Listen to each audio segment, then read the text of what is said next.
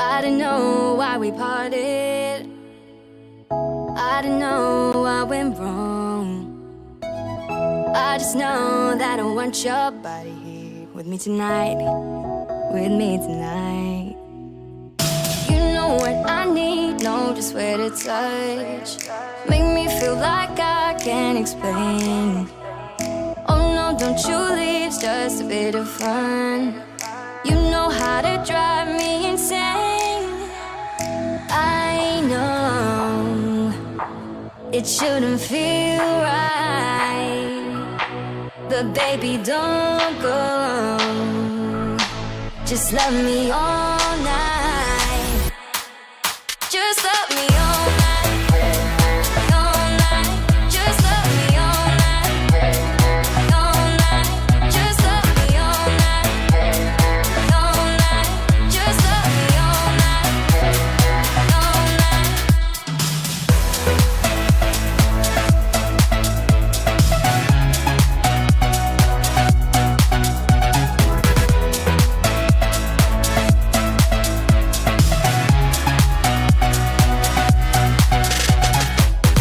Tell me you want me, baby.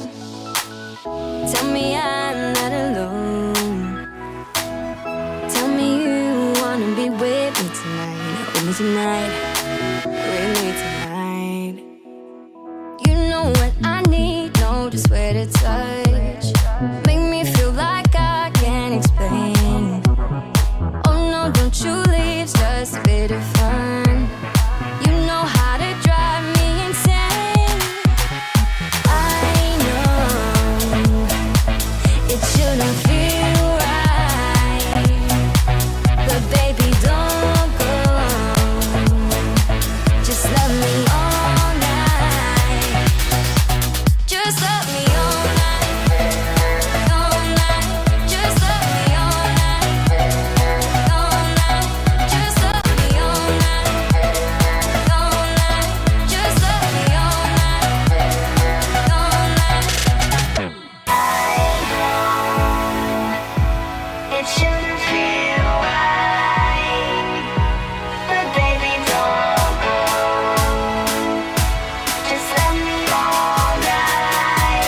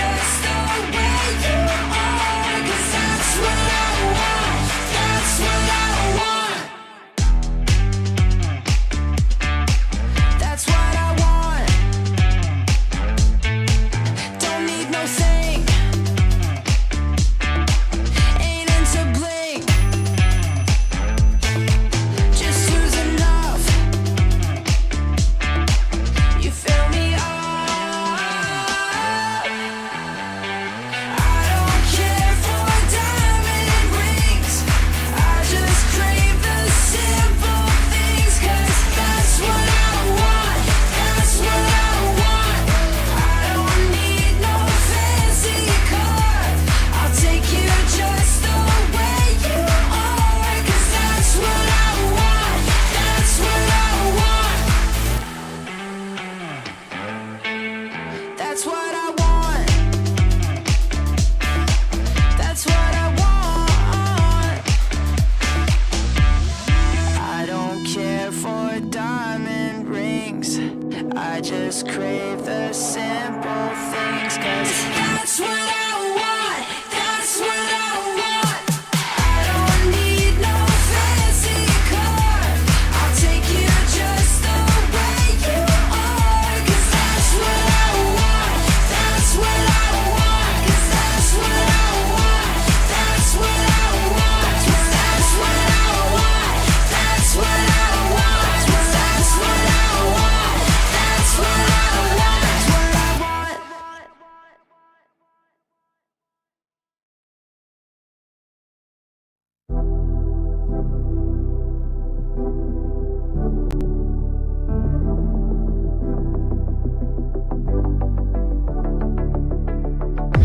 Don't you wanna tell me about the time that we felt fate?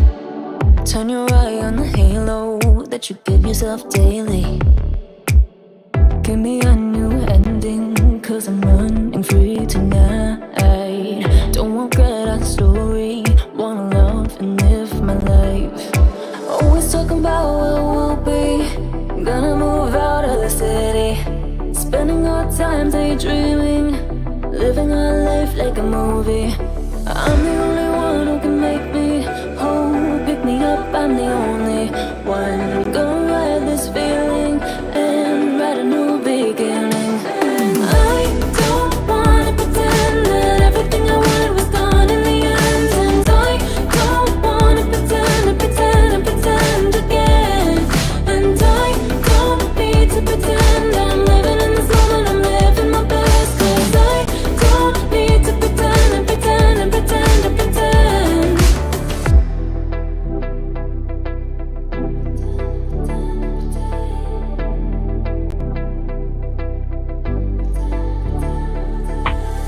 Don't live life in envy, shine a bright energy. With the waves I'm making, gotta make sure I'm happy. I'm the only one who can make me whole. Pick me up, I'm the only one. I'm gonna ride this feeling and write a new beginning. And I don't wanna pretend that everything I wanted was gone in the end. And I don't wanna pretend again. And I don't need to pretend I'm living in this moment, I'm living my best. 'Cause I don't need to pretend. And I don't wanna pretend that everything I wanted was gone in the end. And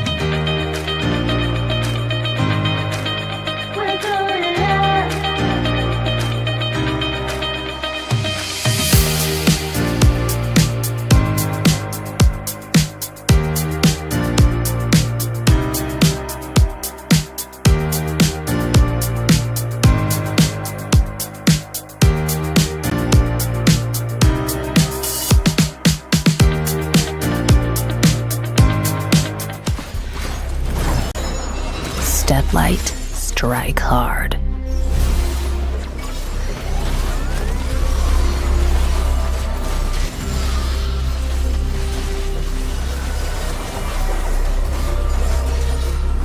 Crack 'em like a tomb.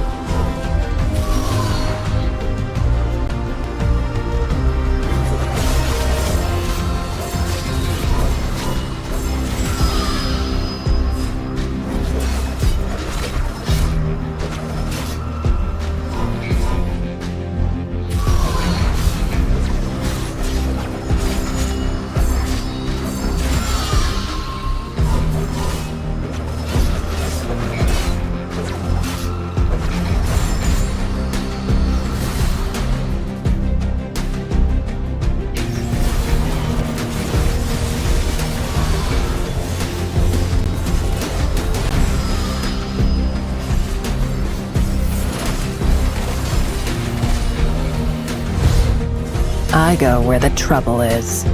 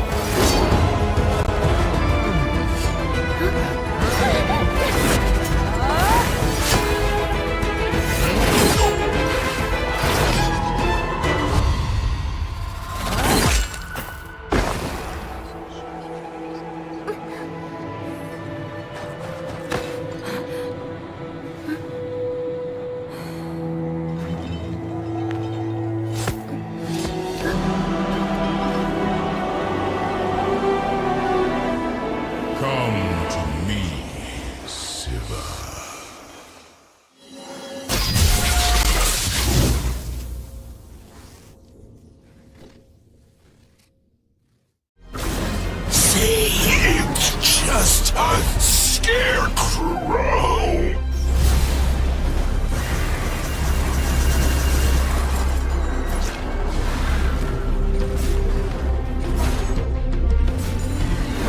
Aren't you afraid?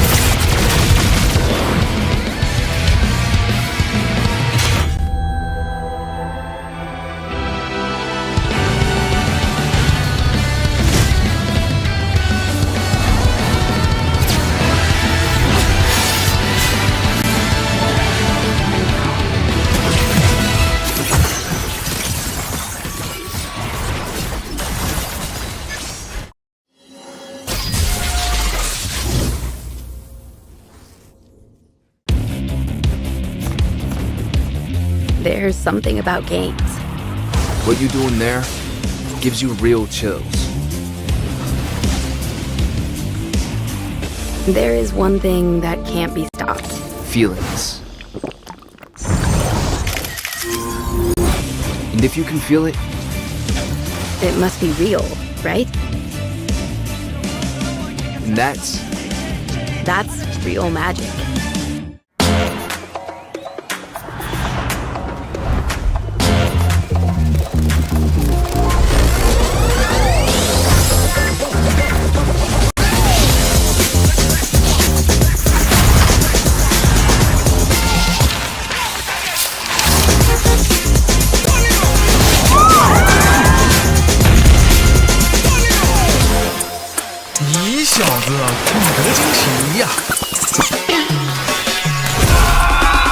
Let's go.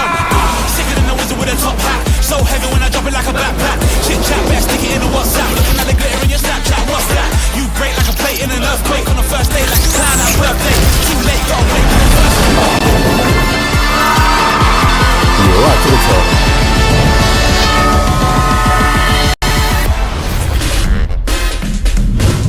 菜呢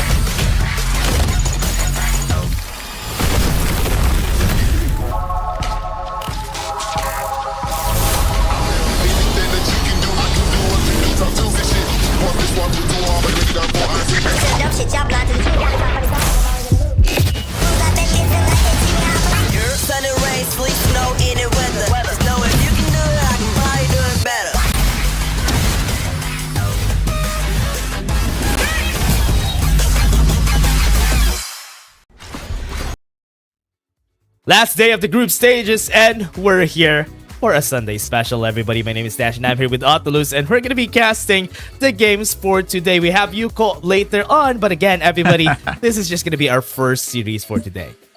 Wait, it's the holiday season. It's our last day of group stages, and every playoff positioning is going to be finalized today here, Dash. So it's going to be a very exciting time for all Wild Rift Esports fans out there.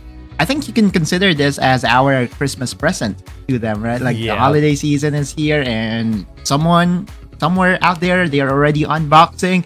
Somewhere out there, they're already singing. Yeah.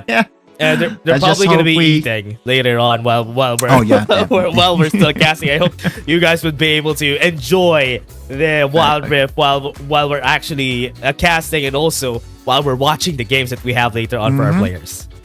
Yeah, exactly. Again, it's all about the playoff positioning. I believe the top 8 teams in CN is not yet finalized, right? Like there are still 2 teams that is in contention for the upcoming playoffs that can snag away the playoff positioning ahead of their neighbors. As we look into the standings of the CN conference, the top 4, that's already set in stone, right? Like Thunder Talk, EDG, Trace Esports, and KBG will be starting their playoff run in the upper bracket. Meanwhile, on the lower side of things, JDG, J-Team, Woohoo Gaming, and Weibo Gaming are all watching today's matches. Yeah, they're waiting for Weibo or Woohoo Gaming to fall down the ranks. FPX, if ever they lose 2 games today, they're gonna be at least fighting against JDG when it comes to that placement. So it's still gonna be high stakes for the players here. But again, the team that is gonna be having a hard time here is gonna be Weibo Gaming, because they're gonna be facing against EDG later on. Yeah, exactly. And just imagine, right? Like getting a 7-win, 7-loss record and still not reaching playoffs. That's how intense and that's how close the competition is here in the CN conference. And yeah, she said it best.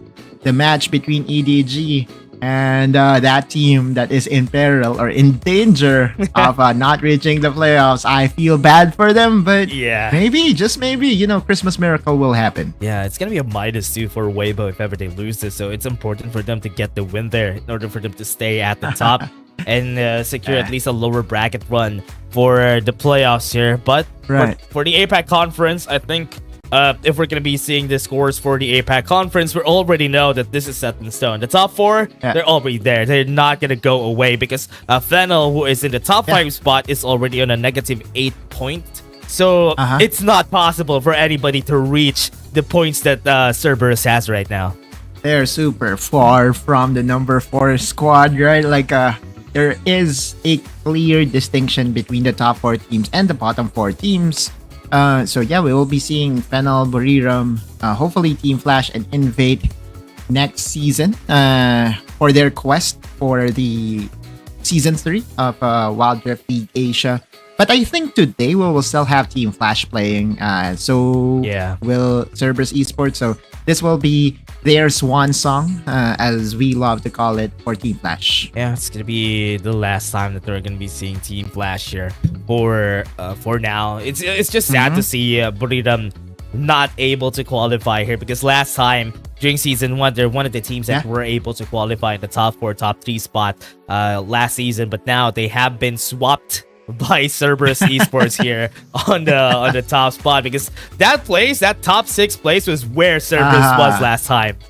Oh yeah, that's the thing, right? Like Cerberus Esports did have a very big adjustment midway into season number 1, and that was their jungler going out and emergency substitution did happen.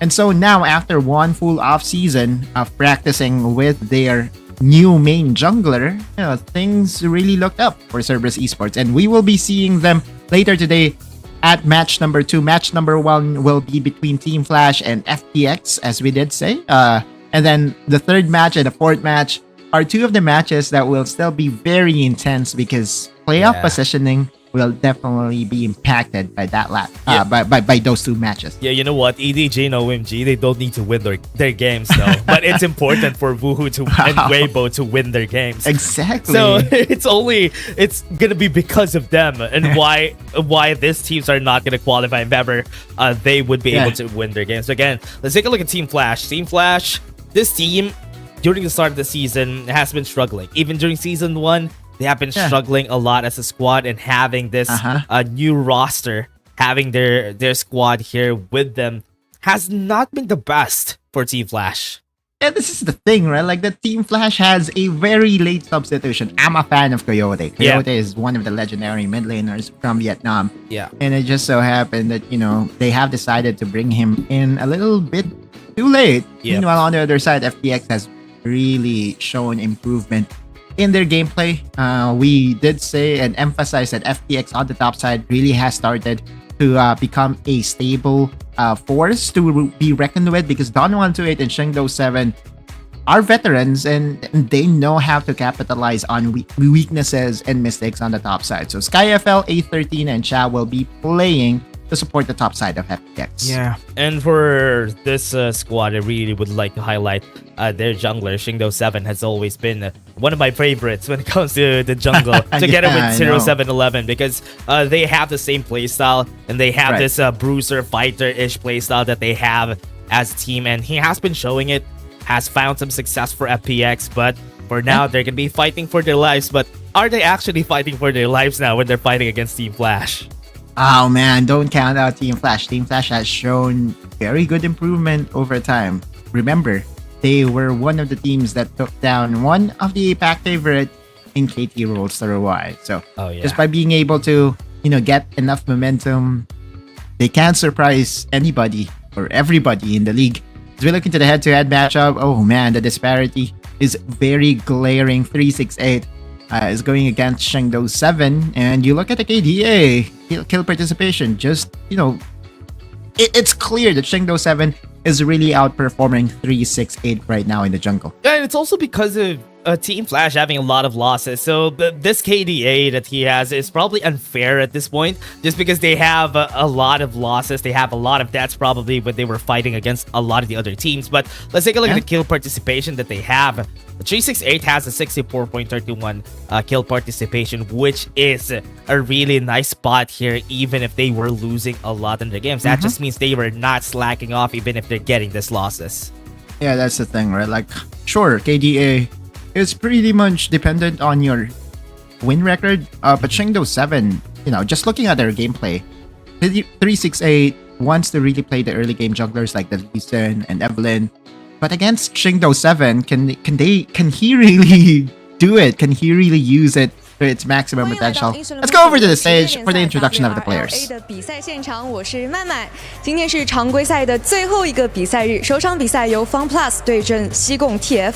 对于 FunPlus 而言，他们只要拿下这场比赛的胜利，就能稳稳的锁定季后赛的名额。他们能否将幸福稳稳的掌握在手中？让我们赛场见。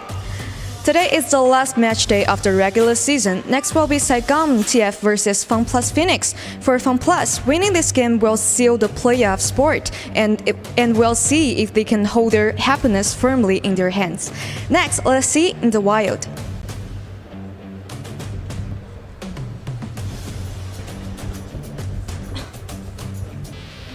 And yeah, 首先，让我们有请 we're gonna see it in the FunPlus wild, 战队登场 everybody. 有请单人路选手 Here in in the this solo game, lane. Down we still 128. have this stage whenever it comes to the introductions, and these players have been enjoying having this stage, especially the 下面 teams 有 in the 请 CN 打野选手 conference. in the jungle. Yep. Shingo 7. And we can imagine how cold it is. Yeah. And wherever they are playing right now, like, I mean, you look at Don 128 接下来让我们 immediately 有请中路选手 uses in the mid his lane. winter Sky jacket. FL. Chengdo 7 in the jungle, of course, and then their mid laner Sky FL has also turned around his play. 接下来 One 让我 of 们有 his 请 most 射手 memorable 选手 in games the was duo when he lane. faced against Anran 813. 9.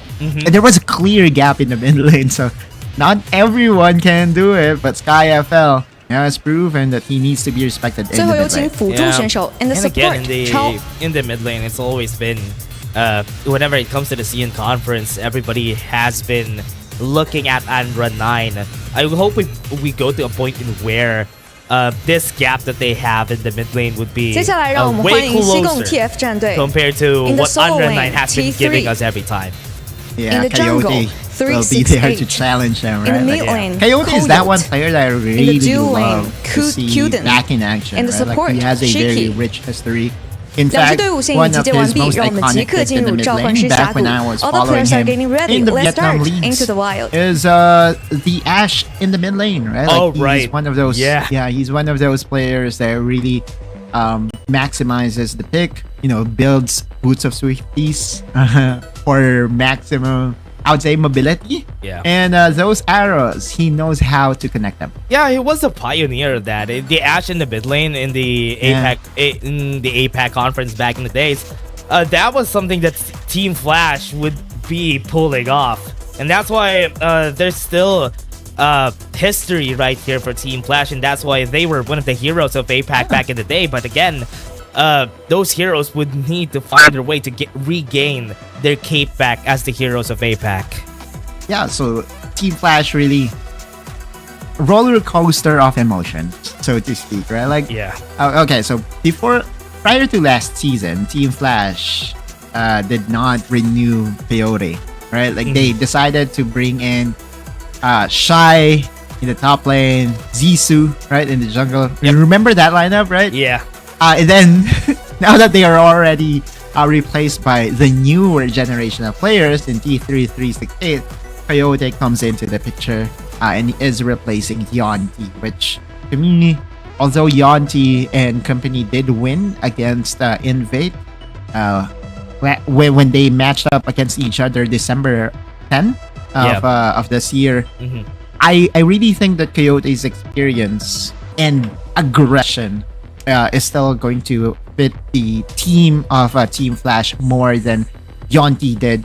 Although, as one would say, Coyote is a little bit playful. Right? Yeah. Yeah. And There was a time in where he threw a game just because he dove under the fountain. no way. Yes, I remember Wait, those what? days. Oh my. Wait, what? Yeah, I think he used the snowball in the dredge line. The dredge line. The dredge line. That's why Yeah, that he was able to get so that funny. far away here. I know. Coyote, by the way, is on the Tristana. Could be a good warm-up and indication that he will be playing Marksman in the mid lane. Again, when everyone was playing Mages, when everyone was playing the Zed in the mid lane, Coyote was playing the Marksman already. So it's nothing new, but Coyote will get a good die here first as Shao gets to connect his gold card. Yeah, remember back then, the Lucian and the Jace always in the mid lane when it comes to the APAC teams. That's why Coyote And was then always, Corki, right? Yeah, very, very memorable in the mid lane just because of how they play that. But again, FPX, they're showing their force here in this ARAM game, and they're just dominating the picture here against Team Flash. Down 128 on the Jax. He's also one of my favorite players back in the day. When he plays Jax, he's most likely going to have a very stable lane on the top side. And for the viewers out there, he used to play for J-Team. So one of the veterans in the league for sure. Yeah, and even back then, when it comes to J-Team, Don 128 always also remember whenever he plays the Garen. I mean, Garen is always going to be memorable for everybody because most of the CN conference teams really love playing the Garen whenever they're available. But now, Cheeky. going in, Cyclone. Oh no, she gets killed. Now onto the back line, they have two members who already fell down. SkyFL is going to go in. Wow. Goes in for the shackles, but it's not going to work. Yeah, he got pushed away by Coyote, and Coyote does have reset potential here, but A13 healed up. Yeah, he's going to be rocket jumping away, but he's not going to work out just because of that gold card. Right, that's a huge amount of heal that A13 received. Wonder where did that come from. Not sure how, but I think has something to do with the health pack as well, plus some Triumph plays as well. But yeah, FPX and Team Flash. Again, what is at stake is FPX trying to secure their playoff positioning, right? And with at least one win or 2-0 win against Team Flash, they will be successfully securing their playoff spot. I thought he's going to be killed by the time wonder there, but now Don 128 already going in. Members of FPX would want to go for a reset just because they have been getting a lot of kills so far, so that's why Team Flash is just going to let them reset, let them die first. SkyFL is going to be knocked up, and yeah, we're going to go for the reset. Yeah, it's this ARAM game, we've seen a lot of teams really take it a little bit more seriously this time, especially, you know, towards the end of the season. Another engage, A13 though, Black Shield. Oh man, that's a lot of damage. But look at the back line though. Don 128 is just soloing everybody while Love it. Everybody's just... Or if it ever hits, that's good night. Right? Yeah. See you next year, I guess. Literally, Shingdo 7 is going in. Oh, but man. we'll go back. That's the power of the snowball plus soul and bound. Yeah. Oh my, that's a lot of damage from A13. I think at this point we should consider Corki. Oh man, that's T3 funny. scrolling, man. Back to my point a while ago. I think we should consider that Corki is now a poke mage rather than a marksman, just because of how he works at this point. Yeah, just also because of the new items being a perfect fit to the Corki. It's not just him, surprisingly, right? Even the Zeri, we've seen a lot of AP Zeris that goes for Luden's Echo, and then second item will be the Crown of the Shattered Queen. Really makes it hard for all the engagers to see them and assassinate them, which is actually a sad thing, right? Because I mean, if you're Zed has no longer been seen in the meta just because of it. Yeah, that is true. But again, now Chow chase down Shiki. He's gonna try to back away. Don 128 is just a wall that they can't actually take down. Now man. Shiki might fall down here, but he was still able to run away in the end here. Don 128 is taking such headache coming in for Team Flash. And Don 128 is still standing strong. Will even get a return kill before going down. What a crazy guy he is right now. Coyote going for the resets, and Sky Oh no, a package available for A13. Oh, they need to be careful of A13. Yeah. His damage is gonna go crazy now, just because of the amount of AP that he has today. Again, also because of the nerfs, we're probably not gonna be seeing a lot of Yone jungles anymore. 80% on the monster damage. So that's gonna be a bye-bye on some of the best junglers that we have in the league. Like Weiba, he's not gonna have this anymore.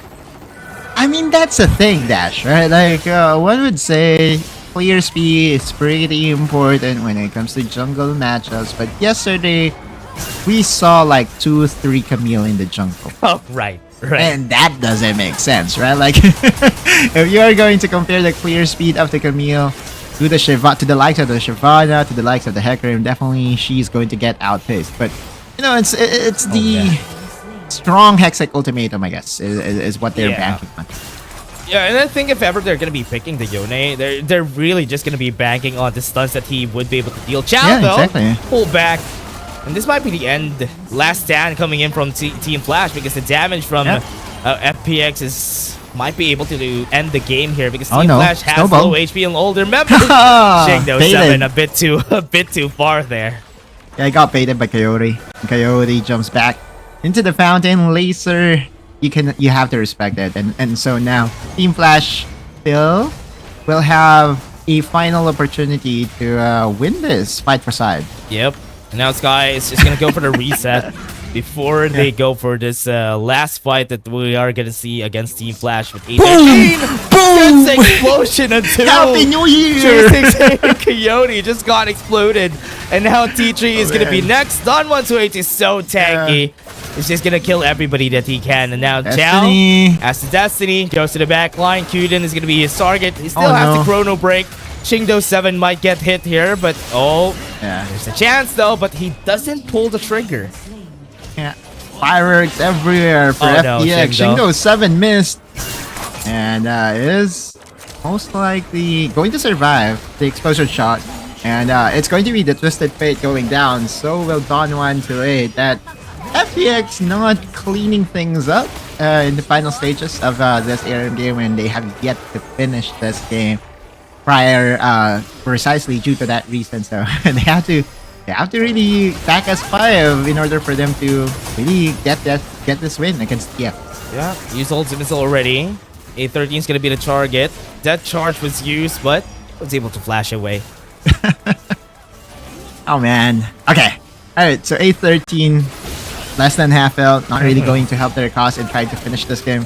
Yeah. We'll see. I've seen, more impossible things come into fruition. Yesterday, I saw a very good outplay by that tone on the Hecarim. Did you remember that? Do you remember that? I remember that. That is the most impossible thing that shouldn't have happened in the games yesterday. Chrono break in the back though. Let's see, Zon 128 still tanking up a lot of damage. He doesn't even need anything else except for himself. And Team Flash only has 2 members. This might be the end. Oh man, Dark Binding missing. Coyote could sidestep by him. But in terms of wave tier, I don't think they have enough. Yeah. Coyote, Snowball, That's done. That charge was used. T3 gets the knock-up. Chow almost dies. This is gonna be... that was intentional. Yeah. That was intentional, dude. A13 wanted to bring Chow down. It's so cold though. Look at the amount of the jackets that they're using, right? It's so cold in this studio that they're in. Yeah, like I mean, even here back home, it's not as warm. I wish this is our normal weather though. That is true. Yeah. That should be the normal, because this should be the normal, right? Like, so who do we complain to?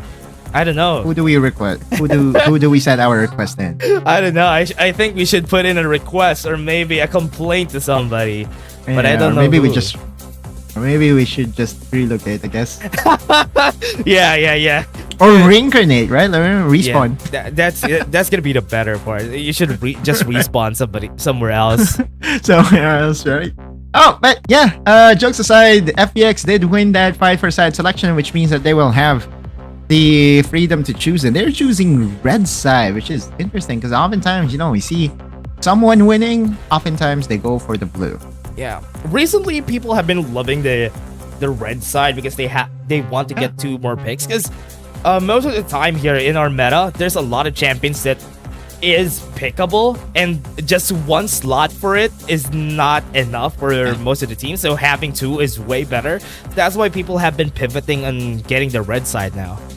Yeah. Simply put, there are a lot of power picks, and being on the red side also gives you the option for a counter pick potential in pick number 5. So really understandable of them going red side, or this could just be their practice, right? Heading into the playoffs. Although one would say practice time for the upcoming playoffs may need to be flexible. Yeah. I guess because patches might change, or a new patch might come in just before the New Year's. But we don't know, right? Like, as far as I know, Dash, there is what we call the winter break for Riot employees. Yeah. So I guess this is going to be our patch on playoffs. Yeah. Oh, for sure. I think that in patch 4.4C, we're probably gonna have a Zyra already at that point by next week. Is that next week? Yeah, that's gonna be next week that we're gonna have a Zyra at that point. No. Next week. Next week. Sorry.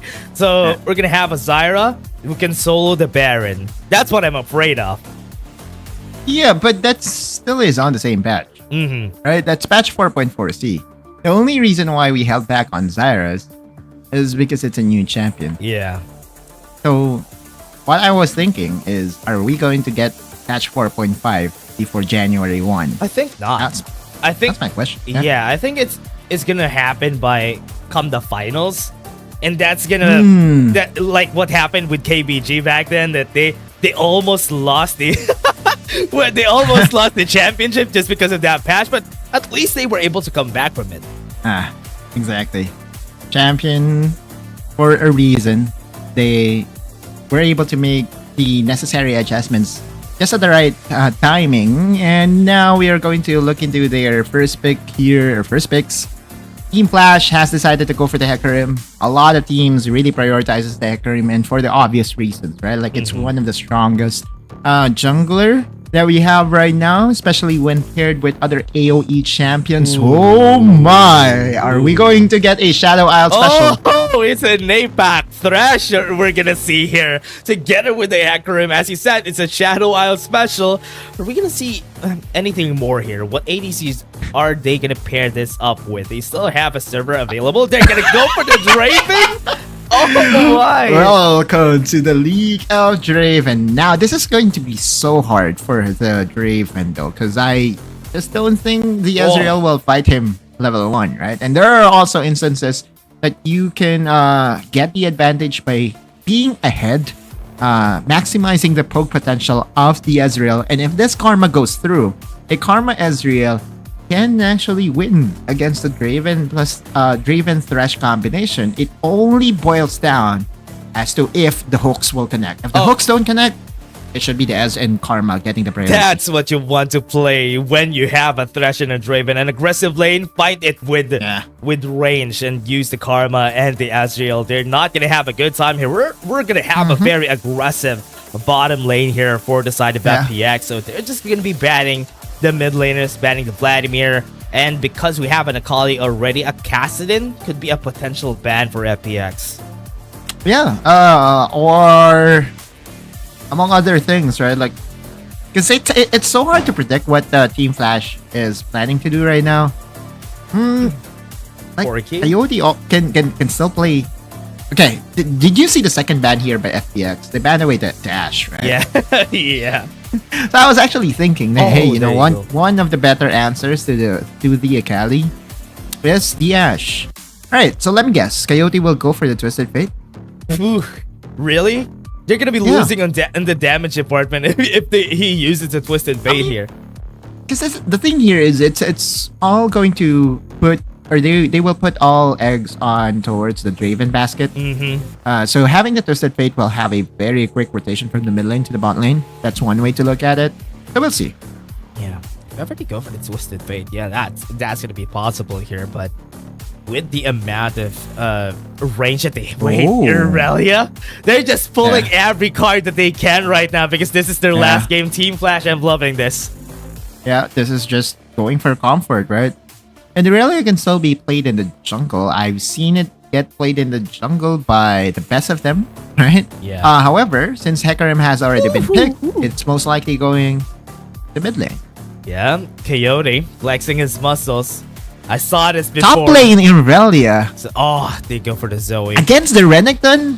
Oh, that's not good. Yeah, that's not gonna be easy. Even with the Defiant Dance, it's not gonna work out with a Ruthless Oh, Predator. man. You're just gonna get bursted down. But the Orianna what? gets picked here in the mid lane for Coyote. Oh, this is ultra, extra, super safe. But Chengdo 7 going for an APAC favorite Yeah. in the Vi, one of the champions that we did say has been favored by a lot of teams just because of how easy it is to execute all those pickoffs. Now it will depend onto how will the bot lane progress for Team Flash. If they get ahead, right, they will be on a timer. And let me guess, right, this game will be over pre-15 minutes or pre-16 minutes.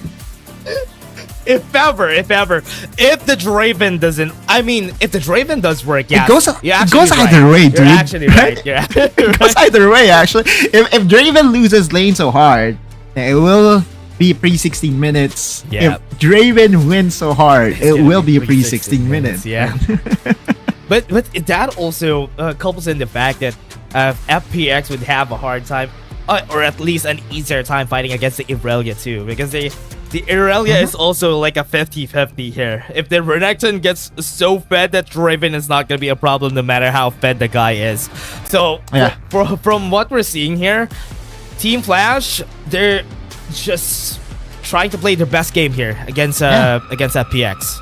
Win lane, win game, and still does have the insurance of the Orianna come later stages. Remember, Hecarim combined with Orianna can... Wait, is this an Orianna jungle? Because that's No what I way. saw in the graphics. No way. No way is that gonna happen. Wait!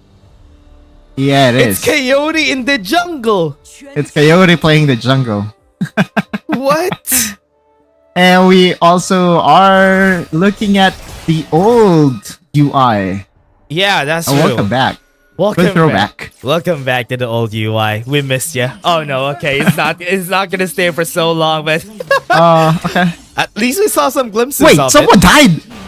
No way! Oh no! Okay, pre 14 minutes. This game's done. The Draven just lost in the bot lane. Oh man. Oh no. Right. Exactly. This is super over. Draven is that one champion that you want to be ahead, but hopefully we get a replay soon, just so we see totally what happened there, right? Like, because Team Flash had a very lane centric composition. Welcome back. Welcome back, new UI. We're here to get a death sentence on the A13, but I think we're not gonna get a replay here, Autolus, and what happened. Wait, what is the damage? Kyuden could have died there. Oh man. I think This Shaky's is dead. going to be the third lane kill no. by Chao in A13. Okay, I missed the runes that was picked up here by A13, but I won't be surprised if it's the Kraken Slayer, Yeah. just for the extra burst against the Thresh Draven composition here. It is being run by Team Flash, but this is definitely not the way you want to start a Draven lineup.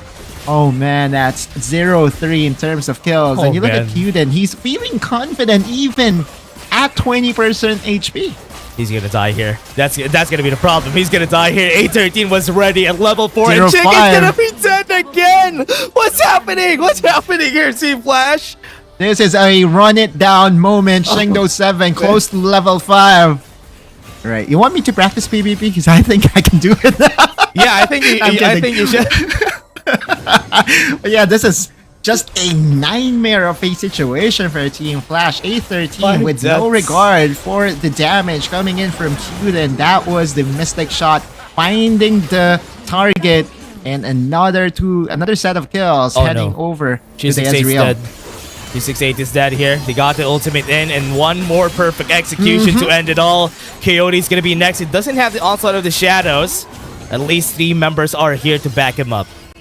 Oh man, Shingdo 7 might get attached to here by T3. Oh, One dash is what they need here. Shingdo 7 looking for a flash. Get Doesn't that have any kill. more Okay, flashes here. Coyote goes in. Oh, Okay, counter now don't have synergy. the Twilight Shroud right there. T3 is gonna go, and they got the kill against their member there. And T3 is just gonna be running. Stun's gonna connect. Is just gonna execute himself towards the tower. But Alright. Chow, does he have the time though?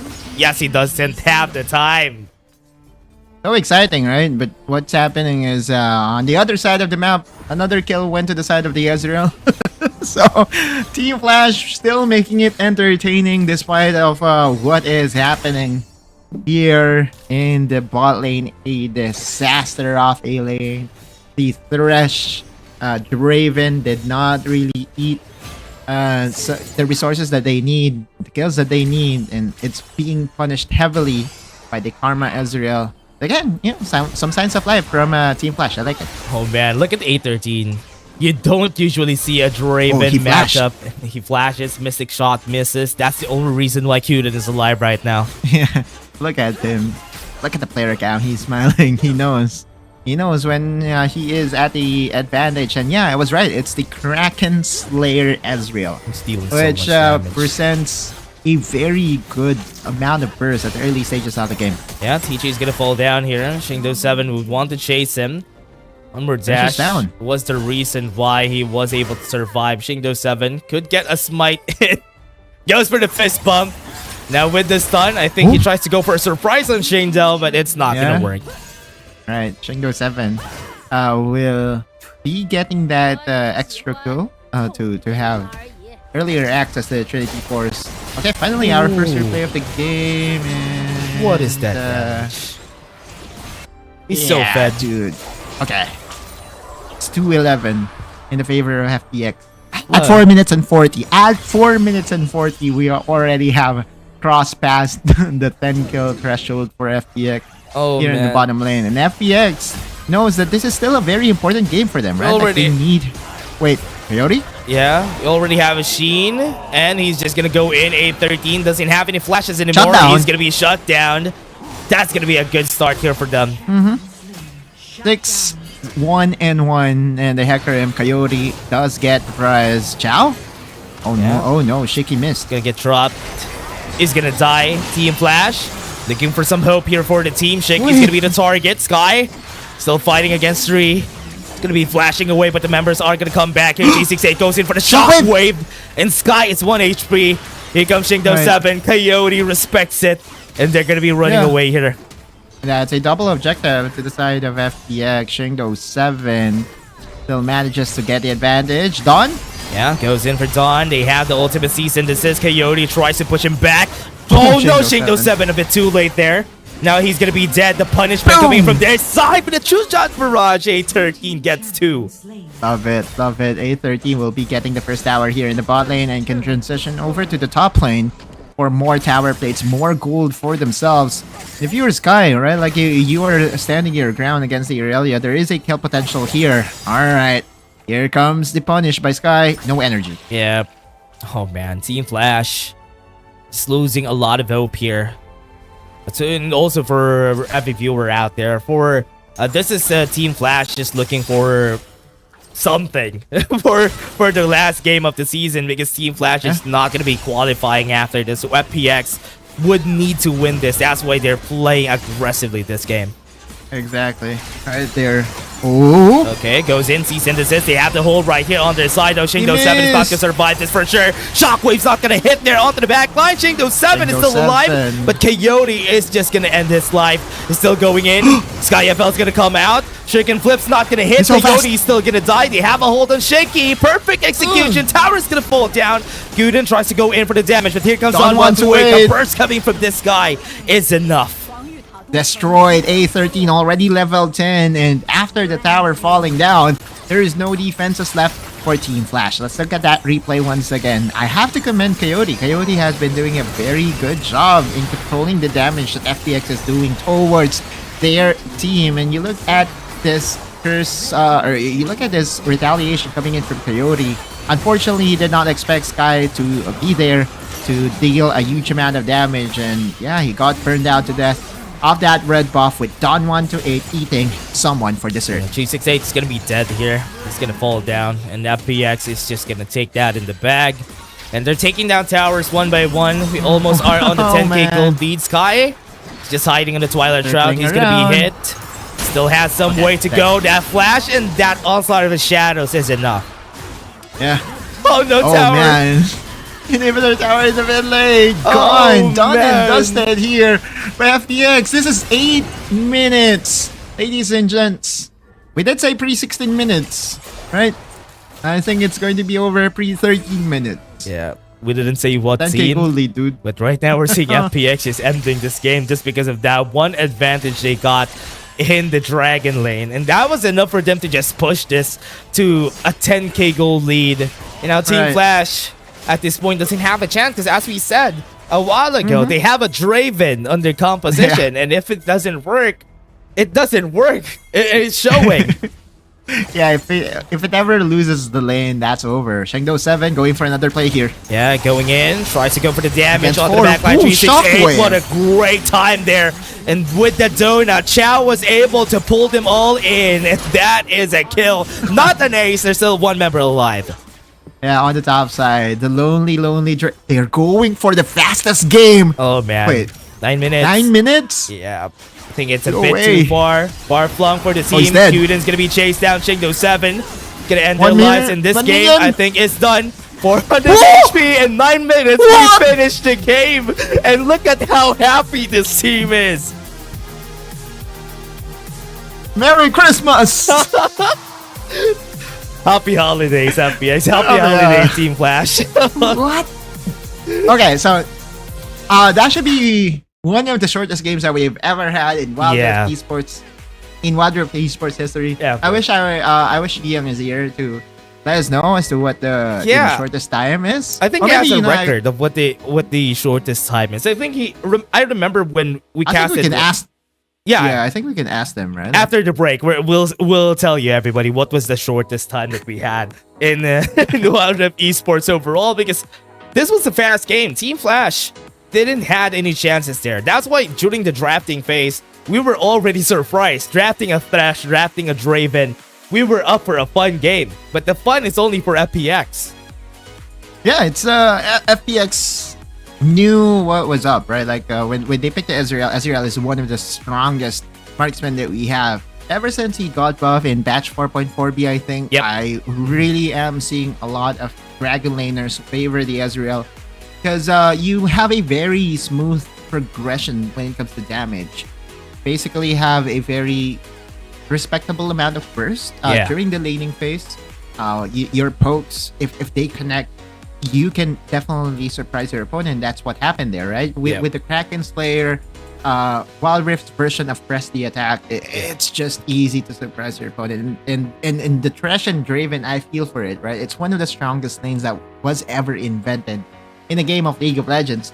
But their behinds got spanked so hard in that game dash. Yeah, and as we were talking about this also during when we were showing the scoreboard of all the teams here, Team Flash doesn't have a chance of reaching the playoffs here for the APAC. That's why I can definitely see that Team Flash is trying to show the champions that they just want to show, not in the meta, and just show everybody what they can do with it. But in the end, FPX just destroyed them with this composition that we are seeing right now. And we can definitely say that the Ezreal right now in this meta definitely has the same treatment as what a Ziggs was back then. You're always gonna expect the Ezreal to have the most damage in the game. Oh man, yeah, and that's crazy to think that the Ezreal will have access to a decent amount of damage come early, because it's one of those champions that needs to scale up, needs the Muramana, needs the Trinity Force to really be that effective. But here in this game, it was shown by A13 that you can make do with just the early game. One longsword is enough. Plus the Karma also needs to be commended here, because FPX drafting, genius. Them going for the Karma Ezreal combination here in the bot lane was a disaster Yeah. to whatever plan Team Flash was or had heading into game number 1. And we just had confirmation here, Dash, that this is indeed a record-breaking game. It's the shortest game that we have had so far. What was it? It's just at 9 minutes and 13 seconds. What was the time that is before this? No, I don't know. I hope don't it know. is. I hope it is. I hope it is. I think it is. Okay. I think it should be the shortest 9 game. minutes and 13 seconds, the game's done. And we have an 11-1 on A13 getting the MVP in this game. Oh, yeah. He should be getting the MVP, right? Like, Yeah. if you give it to someone else, it's basically a robbery at this point. Now, MVP goes to A13, and they are 1 win away in securing their playoff positioning. Although they don't have the chance to reach the top 4 spots, it doesn't matter. FPX, if they gain enough momentum, they can surprise a lot of opponents. Yeah, and getting a 2-0 here is something big there also for them, because if ever they win that, they're already secured for their playoff spot. But again, everybody, that was just our first game. We still have game 2 after this. We're just going to take a short break. See you guys in just a bit. Step light, strike hard.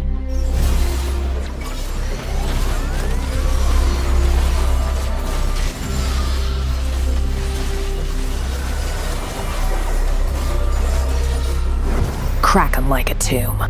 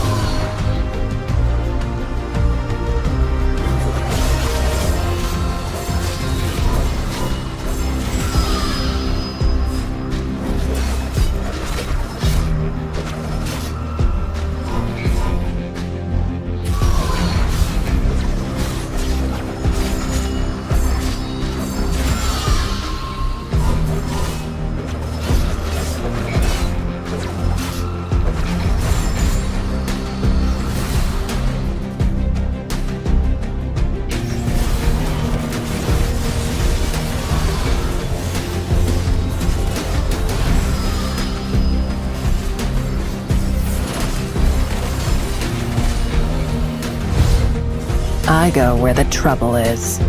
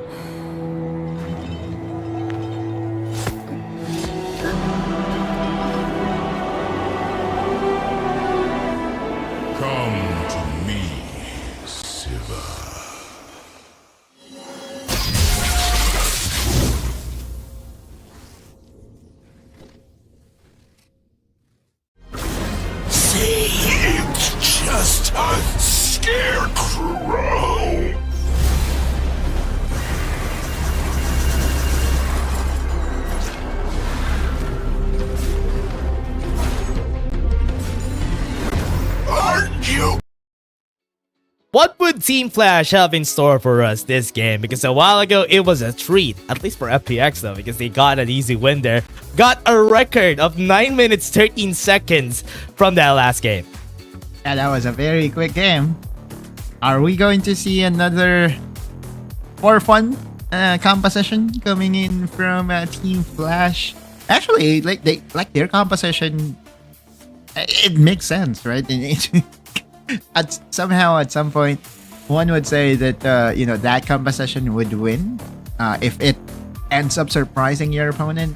But that's the thing, right? Like they picked it so early to a point that FPX had the best counter imaginable, going for the Ezreal and the Karma as well for the extra poke potential during the laning phase. Look at Chingdo7 being all happy. Oh yeah, he sure is, and he should be, because we will be seeing them in the playoffs if they end up winning against Team Flash. That will be the Hecarim being played by Chengdo7. Coyote won't be able to have a MVP performance. They're just going at it, seeing an Urgot in the game. Okay, that's better. Just pick up the ribbon. Yeah. Let Coyote pick up the ribbon. Play the ribbon, okay. But I want the Urgot more. Urgot is that one champion that we haven't seen yet in the competitive, or at least in my eyes, right? Like, I don't remember the last time I've casted an Urgot, and so now Team Flash will be snagging away the Ezreal, which is a very good pick for them. Yeah, forgot about the Akali. Akali is now open. This could potentially be Sky Slam to shine, just because the Akali and Chingdo7 has the Hecarim right now. So they can still go for the same champions. Go for the Renekton to play it safe.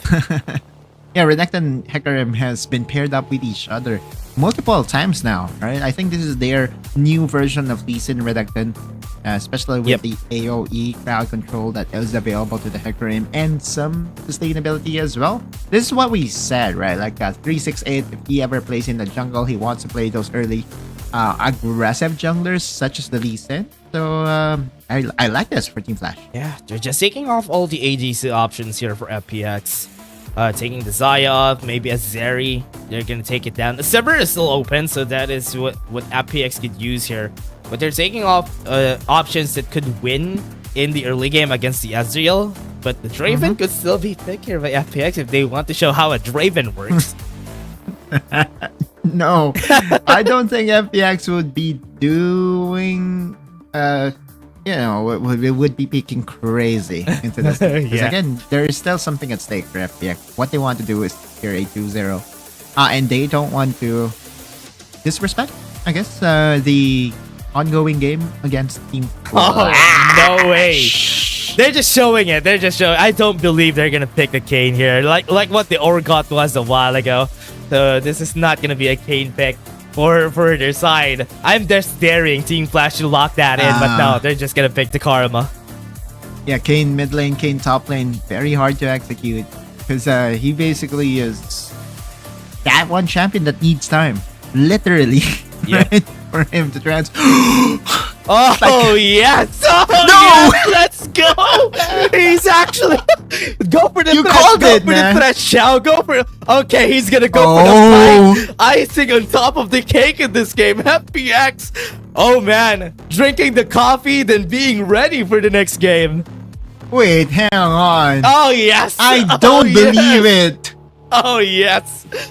They're actually going for it. Oh man. Okay, so now what they're doing is trying to flex and wait, hang on, this is going to be a very good pick for Coyote on a Yasuo. Oh man, I love it. I love this game already. It hasn't started yet, but I love this draft from FPX.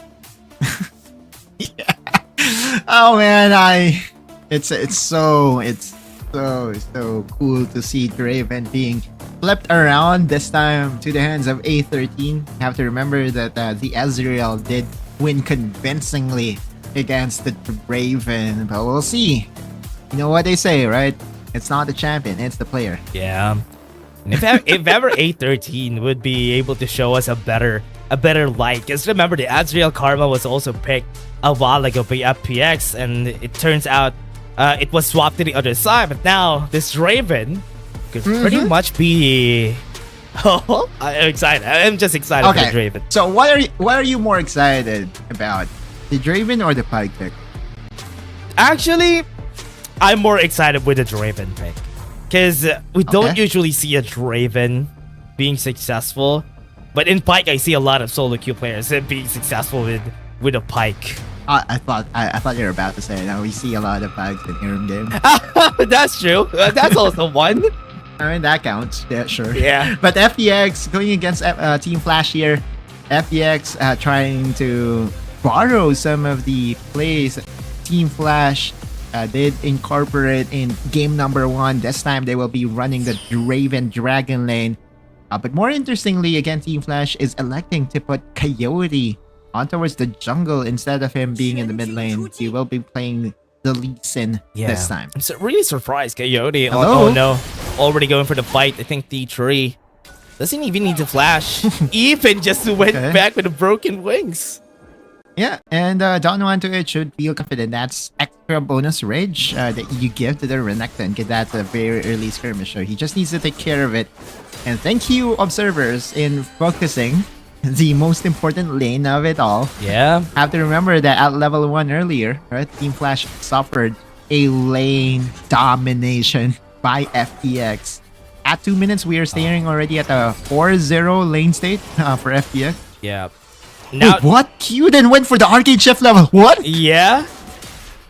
A13. What I'm really surprised about this though is at level 2, they're waiting for the level 2. Once they hit this level 2, that is when they're going to be starting. That's when he goes in, right? Yeah.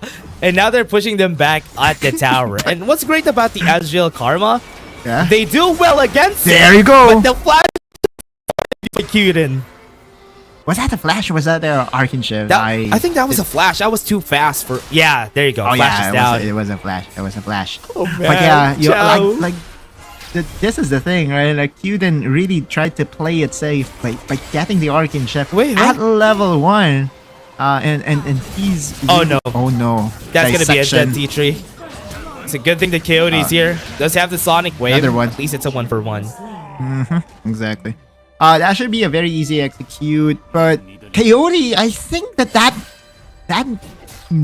wave needs to be pushed or needs to get pushed, right? Like, the wave there is so bad for Shiki here, and yeah, Coyote was able to get a return kill, but yeah, like, dude, basics. Or what? Wild Rift, right? Oh Wait, no, hang that's on. gonna be a dead one though. Really great timing, but Shiki still wasn't able to get the kill. A13 might be dead here. Great stun coming from their side. Qden's gonna fall down. And still a 1-for-1. It's still not a big advantage level for 5. the squad. G68 doesn't have the ultimate. Look at the follow-through coming from Shingo Sky. 7. He's gonna get the kill here. 368's gonna be next. What a great pull! Undertow. And that is gonna be G68 gonna be dying here for sure. He's gonna Yeah. be chased down.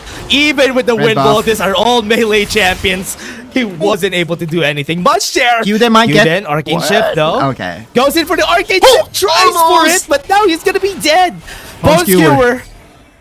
Okay, he's not gonna get it. Good Chow sidestep. misses. Good sidestep. All right, that was suspense, and Shiki would be able to get the tether. Level 5 Coyote. Chow's gonna be running away. Coyote still chasing him down, but it's still not gonna work out. At least they got some kills out of that 2K gold lead. Yeah, exactly. But on the top side, I felt that E3 was, I don't know. I really think that Coyote should have bounced the wave to make sure that T3 would have enough, would have a good lane state. I mean, you look at this lane. This is a disaster for T3. This is 2 levels up for the Renekton. Yeah, just looking at the levels, you knew how much he got out of that wave not being bounced back by Coyote in the top side. And now he can actually 2v1 this if ever he needs to, but 368's also coming in. Done 128, taking his time. Called the Mig Honeyfoot was there, a savior, and Shingo 7 gets the kill. Man, Don 128 outplayed that so hard and was lucky in the end. Oh, Chow? Oh, Ignited. Okay, that from below, very no, close. That's gonna be a dead Shaky. Oh man, Qden goes in with the Arcane Shift. He might be the next target. Sky is gonna come in. Shuriken flip. Does he have the Arcane Shift? And there you go. Comes the last one, and that is a death from below. Wow, that's 2 kills being handed over to FPX No here in the kills for bottom lane. A13. Yeah, that's the thing, right? And this is also a counter synergy because I don't think the adoration stacks will proc Yep. if the It's death not. from below executes the opponent, right? So I think this is Chao trolling A13 Yeah. more than anything, right? Yeah, if it was Okay. a thrash, it would be way easier for A13 to secure the kills. Right, exactly. But Chao is just getting the kills here. Yeah, and does have the serrated Turk as well. It Oh. is going to indeed be the killer, Mike. And I love to see this. This could be a legendary performance coming in from the support of FPX. Chao could just show us how it's done when it comes to the pike plays. But 4 people are already on the bottom side. Bone Skewer's gonna hit. 368 doesn't have anywhere to Cash go. out. Adoration stacks have been cashed out. Yeah, that's good. 813 will be getting a lot of gold for himself, and that's another skewer. With Oh, Coyote actually Coyote! goes in, and now he needs Oh, to use the man. flash. My mind is telling me no, but he still did it. Okay. Didn't get the scuttler though. That is the reason why he went in. But now 813? Coyote's gonna come out. Here comes Shingo 7 trying to deal damage. Huden's chasing down A13. A13's Yeah, gonna be dead. good one. Coyote's gonna fall down. Yeah, the death from T3. Bill T3 got a great knock up on FPX, but it's still not enough. Wait, Huden does have Zero the mana. ward, but he doesn't have mana. 0 mana. Oh no. Oh no, he Yeah. has been discovered by Chao here. But the top side, Zon wants to wait. Great pull. Now they're Yeah, not gonna be able to follow through. That's a very good disable coming in from Chao, but yeah, you can feel for Huden. A manaless Ezreal is basically a ranged minion. Yeah. Can't even do anything. He has an attack speed of a ranged minion. And This sucks. yeah, and they still aren't going for the Drake here off loose. They still Yeah. have time, but here comes Yeah. Coyote. Okay, Coyote will be getting this dragon Nice for move, ball. himself. Sky? Okay. Oh, goes in last breath. Chasing down A13. Draven is not He's the dead. answer, everybody. But now Team Flash is going to come in. Tries to go for the damage. Xiao is going to run away. Tries to go for the regeneration. They got Coyote. 368 is going to be next. They got the pull back. No No more last last breath for 368. Yeah, Chao though. Oh, good win wall. Bone Skew were denied by 368, but there are more important things happening right now, and that I think is the tower being destroyed by FPX. Oh, wait, what? Sky. I can be Not killed. enough damage. Cuden. Oh, death from below from Chao. And now this mid lane turret is going to fall. Yeah. The Draven, I told you, it's not going to be the Draven show, it's going to be the Pike show. Chao is here. Yeah, he still Another has one. the stack though. Oh Death from my below. He still God! can't go in. But the onslaught of shadows, that just made Yeah. it easier. Yeah, 14 kills to 6 kills, 8k in the advantage of FPX, and the Rift Herald has already been used on towards the mid lane. So that means the tower has already been destroyed. What? Chao. Bone Skewer. Oh, the skewer didn't connect. Yeah, now it's gonna be done. Safeguard was used a while ago, so he doesn't have any more. Yeah, this is just Chao flexing. Was able to see his kill record, but pretty sure he hasn't died yet. Or did he? Who, Chao? Doesn't haven't died yet. Yeah. Yeah. Very still has a perfect ADA. So far, very exciting time. And Shingdo 7 will try to snag away this blue buff. Yeah, gets a blue buff. Gets the smite. They don't have Coyote, so that's gonna be a free blue buff to their side. 10k gold lead. It's not gonna be a 9-minute game, but again, still a very fast game here for sure. A very dominating game, and what a way to do it, right? Like with the how Chao is trying to get into the head of Coyote and is being a very strong or very big nuisance to their composition. Chao? Yeah, tries to Good chase flash. down. Oh! Great way to go with the Dragon's Rage. Tries to Another. run away, but that is gonna be a shutdown for Team Flash. Coyote showing his mechanics. Yeah, onslaught of the shadows. They're gonna go for the backline. Cheeky's gonna be next. They still have the Ruthless Predator. They got the kill on him. They're gonna go for 368. They still have a last breath, and he is gonna be casting that. But that is not gonna work. Coyote's being chased down. Pull back. Great way. no. But Another now one? he has 2 members right Oh, here. A13 gets in with a A13. cash out. And FPX wants to get this second tower. Yeah, that's his version of Arcane Shift in. That is the flash in coming in from A13, and FPX has just destroyed another tower for themselves. Let's look at that replay. This is after getting the head of Chao, and Shingdo 7, that's a massive AoE control.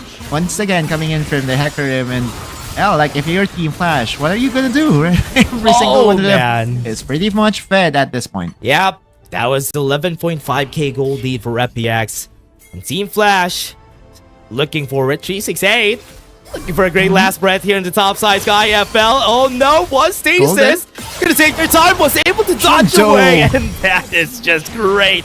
And now Team Flash is not gonna get the kill that they want here in the top side. Coyote's gonna be dead. Great shot. 368. Nowhere to run. And that PX takes it.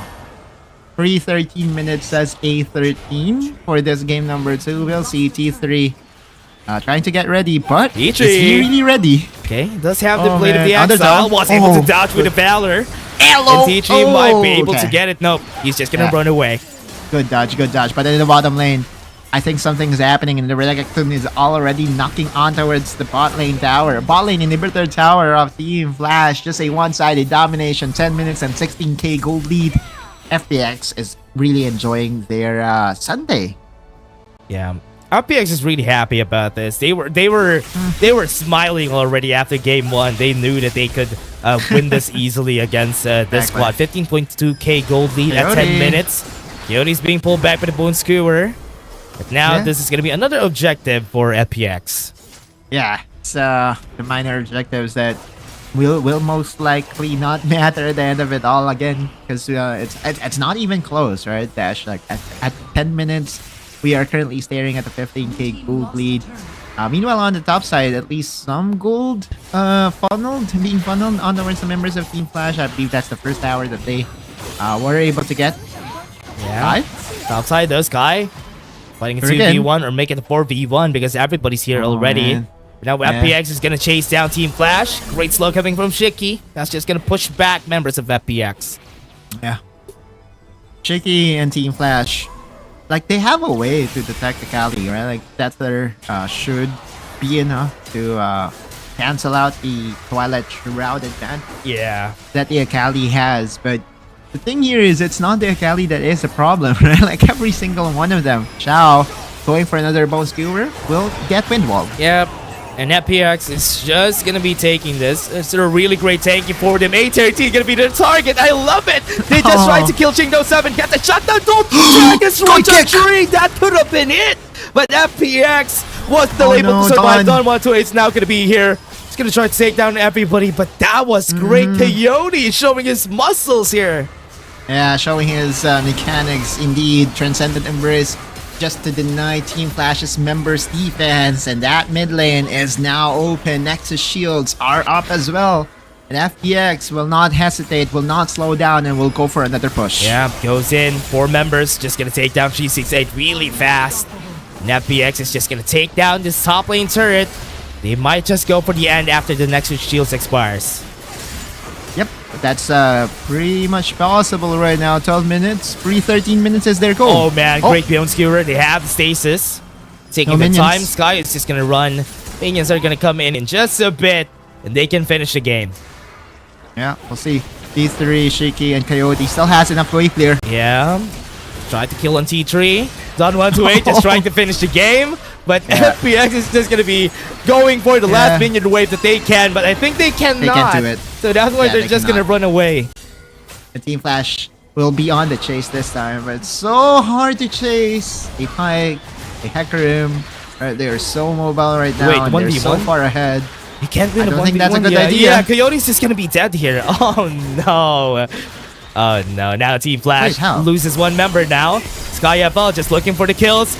Now he's gonna follow through, still has the perfect execution. Onslaught of the shadows to the backline. Kyuden is gonna be chased down. Good thing he has the exhaust. And he is still chasing. This horse is too fast. Ooh, indeed, it's basically what he's known for. But I wonder what happened there. How did Sky get that kill? Onto the Lee Sin. Yeah, that was too far. I'm not sure too. How we got that. Like how? Does he have Smite? He does. Oh, Ignite. Okay.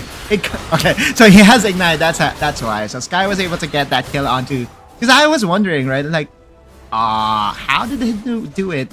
Turns out it was the Ignite getting the kill onto Coyote. And again, another advantage towards the members of FPX. That will be the baby parent secured easily by FPX. Now mounting on a 31 kill game. Oh, wow, what a bloody game. Oh man. Oh no, Shingo 7 goes in for 3. He's gonna try to fight this out. I think he is just testing the waters. Limit testing is not the way to go. 368 tries to go for the kill, but he's still not able to chase this horse. And 368 is going to be dead here. Yeah. 8-1 in towers, and with the Baron empowered minions, this should be it. Yeah, now the top side. This is going to be the end of it. Shingdo 7 already regenerated. This game is done. And what a way to end it. Team Flash just showed us an enjoyable game and enjoyable champions to see in this last game that they have. All right. Gearing themselves up and pushing the tempo and momentum needed for the upcoming playoffs. FPX secures their playoff positioning. Meanwhile, Team Flash, that's their last game of the tournament. We'll be seeing them again next year. Yep. Congratulations for FPX for taking the spot in the playoffs. Now they're safe. I think their spot is going to be at the top 6 of for the playoffs. So at least they are in the playoffs. And that's what's good about this for FPX. They're so happy about it. You can see the smiles from the players. Yeah, so FPX, again, have to remember that last season, I think they also did qualify for the playoffs, or did they not? I can't remember really on top of my head, but one thing's for sure, it's not yet over, right? Like, their journey is going to get harder and harder from here on moving forward, especially knowing that they will be starting the playoffs on the lower bracket. Yeah, if just one loss in the lower bracket would be enough for them to get eliminated. So again, for everybody who just tuned in, for the teams that are in the top 4, they're going to be on the winners bracket, and for the teams that are in the top 5 to 8 in the CN conference would be in the lower bracket for the finals. But in the APAC conference, we only have 4 teams that are going to be fighting for a place in the finals. Exactly, and those 4 teams are already set in stone for like 2 weeks already. Yeah. Right? Yeah, it's super far away. For Team Flash, though, I have high hopes for them, right? Their organization is known to really build a championship worthy. Have to remember that the last time that we saw them in a tournament that features Southeast Asian players, they were the #1 team, right? It was during that we heralded them as the kings of not just Vietnam, but of Southeast Asia. Now that they are really going through roster changes, it is expected that we will be seeing growing pains from this team. Come next year, do not count them out. And remember, this team was 34th place during the last Icons Global Championship that we had. So yes, Team Flash is an organization that we honestly respect as a team. I just do hope that they find the way once we move on to Season 3 and have a different result moving forward here for Team Flash. Yeah, exactly. It's all about building culture, right? Building a very good practice environment, because it's clear that Team Flash is lagging behind towards their competition. Meanwhile, on the other side, FPX, what a dominating performance. Who do you give the MVP to? Do you give it to Chow? I want to give it to Chow though. That's 12-1 in 10. And also a pike pick. Yeah. Right. But there's a chance that Shingdo, there's a chance that Shingdo Shingdo would get the MVP. Shingdo 7 was also nuts this game. Let's see. There you go. There you go. That's why he played the pike, because he wants to snag the MVP from everybody. Exactly. All right. Congratulations to Chow. That's his 3rd MVP of the season. And feel for A13. He wanted to showcase his Draven. But got easily targeted. Yeah. Got easily targeted as well by their opponents in Team Flash. And congratulations to Chow and FPX for securing that playoff positioning. That will be their last game of the group stage, and we'll be moving on, of course, to the next set of games here, Dash. Yeah, and it's a great time to see FPX go into the playoffs. But again, everybody, that was just our Series 1. We're just gonna go for a short break before we head into Series 2. Again, guys, gonna go for a short break. See you guys in just a bit. See you guys later on for the next series. See, it's just a scarecrow.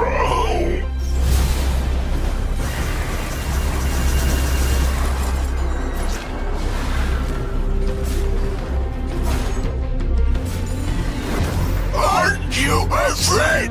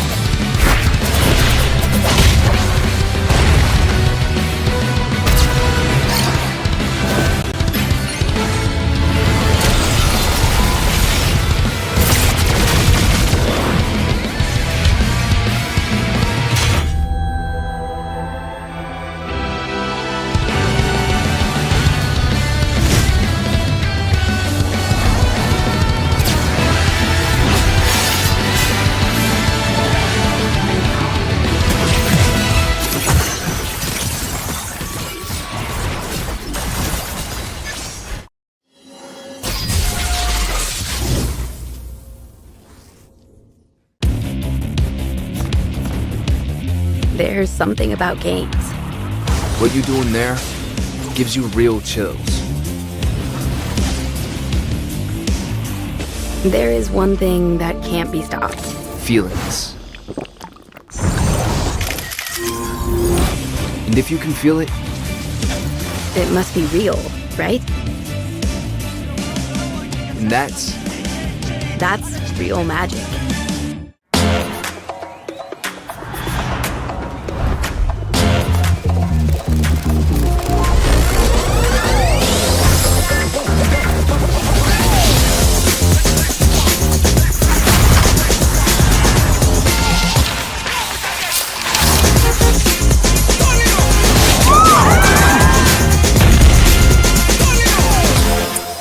你小子骨骼惊奇呀！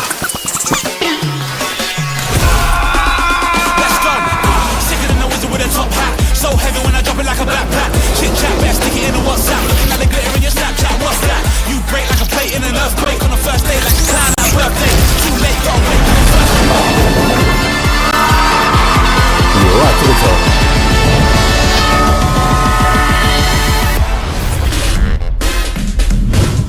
菜呢？上方我是麦麦，站在我身边的是来自 FunPlus Phoenix 的 A13选手。那先和大家打个招呼吧。大家好，我是 FunPlus 射手 A13。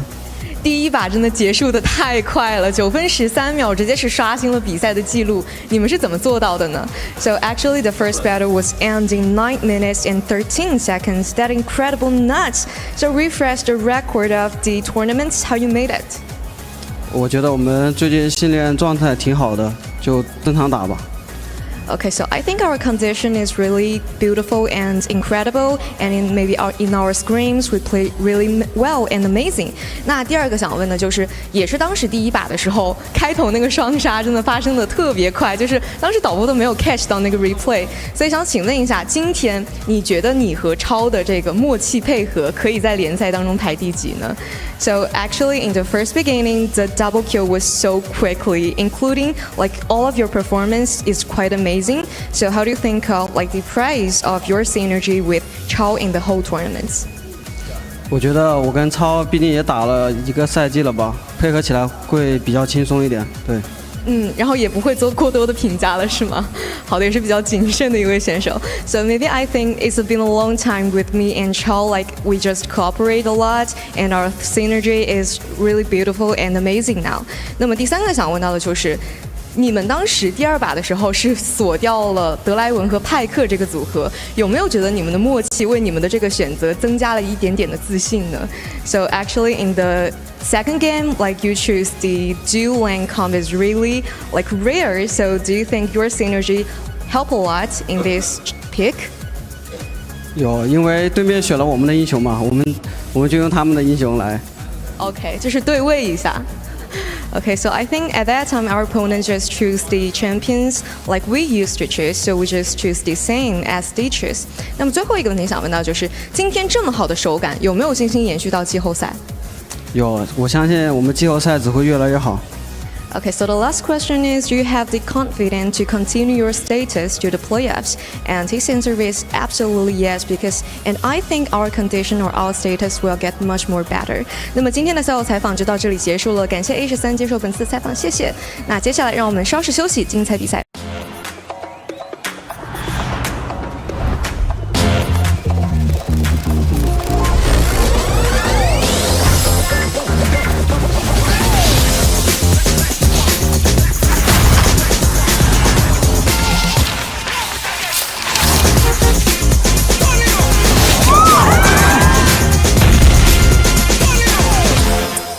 你小子骨骼惊奇呀！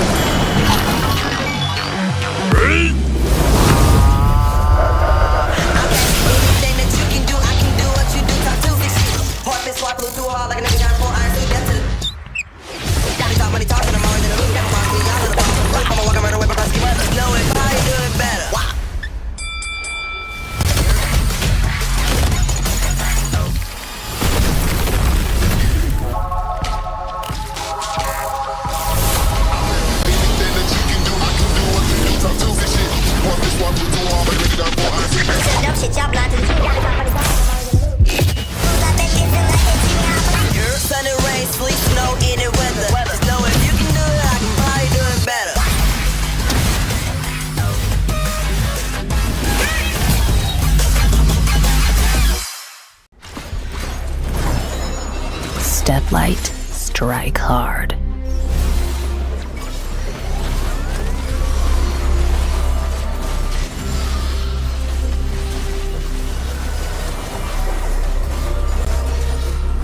Crack 'em like a tomb.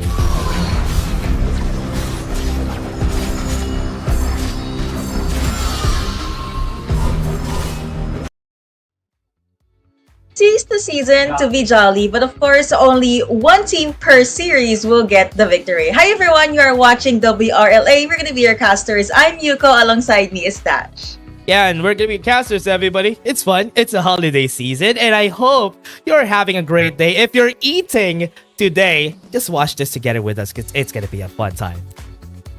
It's a perfect background music. I'm not sure if that counts as music, but it was quite an interesting series. Number one, arguably one of the shortest games we have witnessed here. But now we're gonna move on to the second series. And Dash, what are your thoughts about this matchup? Yeah, for this matchup, for Trace Esports, and even for the other squad that we have, Cerberus, they are not gonna need this game. Honestly, 10-3 for Trace Esports. They're already secured for the top 3 spot.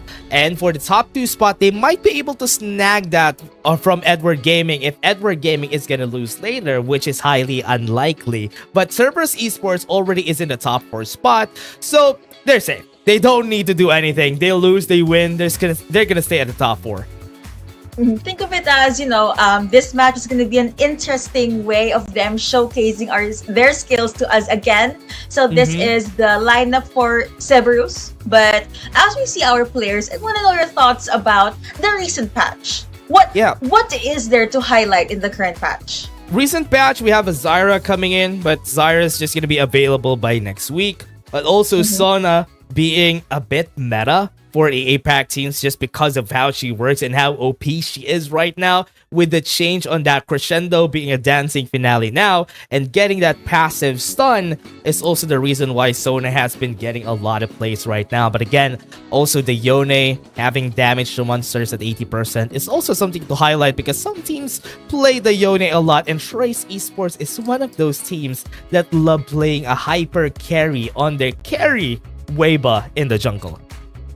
Hyper carry as a carry. It really takes me back to the previous metas we've had through the lifespan of WHG. So it's like whatever happened, it happens again. It's a huge deja vu for us. But it's like a cycle. TE has definitely been making their ways and their waves throughout the tournament, and they've been so fine. And I can't wait to see how things are gonna be panning out for this series. Do you think it's gonna be a 2-0? There's a chance they might be a 2-1 though.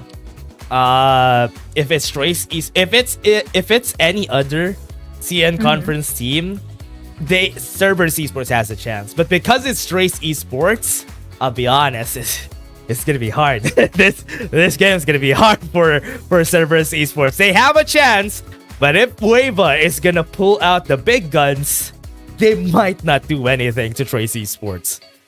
Interesting conclusion there. But now we're gonna move on to the head-to-head stats there. Definitely favoring, well, mostly the player on the right, which is Weiba here. Very good numbers. Skill participation 70%. That basically means his team really loves to go all in with the skirmishes And of course, it also has the main damage percent, which is 18.56%. Pretty good for a solo player. Yeah, especially for Weibo, a 5.57 as someone who is so aggressive, but also we could also put to perspective how much wins they have as a team. It's a 10-3 for this squad. But again, before that, everybody, let's go for the stage for the introductions. 职业联赛 WRL-A 的比赛现场，我是麦麦。接下来由西贡 CES 对阵 Trace Esports。对于两支都已经锁定季后赛名额的队伍来说，这一次会不会变成一场精彩的表演赛呢？让我们拭目以待。Next will be Saigon CES versus Trace Esports. For both of them who are already locked the stage of playoffs, will the battle be a surprising show? Let's check it out.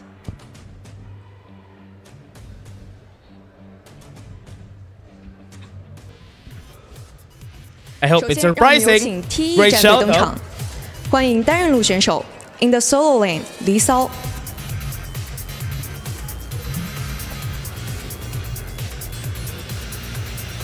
下面有请打野选手 In the jungle 灰八。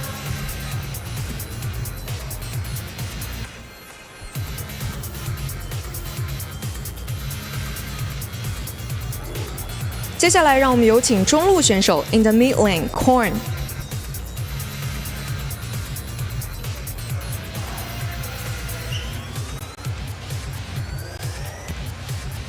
接下来让我们有请射手选手 In the dual lane Yuri。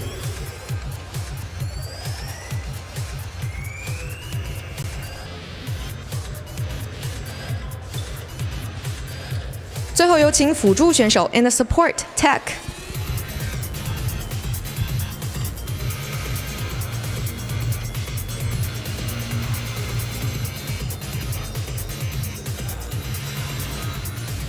接下来欢迎西贡 CES 战队 In the solo lane Taku In the jungle Y1 In the mid lane BMM In the dual lane Genza In the support Duck B。两支队伍现已集结完毕，让我们即刻进入召唤师峡谷。All the players are getting ready. Let's start into the wild. And there you go. Okay. Yeah. That was such a lovely, lovely introduction. Players definitely are ready. They are at the stage. You know, I can't help but keep on fangirling about how cool the stage is. I mean, even Datum as well as Autolus, they heard the fangirl about this. But now let's talk about what could possibly be the picks for the series here. You mentioned that there are the most contested champions. So could you please reiterate on that?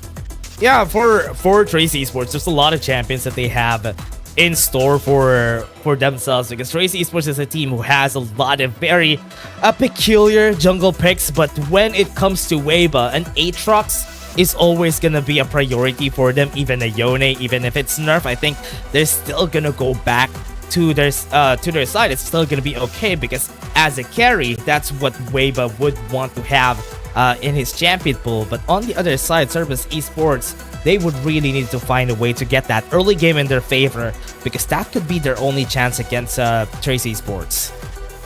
I love it. You know, personally, if we're going to talk about the games, early game is definitely going to define how the game will pan out. So I can't wait to see if they are able to do it, or at least, you know, check some stuff on the list. It's all going to depend on the draft, obviously.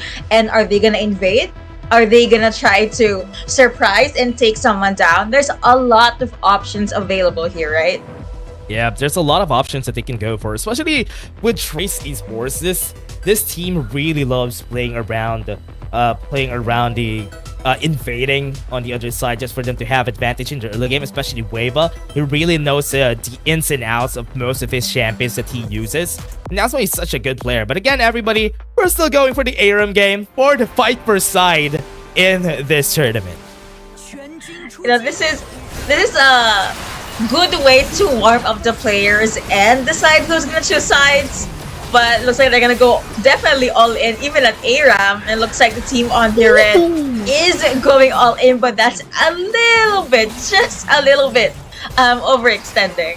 Yeah, too aggressive for their side. But again, for Service Esports, what they did there was very smart. Getting that first kill in this start could be nice, but again, For everybody here for Trace Esports, for a background on the team, this team is on the 3rd place right now in the CN Conference, and we know what that entails, especially for the CN Conference, because teams here are just crazy. But now they're gonna go in. They are going to be jumping in here. Definitely, let's see the kill going over to Saya as well as Ezreal. You know, I know this is just them choosing sides, but they're definitely going all in. Barrage will be sent out, does not take anyone down, but so far it is 3-2 with a little bit of a gold lead to Cerberus. Yeah, if somebody's gonna try to experiment here, there's a big chance that Trace Esports would try to go and find another jungler that they can use for Weiba for the playoffs. So there's a big chance that Trace Esports could experiment for their game today. Oop, that's going to be Rampage being shown onto the screens. And looking at the kills right now, still pretty even, but it looks like the red team is the one. TE is the one that's being more aggressive. They are going through with the minion wave, have their eyes set on the target, onto the turret. But the more moments, the more minutes they leave for Cerberus, the closer the fight seems to be. Heal is already available, has been taken by TE as well. And now it's pretty chill. As the beat goes by being popped by Lucian, jumping in, coming in from TE. Taunt is gonna connect onto one, does get the kill onto Ezreal, and now they're gonna go all in. A lot of good support coming in from TE, but the damage coming in from Cerberus is a little bit too much for them to bear. Yeah, for Cerberus especially, because of the amount of sustain that this squad will have, especially with his spell shield and the Ragnarok that can come in. Yep, that's gonna be the Ragnarok, definitely. And Saya definitely not having the great day. But there's gonna be the alley-oop from Cerberus side. Not gonna be enough to defend them though. That's gonna be the flash in, jump in, and Lucian, see from the back line, does get the kill onto Vladimir. And I need to remind you, this is just ARAM, but it definitely looks like we are in for a treat in this series. Olaf does have to go with the defense, but it's not gonna be enough. All the damage, all of those combos, and Olaf with the Ragnarok trying his best to chase Ezreal, but it's not going to be enough because he does have the Arcane Ship. Went in for the reset here, but for now, Trace Esports are just going to be taking this L for now just because they needed the reset, they needed to get their items. Then they are going to go back in this fight the next time around. Heals being popped again. They are kind of complete, I guess. Okay. There's a heal being popped by Cerberus, and so Brave Warrior there trying to get his eyes onto Lucian. Almost got him actually, but that's gonna be the defense again from TE. Slows all of those CCs. It's too much. Barrage does not hit Olaf, being able to pop in with the Ragnarok. But now it's back to the drawing board. There are minion waves consistently pouring in. That's going to be the stun connecting onto 3. Ezreal gets 1. And looks like that it's go time. That is a green light for TE. They have their eyes set onto the tower. And there is no more minion. So they have to take a few steps back. Yeah, the game is really, really close still. Cerberus Esports could still turn things around if everything goes to the late game. But Trace Esports, what they can do is just to surprise them like what they have been doing right now in this fight, just so they would be able to finish this fast. Y1 just got taken down. Yes, he did. So that's going to be a little problem. Olaf is now going crazy. Has his eyes set on 2 champions. Was able to get 2. Actually, he wants to get 3. And he was able to. The other members of Cerberus Esports just ready for the takedown, for the support. And no one could literally stop this Olaf. He's now on a rampage.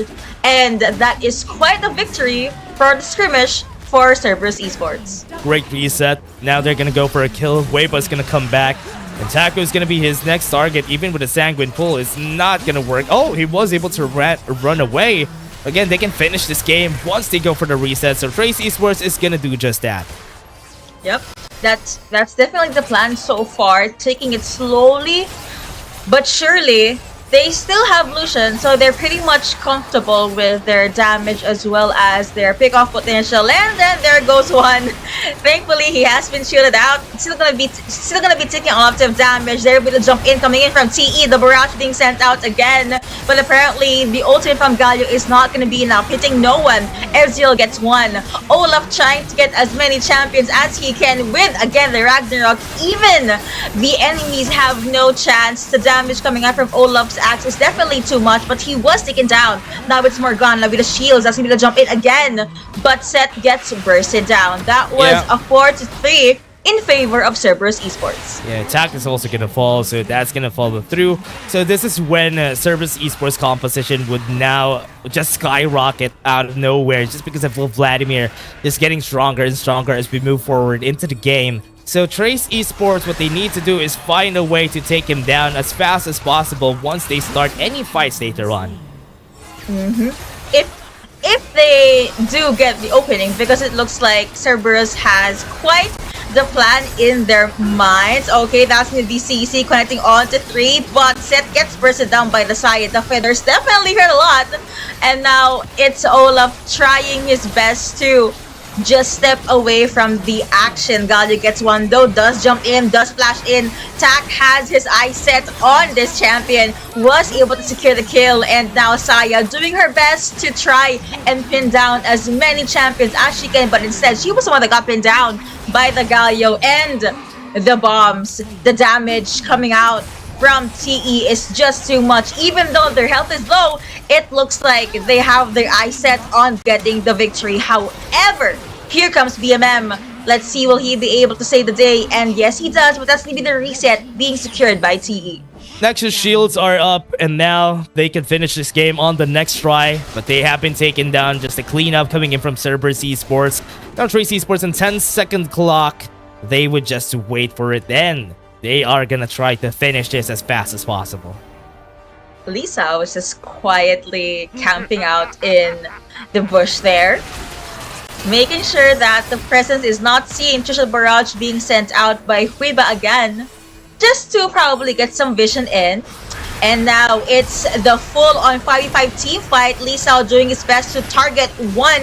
That's going to be Saya. Was able to wither down her health. But then again, here comes Olaf. That's going to be Korn going 6 feet underground. Rather, he was the one that pulled someone down. Lucian gets annihilated.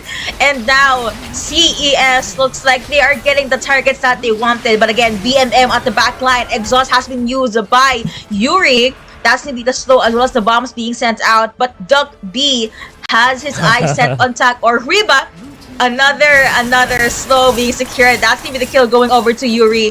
It was a 2-2 in favor of no one. So now it's a full-on 3v3 at the map. Yaku was not able to survive that. Gets shot by the Mystic Shot from Ezreal. Arc and shift in. Duck B looks like this is going to be his last prayer. But the prayer did push through. Was able to get the kill on the Tak. Oh yeah, Mystic Shots by Mystic Shots, and they tried to get the kill on Duck B. And Tracy Sports, with Weiba this strong in this game, I think this is going to be a done deal once they move forward and finish the Nexus. Ooh. Okay, I thought something was going to happen there, but TE again. We've seen this earlier. The wave clear from CES is just too strong as long as Saya is alive. So TE might have a hard time trying to close out this era match. I have to tell you, it's almost 10 minutes. This is just an era match. This is just for them to know who will get priority on picking the sides. Yeah, and they can finish this game whenever they need to. But with what we're seeing here from Cerberus Esports, they can still hold on, especially the Taku was able to get the items that he needed here. Trace Esports is still waiting for a great engage from Tak and Lee Sao. And once they find it, can definitely end this. Ooh, okay. Korn popping in with his ultimate, but was not able to get any damage into Y1. CS now, their plan is to just stick together. And that's going to be the jump in from Tak. Was able to taunt one, connecting onto the ultimate from their hyper carry, but BMM almost got bursted down there. Instead, it was actually Tak that got bursted down. And this is the go time for CES, but Ezreal still unreachable for the side of TE. Lucian gets annihilated. Lee Sao gets burned to the ground, 6 feet underground. And looks like the numbers game is favoring Cerberus Esports. Gets another kill. And it looks like this is the plan. This is the lead, the green light that CES was looking for earlier on. They just need to wait for the minions and see if they can take Yuri down. Featherstorm secures the kill onto Yuri. That was clean. Yeah, now they have the Nexus shield. 10 seconds at the clock is going to be up in just a bit. He's now available. Can they finish this? Whoa, okay, that's a question. Tak doing his best to do some distraction. Korn is there as well. Popping in with the ultimate. Tak is A-okay. Y1 and Taku now forced to back away. Sadly, they did not have enough seconds. They did not have enough time to secure that Nexus. Yep. And now Cerberus Esports. 20 seconds and 2 of their members. Showstopper. There you go, Showstopper connecting onto the two-shot barrage. Was able to get a few damages, but let's see if that's gonna convert into them securing the game. BMM now just taking too much damage. He's gonna be the sacrificial lamb here, honestly. And he does get bursted down, but it looks like Taku is the only one left. There's also Dakbi actually to defend their Nexus. Other members are slowly making their way in. Tak again, focusing on the Nexus, but will it be enough? Exhaust has been taken out, and that is quite the damage from TE. Lucian gets taken though, so it was kill after kill. Yeah, and I think this is gonna be it. Genza's just gonna try it, and this game's done. There you go. Win the numbers game. Y1 is there, and the air of victory goes over to CE. And again, that means they get to choose which side will they have for Series 2, Game number 1. That was quite a long era match. Yeah, it was a long era match. Cerberus Esports were not stopping on taking the shots here. We're gonna go to the drafting later on, everybody, but a bit of a trivia for everybody.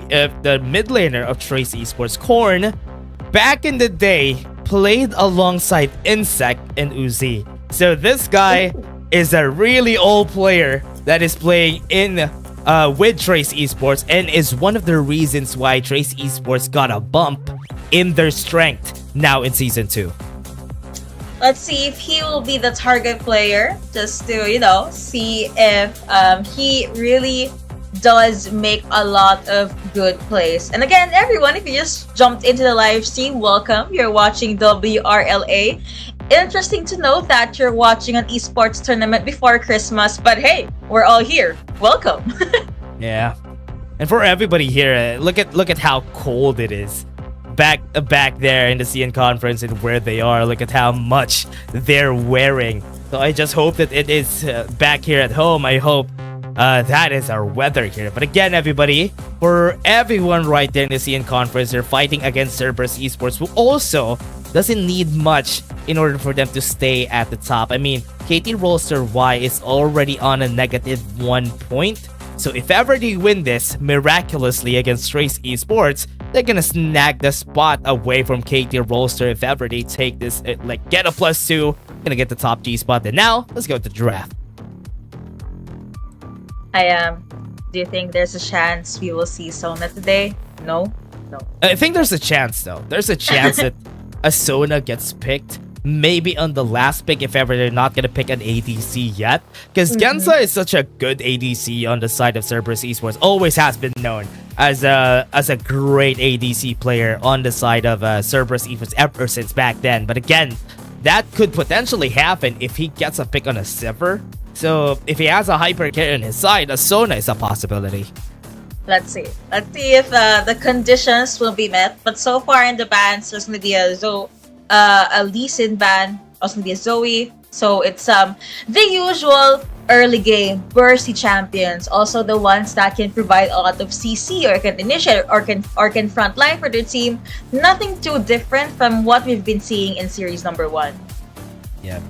And for now, from what we're seeing here, look at the bans. They have a lot of respect for BMM and Genza Zoe. They have Lee Sin from Y1. And on the other side, look at what CS is doing. They're banning all the jungles. So they don't want to give Wava that space on getting a lot of jungle champions. There's a possibility that they also ban the Aatrox against Wava. But it's highly likely that they're also going to ban an ADC, or at least a support, an Ornn. Because they don't want Tak to hold that Ornn on their side. See, if Ornn is, okay, you're right about Aatrox, but that leaves Ornn available. Not impossible for TE to actually first pick that champion, right? Yeah, but there's a chance that CES could counter that with a Yasuo if ever BMM is one of the players that you expect that to happen. But Korn on Vladimir is way scarier.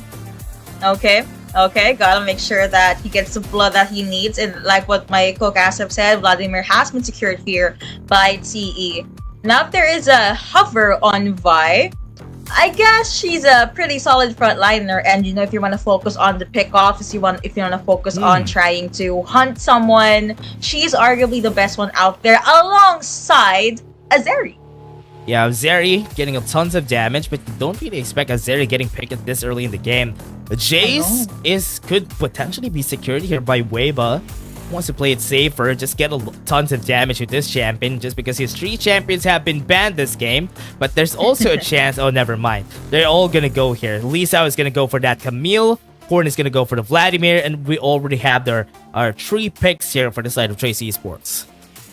Camille, ever since time and ever since Wild Rift began, we've been seeing this champion, and now she will face off probably against a Gwen.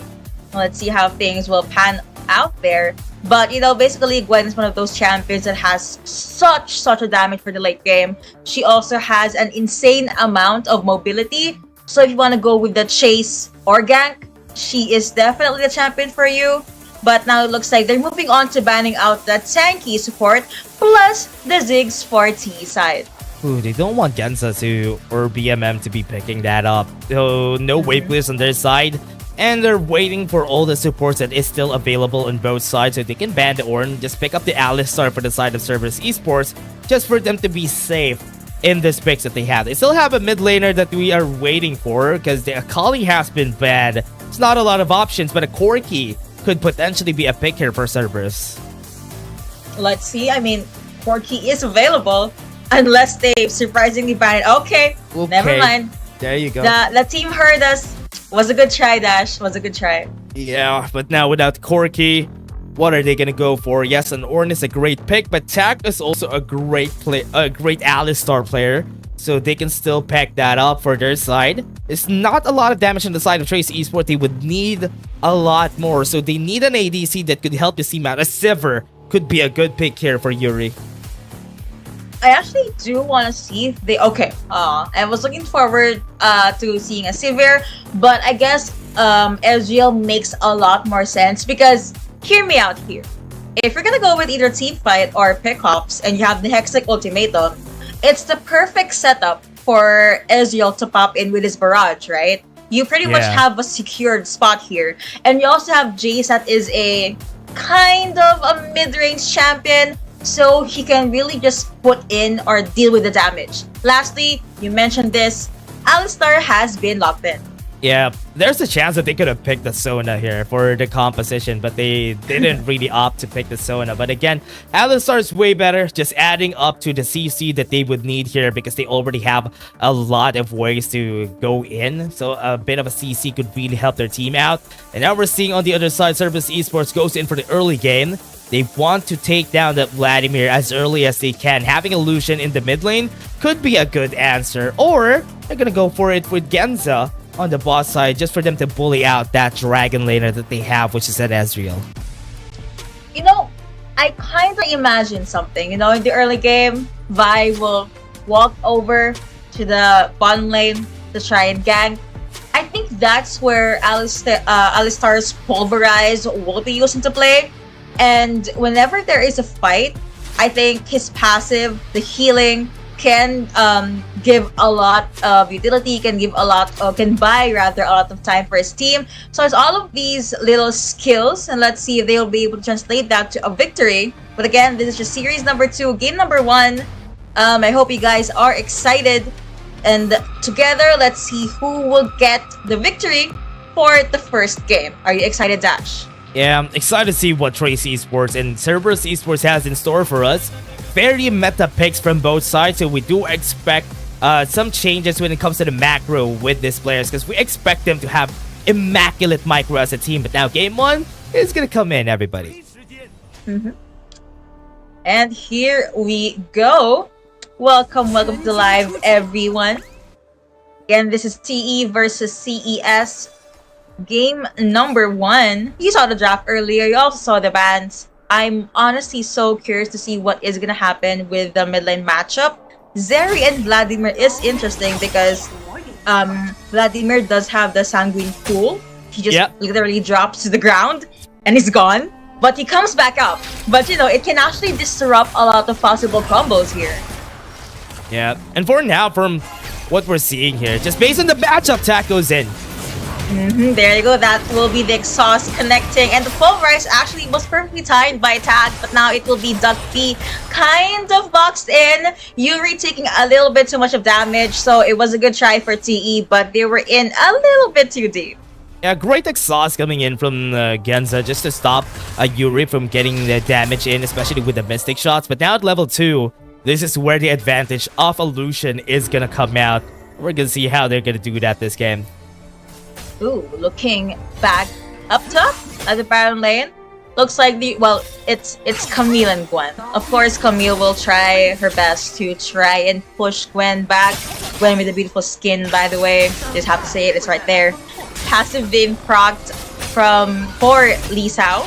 And looking into the mid lane, looks like Korn is actually being harassed by BMM, being forced to just push him back towards the tower. A lot of damage and a lot of consistency coming out from Zeri here. Yeah, that is what you want whenever you have a Vladimir on the mid lane. You do expect them to just be on the losing end, especially in the early game. But once it comes to the first parts of the game where we have an objective, Y1 for a gank in the bot lane.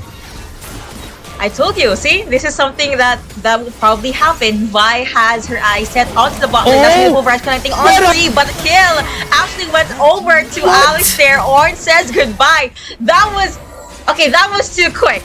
That was not supposed to happen, but it did. What a pulverize coming from Tak. If it wasn't for that pulverize canceling 2 dashes. Look at this. When it comes to the replay, look at him canceling a lot, and Y1 was just able to hit him, and he was not able to kill him because of that. That should have been a triple kill for Trace Esports, but Tak displayed that so well.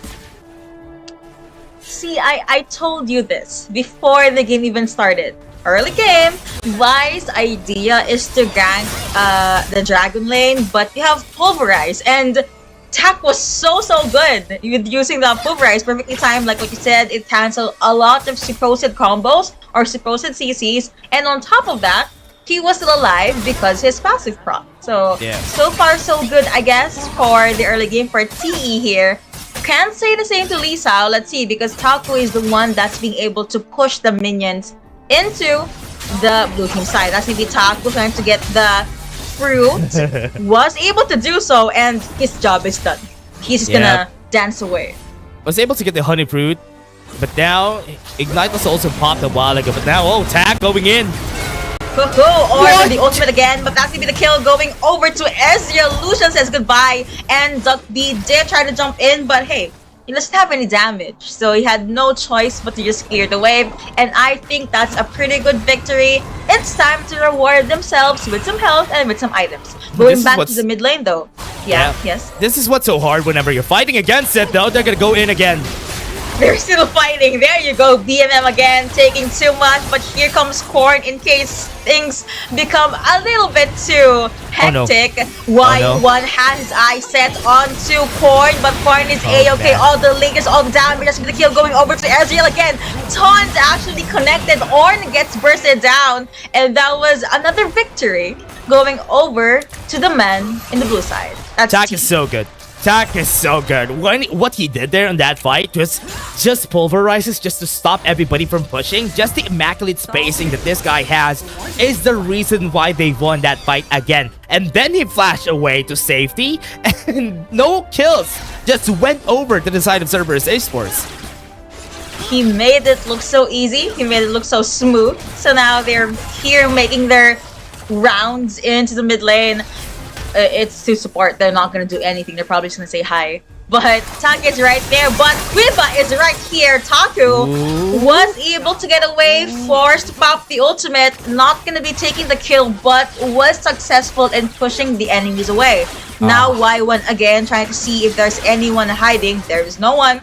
They could secure a takedown and then get Dragon, or just push Yuri and Tak away and then get Dragon. Looks like Tak wants to fight. Mirage being sent out. BMM trying to take the way, but that's the flash coming from Camille. Ultimate being popped right there. Looks like Shelly has been taken by Jace, but look at this. Genza has his eyes set on Lisao, but the damage is too much. But now let's be top winning of everything, being forced to pop his ultimate, and it looks like TE is now the one chasing Cerberus. Horn making sure that they will no longer go back in their territory. They get Shelly, they even get the dragon, and now it's time for them to go back. Cerberus Esports wasn't able to do anything much this fight. Look at the damage coming from Yuri. Yuri spaced himself really well here, not being afraid. Even if the cease and desist from Y1 was able to connect, he just remained cool, tried to deal damage, and then he was able to finish off members. It is also because of the fact that they have double ADC on the side of Cerberus Esports, which is why they don't have any damage this early in the game. Also, I have to tell you this. While all of that was happening in the Dragon Pit, the Rip Herald was summoned in the mid lane, which means Vladimir is 2 or 3 hits away from taking the mid lane turret down. It's going to be huge for TE, alright? Yep. Now, up top, okay, I thought they were going to try to go with the gank, but I think it was a plan that they decided to not pursue, given that Quiba and Yuri here is just charging the mid lane. BMM, he needs support. Really good for them to have gold injection for Wava every time, because this hyper carry that they have is gonna make it work. Corn though, knock up. Okay, damage is there. No follow-up. I guess he just really wants to clear the waves. Now Taku dangerously low, but hey, he's brave. He got this. Here's Orn again with the ultimate, but Y1 will burn enough. Ignite. And yes, it was actually enough. The kill actually even went to Alistar here, but now Duck B dangerously low under turret. They don't care. Genza taking so much damage. Being chased down by Reba as well. Got to be the kill being secured by TE. No minions. They cannot get the turret, but they were able to get the kills. All the champions are going 6 feet underground. The damage and the pressure from TE is surely a lot. Yeah, this is one of the things that changed with this team. Trace Esports was a very aggressive team back then. When Korn was not here in the squad, they were just pure aggression, no discipline as a squad, and that's why they were giving off kills that they don't need to give. But here you can see how that changed, how this team evolved to a team that could get to the top 4 spot. Last season, they weren't able to get to the top 8 even. And that's why Trace Esports, this is a very big change for the squad overall, and this is a very welcome change for the CN conference. Hey, you know what they say? Everyone has their redemption arc, so this could be theirs, right? Now looking back at the Dragon lane, Lee Sao doing his best to defend. A possible 2v2 Hextech ultimatum connecting on to Genza. Lee Sao is right there, and that's going to be the ultimate as well as sustain coming in from Tak. Duck B had no choice but to watch the damage dealer say goodbye. Let's be the knockup again. Ultimate in the Forge of the God being popped as well by the Orn. But Lisa is still pretty much A-okay. Tak doesn't mind to get all of those damages. He's pretty tanky. They will just have to clear the minions. But someone was on a rampage there, seen onto the screen. At least, Cerberus was able to get the bottom lane turret. Yeah, they got some bounties, they got the gold. So I think that's good enough for Cerberus Esports. But let's take a look at the replay of what happened on the top side. There was a kill that happened on the top side. This is most likely gonna go like how we expect it to. Taco is gonna try to kill, but Weba is just there to deal so much damage to this guy. And that's why got the kill top side, and they also got a tower a while ago. Wow, that was clean. Micro and macro being showcased in front of everyone's eyes, but now with all the countdown, with everything that's happened, just 9 minutes in, actually, in game number 1, CES, I think they're finally getting their footing. Although TE is still aggressive, it just so happened that they're a lot more confident now. They don't mind risking those 1v2s. Ooh, Taku, that was quite some damage, but now you have 3 members from TE marching into the mid lane. I'm looking for another Call of the Forge God from Orn here. We've seen a few, but not as useful or not as death-defying. Speaking of death, Duck B almost was gonna die there. Barrage was a little bit to the left, but that still too close for comfort. Shield has been popped as well, but that just shows how aggressive TE is. With all of that in mind, all of the vision even, looks like this will be a free dragon for TE. Yep, and for CES, they are able to take nada from the hands of Trace Esports. Trace Esports is just taking over the map topside. Hextech Ultimatum. There you go. That's going to be the missile shot being popped as well. And there will be the Call of the Forge God. But is it enough? Because looks like the gods decided to join the barrier lane. Vi gets killed onto one. That will be no more Alistar. But TE, they still get a lot of kills in their pockets. Goodness me. They're charging into this lane. Will be able to get the turret. Genza, sadly, a little wait. Oh, I thought he was going to defend it. But he was 2 seconds, a little bit too late. It was a good try nevertheless. And again, TE, a lot of good things. Let's take a look at the engagement a while ago in the top side. Just because of this Hextech Ultimatum, they got a free kill. And Tag being in front of everybody on the side of the Cerberus Esports just gave the backline a lot of access to damage. And that's why it was easy enough for Trace Esports to just take all the kills. It's just Taco was able to get a win. And we're back to the game. CES now, they just really need to be careful. Get the buffs, and if possible, try to get a pick off. But the thing is, you'd want to get Ezreal, but how are you gonna get someone that literally has an arcane shift? And he has an adorable cow protecting him. See, that's Tack. Now that's a bit of damage being dished out by Huiba. Lisa on the front line. That's maybe the Hextech Ultimatum as well being popped. You thought you're safe, but no. Gwen gets taken down by Ezreal. Orn with the ultimate again. Not gonna connect, but there is no casualty as well. Now, TE, they mean business. What's really hard about this? Yeah, what's really hard about Trace Esports is that Cerberus Esports can't even get close. They're just out to range, but now they're gonna go for a fight again. That is a beautiful barrage. Lucian with ultimate as well, but damage is not gonna be enough. BMM, that shot! Okay. Quite it's not a fadeaway, but because he got taken down, I'm gonna say that's a fadeaway. So that was a really clean shot from Ezreal. Turret being taken down as well, so I believe there's no more outer turrets for CES. TE, they're now knocking onto their base. Tack is right there for some reason, getting onto the Pulverize. Korn at the back line, so much damage, so much front line as well. Lisao can literally even get the turret on his own. Teleport coming in, and looks like this is the last fight for game number 1. Duck B taking so much damage, was not able to sustain that, and now they're focusing on the Nexus, and that is the B. Game number 1 going over to TE.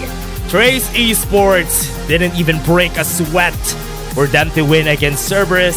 Cerberus tried their best this game. We have seen some glimpses of hope during the early game for the squad, but because of the advantage that Trace Esports was slowly able to take, it was enough for them to just take the win there against this squad. And that is how you say that this squad is such a top squad, and we all know how strong Trace Esports is. During the last season, it was a different story. They were grasping straws just for them to get a spot in the playoffs. Yes, they were able to get that, but here, they are secured to get that top 4 in the playoffs. Agreed. That was such a way to open series number 2. And you know, I kind of really want to give emphasis on how well Alistar was played in game number 1, because early up until late game, his consistency is really something. I know Korn is one of the MVPs, your personal MVPs. Vladimir, of course, did a lot of good things in game number 1 as well. But honestly, if you have a support that can take damage and really just go all in and heal you, you'd want nothing else from a lineup and from a game, right? Yeah, and from what we've seen there, we can also see how Yuri could definitely take the spot here. But again, everybody had the hand in taking this win. Weiba, he doesn't even need to flex his muscles this game. It was the Korn and Yuri show this game. But if I'm gonna give my MVP, TAC did so much this game. That's why CES wasn't even able to get close to the back line. I want to see the damage that TAC was able to get in game number 1, because I think that's some crazy numbers. But damage wise, I guess the top one is actually Corrin. Yeah, you mentioned this, and this was the matchups. You have Lisao as well as Taku. 503 on Camille, and the gold is 10,000 compared to Gwen that only got like 8k. Oh man, 7-0 and 8 for that Jace. Weba, just the shock blast, just the sheer presence of this guy was enough for them to take this. I mean, it could be anybody's MVP this game at this point, but look at that tap. Very well deserved. This guy did so much this game and he deserves his MVP. Agreed. 86% kill participation. How about that? He was present. Every time he's present, there is definitely something happening, and it is mostly in favor of CE. But hey, I have to tell you this, okay? CES, they had quite the job. They just need to really execute this a lot better. You mentioned this before we hopped into the series number 2, right? It's all about being able to get those win conditions in game. Yeah, but again, everybody, that was just our game 1. Still have our game 2. CES has a chance. We're just gonna take a short break. See you guys in just a bit. Step light, strike hard.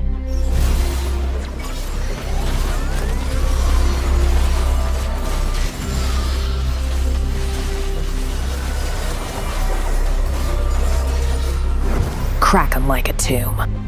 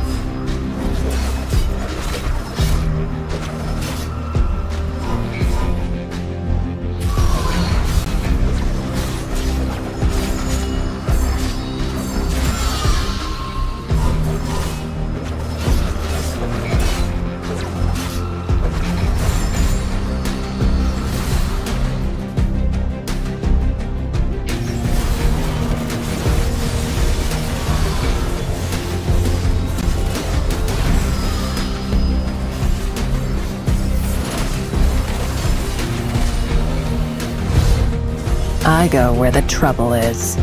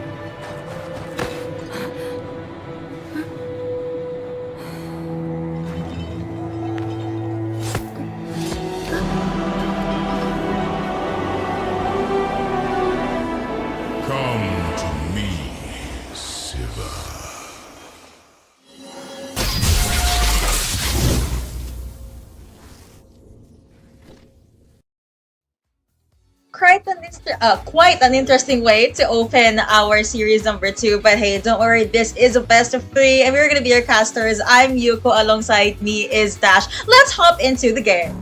Yeah, we're gonna go already in the draft. Still the same bans that we're seeing from Cerberus Esports, but they now have respect for that Vladimir that was taken off a while ago. They need to ban the Akali though, because if that's open, Korn could take it again. They also need to respect on what the junglers that they can open up for Trace Esports, because an Aatrox still a possibility, but they don't want to see that Akali. So that Aatrox is a possible pick here for Trace Esports. It's a non-brainer, okay? If Aatrox is open, you get it if you're TE. But hey, maybe they want to surprise us. It's not over until it's over, until they locked in their champions. So the first phase of the ban is already done. Let's see who will be the priority for CES. And okay, we mentioned this. Aatrox open, and Aatrox will be locked in. Good thing that they were able to cancel that out. Y1 is going to be taking it for themselves. There's still a lot of options for Weiba here, but they want the safety of that Camille on their side, so Lisa is still gonna pick that up. I do prefer a Jax if ever they are gonna go for it, but this could still go to Weiba, so it could still be anybody's game here. Zeri is gonna be picked for Yuri, so that's a good one for their side. Imagine TE's pacing with a Zeri. See, they're all over the place, and Zeri's range is crazy. So maybe there's something that they've been wanting. And if you're gonna think about it, literally these two, Camille and Zeri, they're okay with just roaming around together. Hextech Ultimatum. You also have the slows coming out from Camille's tactical sweep. It's perfect for Zeri's skill set. But now we saw Ezreal in game number 1. We will still be seeing him in game number 2. He gets locked in. Yeah, Ezreal is just such a good champion today. Especially with the buffs during 4.4b, Ezreal just became, or at least cemented himself as one of the great ADCs to have a safe spot with the Arcane Shifts and the Mystic Shots. But now, a bit more aggressive, Trace Esports goes in for that Nautilus pick on tack. Ooh, it will be hard to reach the backline if you have a Nautilus, but let's see what else does CES have in their pockets. Gwen being banned out as well. They don't want that adorable lady with a huge pair of scissors walking around in the rift. And CES, they're taking their time with their 4th ban. Could be okay. Jace in game number 1 was silent but deadly. We didn't see him in all of these crazy team fights, but he was able to secure the turrets, secure the first Rift Herald, and even the dragons. You mentioned Jax. Sadly, they got banned out. It's a good ban though, because there's not a lot of options anymore. They have to force this Aatrox in the top lane if ever. There's no options for the top lane anymore. So Taku would be using this awkwardly against the Camille, which is okay, but they can still pick a jungler here for Y1 if ever. But now Trace Esports would need to pick up their mid laner here just for them to have a safe spot. Corki could be picked here by Korn, just for him to have a poke, or at least have poke damage in the mid lane and have at least a bit of AP. But they can still pick other champions, but that could be the best one that they have here. There's a hover and probably a locked in on Renekton. Oh, okay. Okay, I do imagine Renekton trying to, slice and dice his way into the backline. And if you do get Ezreal, and he does have Arcane Shift, you need someone to have a point and click stun, right? Renekton is the best champion there. You mentioned Corki, he does get locked in. Yeah, but there's also an option here for their side on Trace Esports to have an Anilla on Weiba, because they can have Korn playing the Renekton and they have Lisa on the top side. So there's still that possibility for Trace Esports, because we know this is one of the surprises. There you go. They pick up the Yone. The nerf Yone from 4.4C. Let's see how it plays now on the hands of a master, on the hands of Weiba. That's going to be what we're going to see in this game. Let's see how Weiba could still play the nerf jungle Yone. You know what they say? You can nerf the champion, but never the player. Well, let's see if TE will prove that saying right as we jump into game number 2 in a few seconds. But first off, this is the fixed pick and bans Ooh. for game number 2. Match point, by the way, for TE. Oh, they went in for the... Okay, interesting. They gave Korn the Yone and They giving did. that Camille to Weiba. We have seen a bit of Camille's, at least a bit, or like 5 times this week, going in the jungle just because Camille is just such a safe pick. So Trace Esports, based on what they were picking recently, they haven't shown their full cards just yet. They are not showing their experiments, they're just playing it safe. Pick the Camille, pick some champions that they already know that we already picked a lot of times. So the other teams wouldn't know what they're gonna pick for the playoffs. Everyone has their game face on. There's even some fans, quite literally fans, onto the stage. And with that, we will be hopping into game number 2 again. Match point in favor of TE. Let's see if CES will be able to push this to a game number 3, or will we see 2-2-0s today before Christmas? Yeah. And for now, for Cerberus Esports with BMM already on the core key, they still have the Ezreal on the other side, a lot of poke damage. They don't need to commit on a lot of this fight, and that's exactly what they want for the team. But the only problem I'm seeing here for CES is they're going to be lacking on CC. If that Horn of the Forge God is gone, what CC can they expect now? So that's going to be a problem because they have a lot of damage, but without the CC to help them, they're not going to be able to really just put that out there. Yeah, I think if they just really force pushing or at least dealing damage, they need a good setup or good timing for it. Maybe they're gonna trust the timing, quite literally trust the process, but let's see how things will pan out. So far, it's kind of quiet. I say that, but Yuri literally was targeting Genza earlier. Anyway, nothing new. The 2 Dragon laners have their back and forth, but Yuri's just focusing on clearing out the minions.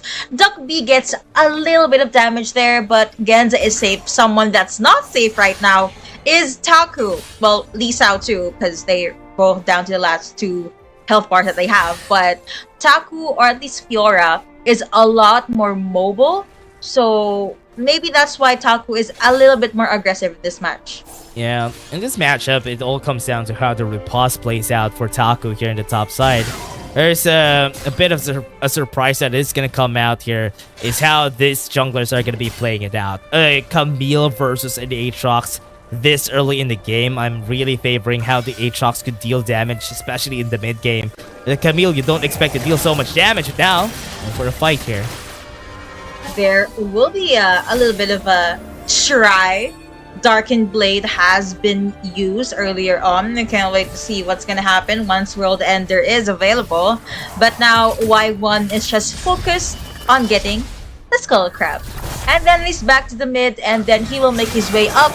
Korn taking quite some damage, but Yone is known for dashing in and out of the rift. So I guess it's a lot easier to dodge the Gatling gun coming in from Corki here. But now Lisa might get locked in. That's the stun connecting onto one. And Lisa takes quite the damage. That will be the flash being used. No casualty. Yeah, was able to get away from the accident that should have happened here. But now Y1 on the top side of the map. Not successful. Flash is down.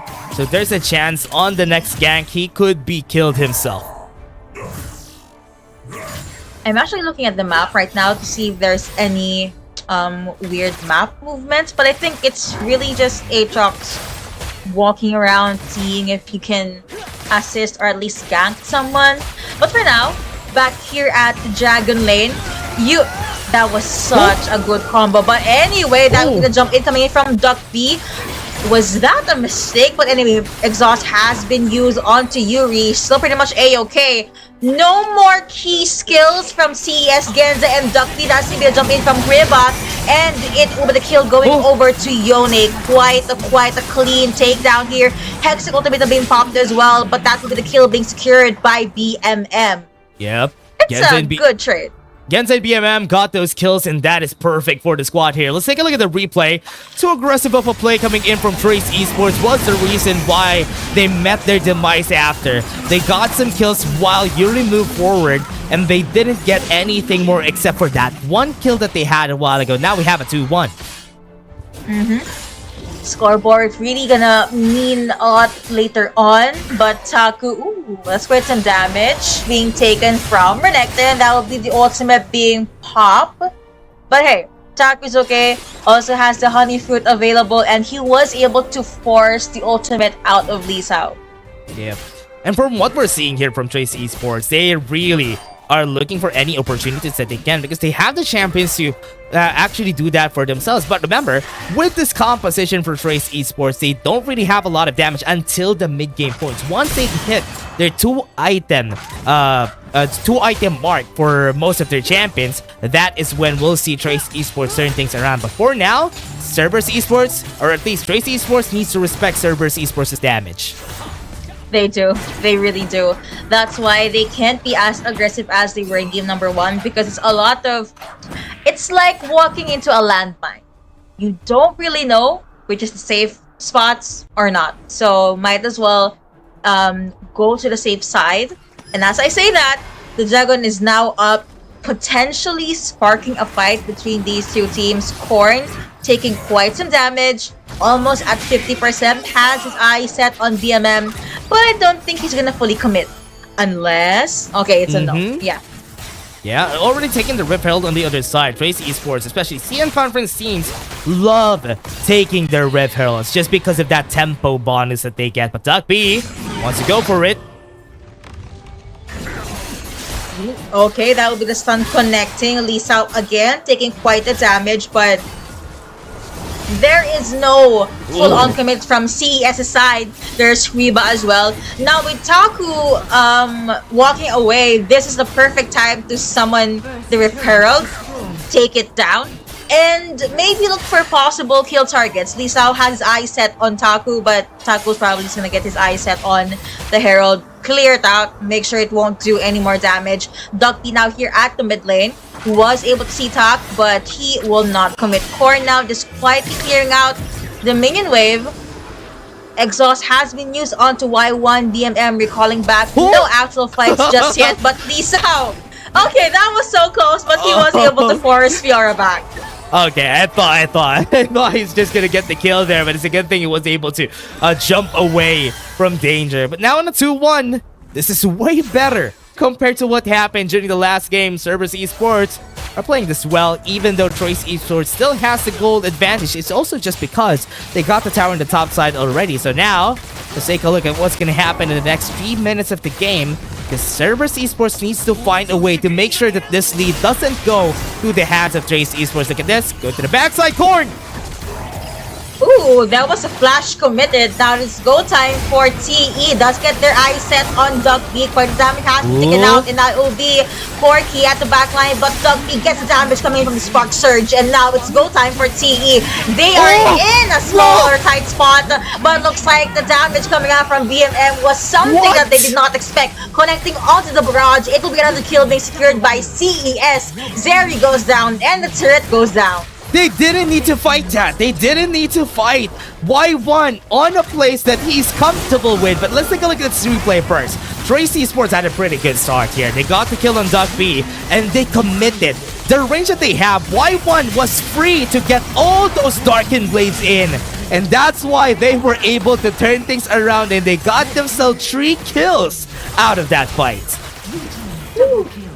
Can't help but mention how clean the barrage was there as well, and how fast they just really secured the last kill there. Jumping back to the mid lane, that's going to be a few lasers being set out by Yuri, but Huiba looks like he really wants to target Genza. The hook shot did not connect, so it's back to them just looking for information on where the other members of CES are. They need to be very careful of Y1, because, you know, Aatrox towards the late game or mid game is a problem, but that's gonna be a lot of ultimates being popped just so they can kill one champion. Do you think that's worth it? Yeah, it's definitely worth it. That's something that they need. They need to get a shutdown on that Aatrox, and giving that to Yuri is an investment that they would need for the future here. But now, Cerberus Esports, they don't need to make plays like that. They need to play it safe, because once you make those mistakes, Trace Esports are just gonna come at it. And looks like Genza is trying to chase down Lisa, but hey, it's a Renekton. He has to dive, so he's okay. Waves are now being pushed towards the side of TE at the Baron lane. Gatling gun being popped as well, Barrage being sent out, Tactical Sweep will be there as well. And it looks like literally just all of them are just waiting for an opening. But what's happening here though is Fiora is actually split pushing at the Dragon lane. So maybe it's a lot more space and time being saved by CES. Yep. Cerberus Esports would just need to get this Fiora into a healthy state, then just let the Fiora go for the side lanes. That's what a Jax could do. That's what a Fiora could usually do. So as we expected here, Cerberus Esports are just looking, grasping for straws, and just looking for the next objective. 10 seconds before the next objective. No vision just yet on the other side, so Cerberus Esports needs to move forward because they have a good vision here on the bottom side of the map. BMM's positioning is clean as well. I mean, he's one of the reasons why they were able to win in the previous fight. Plus, again, why won. But let's see if they can do that again. Given that he is now surging and just going all in into the mid lane. It's so funny to see that the dragon pit has ice and then it's a red dragon. The contrast is definitely nice. Anyway, Gatling gun being popped and BMM was able to jump his way out of the sticky situation. Lisa, he just wanted to face check, but looks like he almost got taken down. With the space that CES now have, looks like this will be a free dragon. Free Infernal Drake, and also because they saw one member at the top side of the map, that is going to be their call to just get this dragon in their favor. And now with that dragon close to Soul, Cerberus Esports would just need to take one more, and they could potentially get a win, snag a win against Trace Esports. There you go. And it looks like Tak is taking quite the damage. Let's see if Yuri will make anything different here. Tak again focusing on one, but that's going to jump in as well. At the back line, you see Huiba, but Ornn popping in with those as well. A lot of champions are getting attacked, but it looks like Y1 still pretty much healthy as well as BMM. Gatling gun might be available, but corner the front line there. They get one, but Taku was able to dash away. His ultimate being popped there as well. Yuri's up at the back line, but now Renekton gets bursted down. A lot of slows, a lot of CCs being taken. Apparently Tak did not connect onto BMM at the end of that fight. I think it's pretty safe to say that it was a victory. Wait. Okay, I thought they were gonna get the kill, but it was a small victory, in my opinion, towards TE Barrage being sent out again, but BMM was not able to dive in. Ornn so aggressive here though. He does not care, really wanted to push away the members of Cerberus Esports. Yeah, Korn is getting stronger and stronger. Now 2 item breakpoint for Korn and Yuri. This is when it starts that Trace Esports would now turn things around, and this is where it's gonna get scary. Fake Field! There you go. That was the perfect opportunity, but Korn was in a little too deep. Was taking out the damage coming up from Genza. Genza is going to be A-okay. At least there was no casualty, but that was too close for comfort. That's going to be the laser being sent out by Yuri as well. But still, no one got taken down. Yeah, this is when we're gonna see the cracks in the armors of Cerberus Esports, because we talked about how they only have one person that could do CC, which is Doc B, and they have a lot of people who can do a lot of damage. The only thing that's good about that is that Trace Esports also is an engaged composition, which is why it is not gonna be a problem. But if they are on advantage and they wanted to find somebody, they weren't able to do just that. That's why they weren't able to balloon this gold lead that they were able to get. And now we're almost equal with the goal just because they weren't able to find more and more kills. And Trace Esports have 2 carries that Yoni and Zeri are looking really scary. This is the moment that they've been waiting for ever since the early game started. Hold on, Lisa again, but there's Tak and you're to the rescue. Tak will take so much damage as the beat as he's going to be onto Y1 as well. At the back line, there's Genza. Beautiful Barrage was able to get one. Good alley-oop from Taku as well. And with that, T is forced to back away. They're not going to be winning the numbers game. That was a very clean response from CES. Yeah, Y1 carrying the team in his back. Those Darken Blades have been very great. But wait, what? They got a free tower in the mid lane without any answers from Trace Esports. That is looking like Cerberus Esports are looking for more here in top lane. Nobody's there. So this could be another tower on the hands of Cerberus. I guess it's a good surprise. Y1 though will get taken down by 4 unless he survives. Turret is down. He is actually still alive. Now here comes Doc B. So tanky. Yuri gets taken down. Tag is the next target as well. Here comes Cork with a Gatling gun. He does become golden, but Doc B was there to secure the kill. And with that CES, they're going all in. Y1 versus versus Wiba as well. But that is a Camille. She can just hookshot her way into safety, and that is what happened. But overall, CES, they are getting the tempo. Good call for Baron. Cerberus Esports is going to be taking this, and nobody on Trace Esports would be able to answer. This Baron is for free, and Y1 is happy to take it. For free indeed. Korn did attempt something there, but he did not have the mobility or the range. It was a good try, but Cerberus Esports now definitely getting a lot in their pocket with the gold lead.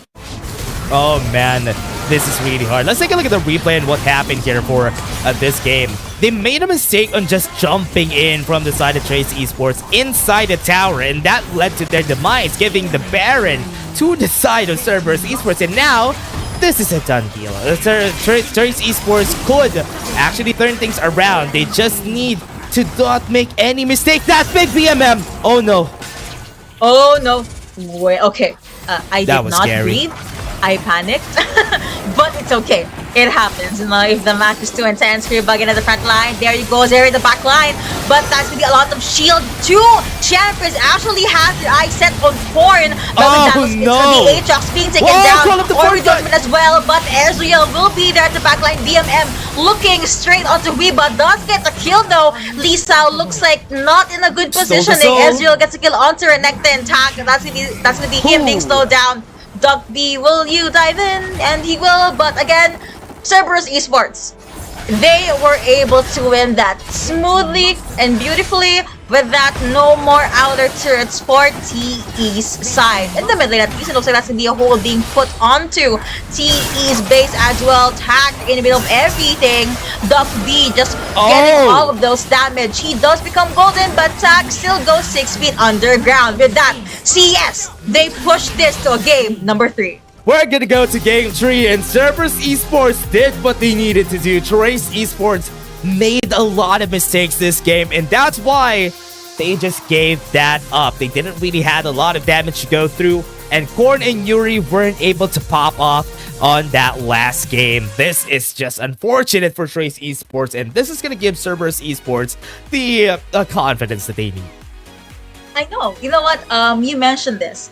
Early game, it was really all about Cerberus Esports. Although there were times that TE did shine, they got a lot of good pickoffs. But at the end of the day, well, at the end of the game, it was a lot of good team fights and good decision making from Cerberus Esports. And I just have to say this, that Aatrox's pick was so good, as well as the map awareness of the Ezreal. Did you see how many true shot barrages were able to kill or at least wither down a lot of members from TE? That was a beautiful way for Cerberus Esports to win game number 2.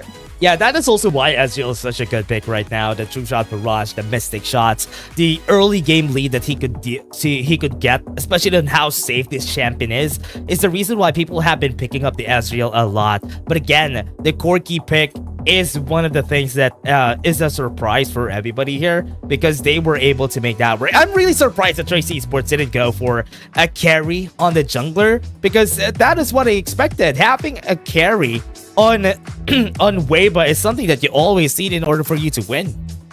Yeah.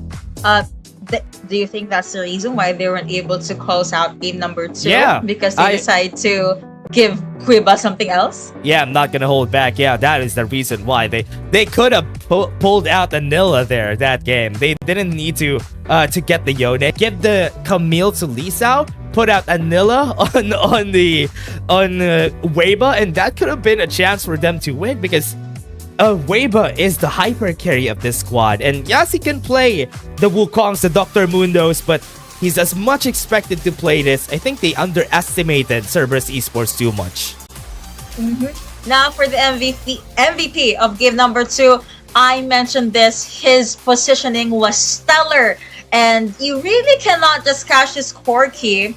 So that will be the title going over to BMM. All those Gatling gun, even all those jump ins and jump outs, was able to save a lot and give a lot of space for his teammates. But that was a beautiful way to push the series to game number 3. We're gonna hop into a very short break, and when we come back, we'll finally know who gets the victory.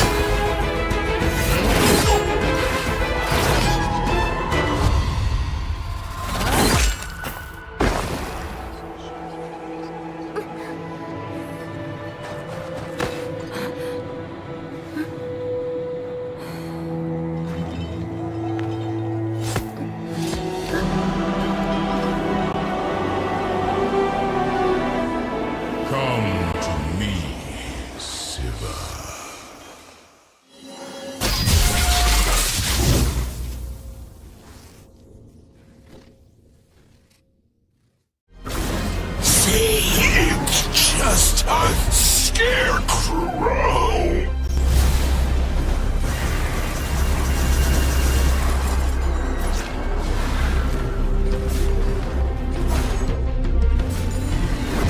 Aren't you afraid?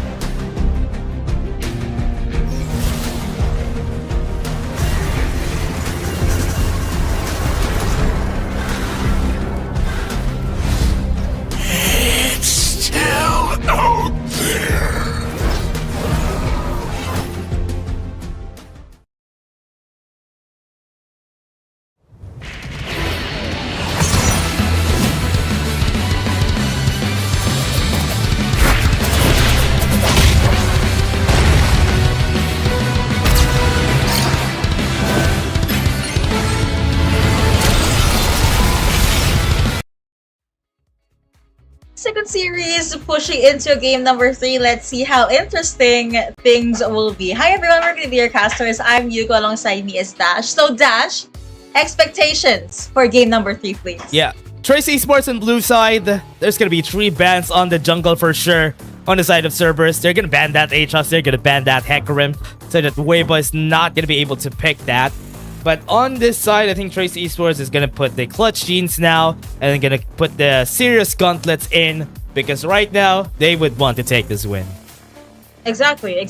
So now, yeah, Zoe and Hecarim had a 100% banned, right? And the series even. Plus the Kali, actually. So, no, all those surprising damage and bursty damage definitely not going to be visible all throughout series number 2. But I can't wait to see the cryo picks here.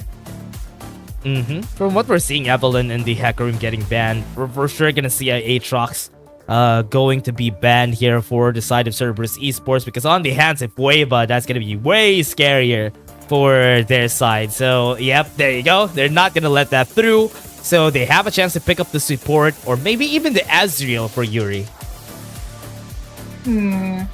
I think Wait, it's what? highly likely that we see an what? I was going to say Ezreal, but hey, you know, they can pick whoever they want. It's a free country. That's true. They're going to pick the Yone first. It's not a contested pick, but yep, the Vladimir is also a good pick here. It makes a lot more sense. But yeah, I think we might be circling back to the lineup or the plan that he had in game number 1. Oh no. Kassadin's gonna be picking the other side. They want to counter this Vladimir. Is that a good idea though? Because Cerberus Esports with the Kassadin and the Ornn, they would need a bit more damage once a Kassadin gets picked up early. Let's see. Okay. Okay. We will be seeing a vibe for T's side this time around, and maybe a damage dealer. So, you know, aside from Vladimir, that kind of counts. But we've been seeing Camille's ever since game number 1. Will probably be locked in anyway because the mobility, the lockdown, even I guess her tankiness is quite a lot. They're switching between Ezreal or Severe. So I want to see a Severe just because we've been seeing a lot of Ezreal in game number 1 and 2.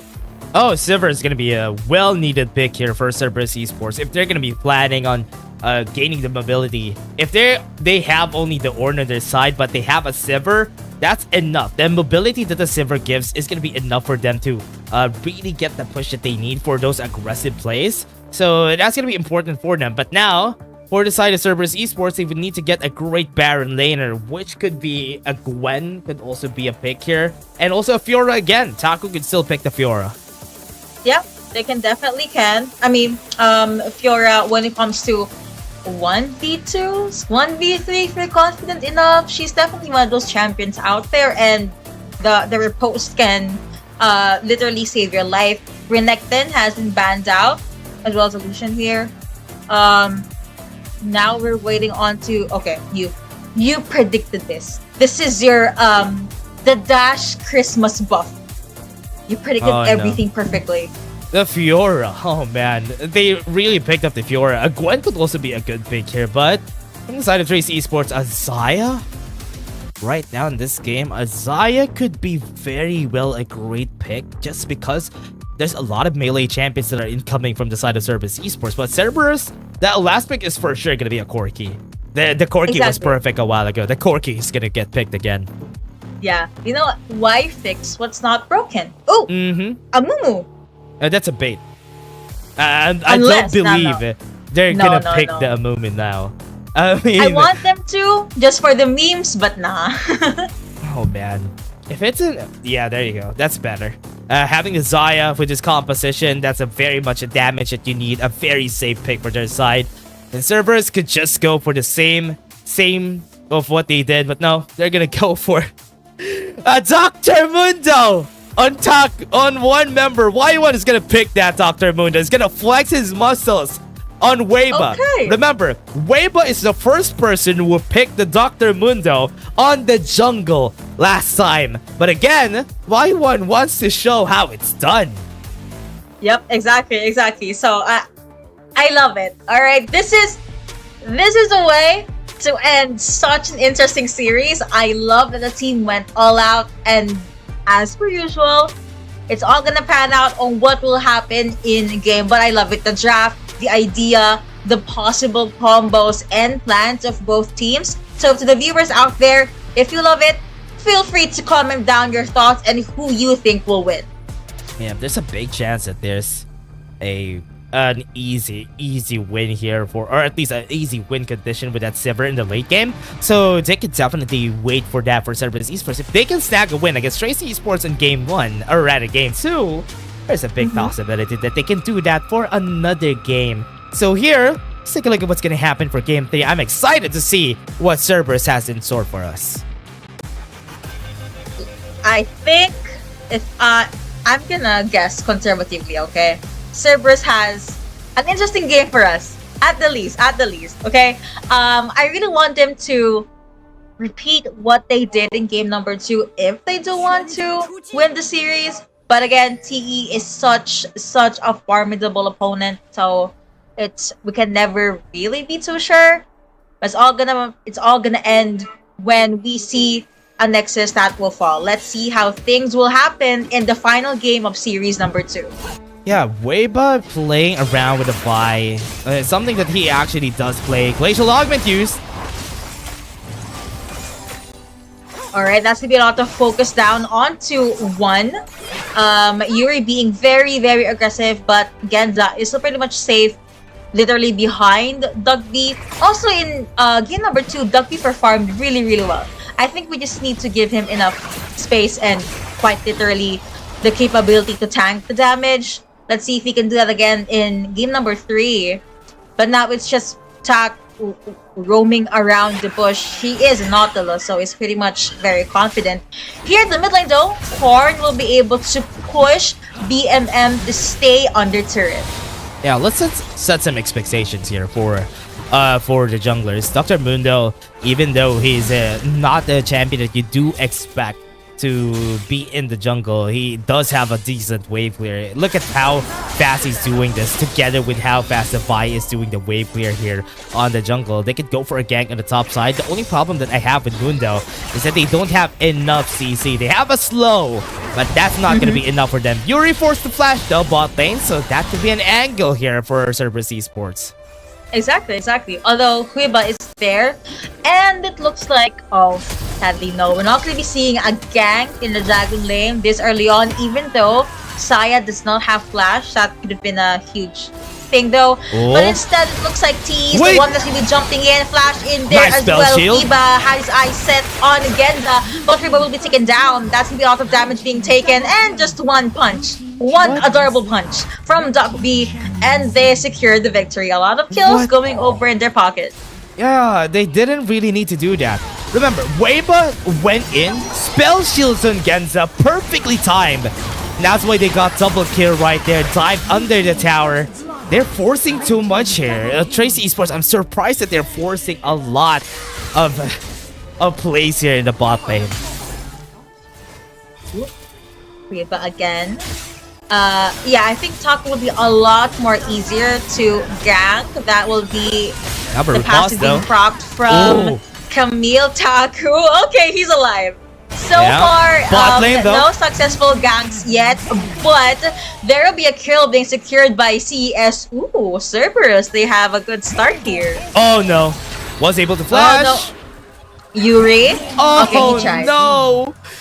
She tried, but sadly, Y1 was a lot more tanky. Yeah, oh, man. Imagine being taken down by a briefcase, bro. What's happening? Trace Esports is crumbling. Oh man, the top 3 team of the CN conference not having the advantage in the early game against Cerberus Esports. Crazy. Let's see if things will look better for them as the game progresses. But, you know, CES looks like they're a lot more comfortable. BMM did some face checking there, but was not able to see anyone. And he was able to jump to safety. Not even 4 minutes in, it looks like Cerberus Esports, they had one of the best starts in game number 3. Yeah. And for now, for Cerberus, already are in a great spot before the 5-minute mark though. And now they're going to be pushing back Weiba. Duck B in the front line. Is Weiba dead here? What is happening? The answer simply is yes. A numbers game, and it's Vi. Lee Sao though, a little bit too late to the party.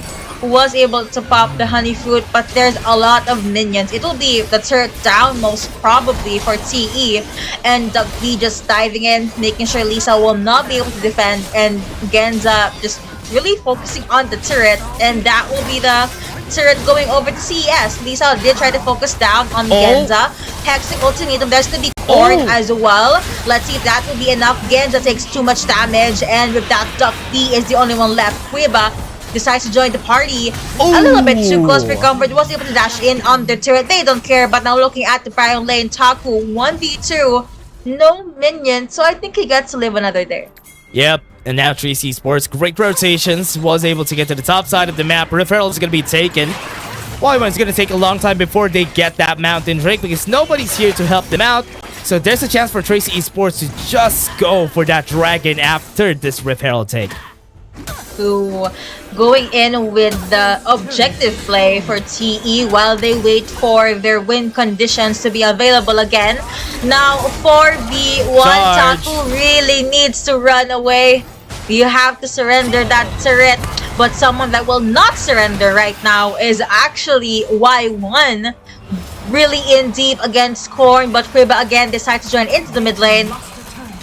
Korn will have to back away, but now Duck B had his eyes set on Lisa. There he goes. But with the hook shot, Lisa was A-okay. Never mind, they jump in. BMM has their eyes set on top now, but he is still okay. But a lot of things are going so well to Cerberus Esports. They even have a lot of chain CC.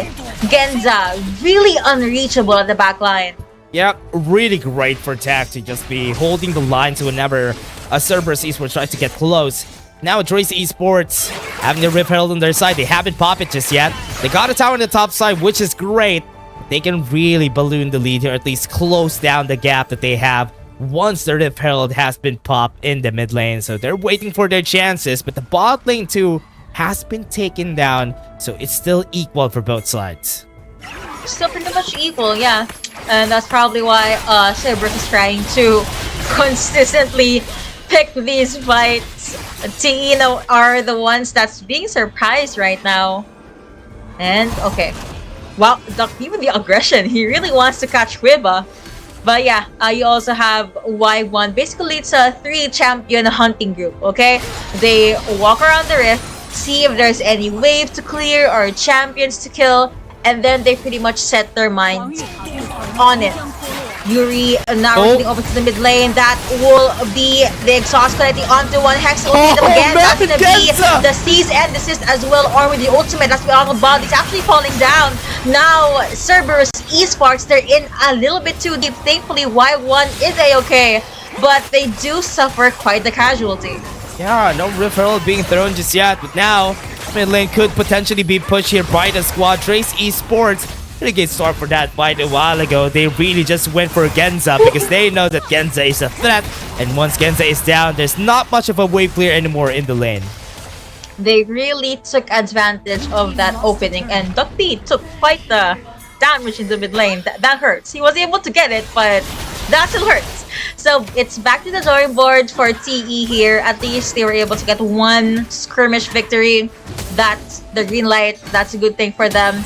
But now Cerberus Esports, I think it's time for them to consistently try and pick these fights. I mean, the rotation for them is going so well. It just so happened that it was a fight that they did not want to pick. And I'm really amused with how Quiba is just rotating, you know, looking for anyone that's misplaced into the rift. Now that will be BMM jumping in, Shelly at the back line.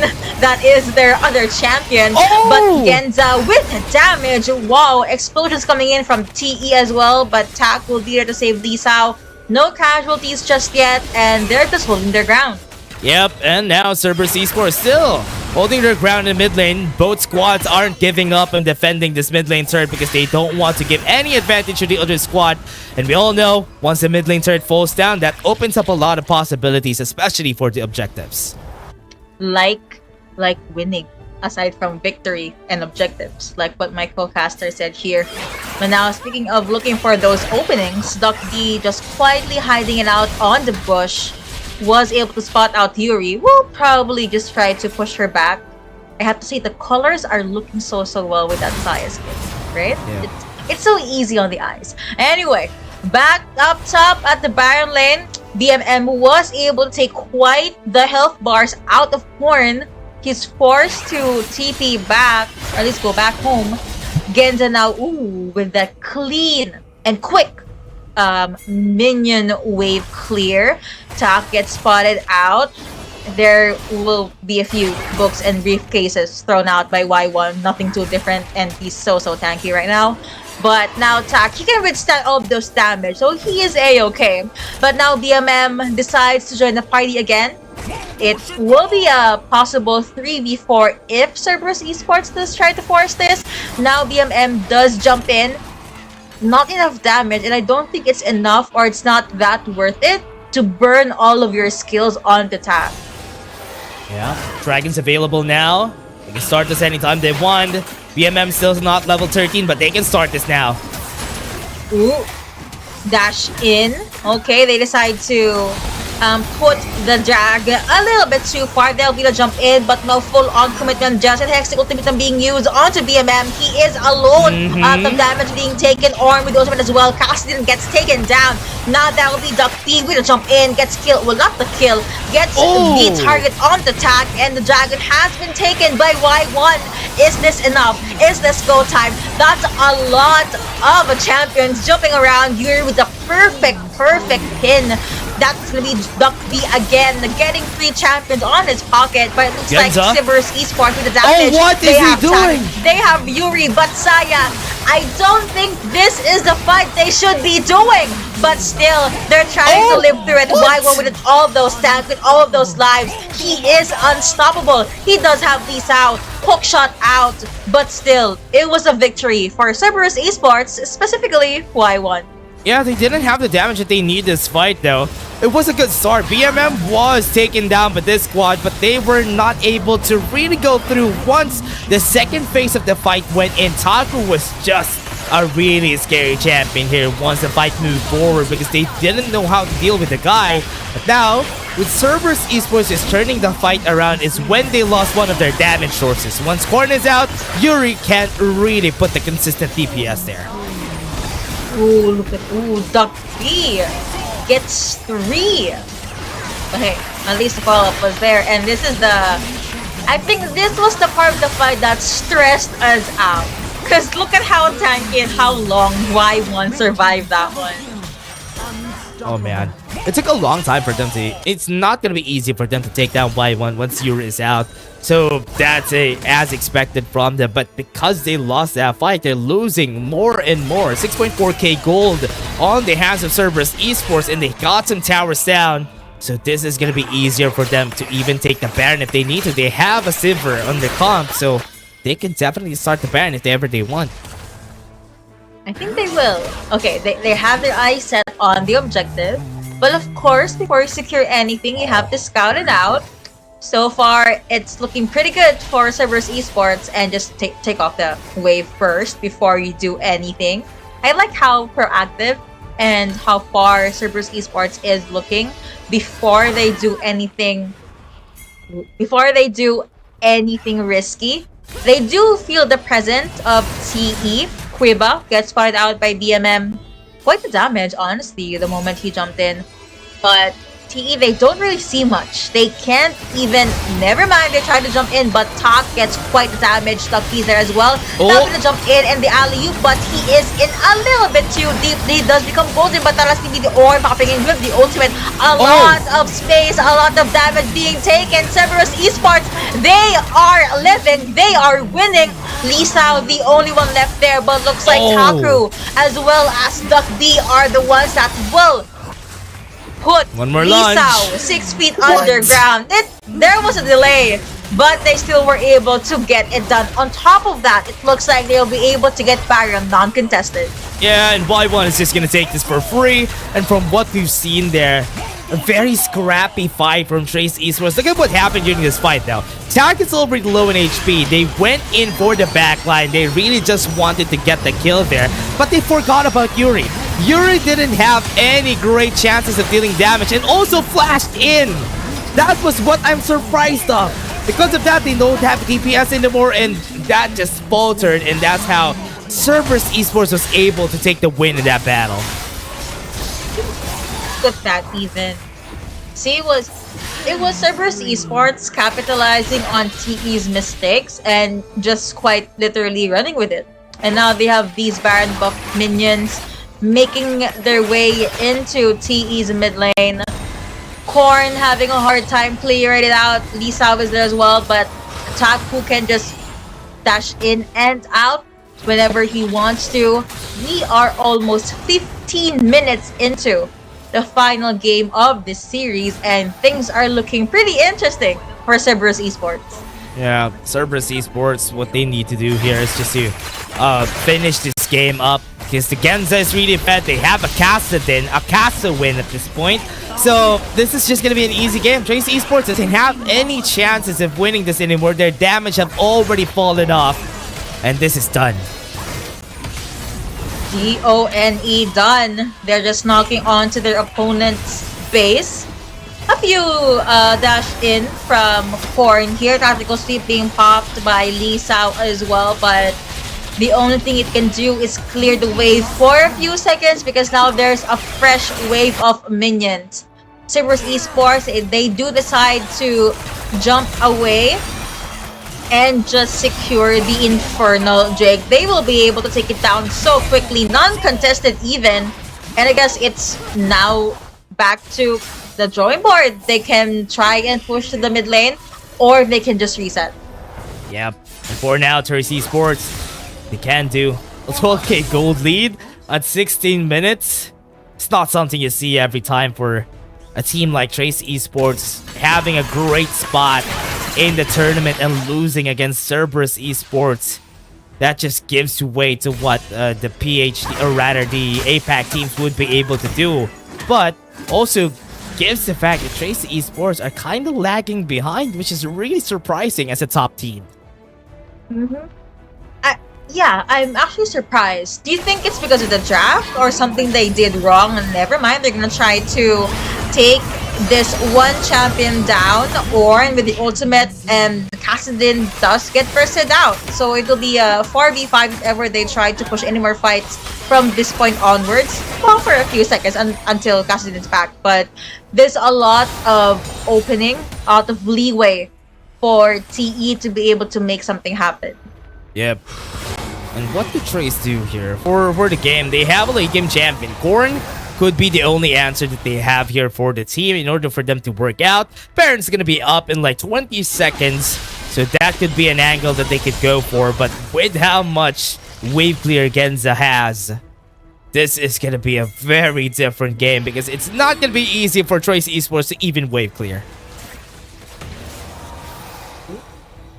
Okay, I'm looking for any... Okay, I'd expect Cerberus Esports to do something, like at least suddenly, I don't know, Y1 catching Korn, or Y1 suddenly catching Yuri.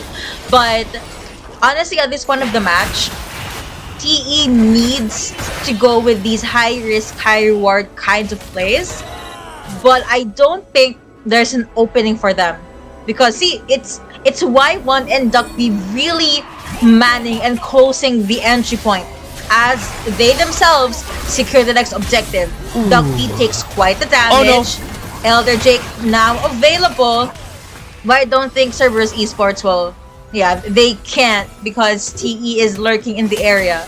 Yeah, waves are pushing. They don't need to really risk this on a 50-50. So Cerberus Esports has a lot of chances, or else has a lot of time to be able to take this Elder Drake. But no vision on that Elder Drake pit. That Meteor Enchant gives him an idea, but now they need to think about the mid lane. They do. It's a lot of waves and power walking through the mid lane. Thankfully, Fiora is there to, you know, take a little bit of damage. Now it could be Orn with the ultimate again. That will be the knock connecting on the two, Tak and Yuri, but Yuri was able to pin down Duck-B. Now at the back line, Huiba does become golden, but he still gets bursted down. The safe play coming in, and the back door as well. It looks like Taku will bring Cerberus Esports to victory with a 2-1. I'm really surprised about what's happening there for Trace Esports, honestly. A lot of misplays, a lot of things all together. Trace Esports is not a team that you expect to lose that game against Cerberus Esports. But based on what we've seen there, a lot of mistakes was made. They were too aggressive this coming game. They got a fast game during game 1, but game 2 and game 3, I'm surprised that they just threw all those leads back in the gutter. And that could lead them to, honestly, it would not lead them to lose their place in the top 3 spot, even with the -2 that they're going to get from this, or rather -1 that they're going to get from this game. But that lost their chances of getting that top 2 spot against Edward Gaming, because Edward Gaming has a match still. I mean, the Series 4 of today. It was surprising to say the least. We did mention their win conditions during game 2 and game 3. I think Cerberus Esports, they just went all in after they lost game number 1. Here are the stats, by the way. But yeah, Cerberus Esports' macro play or team fight for game 2 and 3 were just stellar. They were very slow as well. They did not overextend. They were very careful, and putting Y1 into these tanky, crazy champions that can withstand so much damage is apparently their win condition. Oh man, yeah. But again, for Tracy Esports to not even pull the guns here, they really didn't have any risk here. This is basically Tracy Esports in the Cerberus Esports game is basically an exhibition match for both of the squads, and also this benefits Cerberus Esports a lot more because this gives them a different storyline for the squad, being able to defeat Trace Esports out of all the teams there. That is a big feat to do. Exactly. You know what? Suddenly I kind of miss putting Kriba on this like carry champions. You know, maybe it's something they wanted to test out, but it didn't work too well. But someone that worked well in game number 3 will be Taku on this Fiora. 3, 0, and 6 with a kill participation of 50%. You all saw how good and how smooth he was in and out of team fights. He was able to zone out the key champions from TE. And with that, it was Cerberus Esports securing the series victory against TP. Yeah, and again, everybody, we're just going to take a short break before we head into the next series. See you guys in just a bit.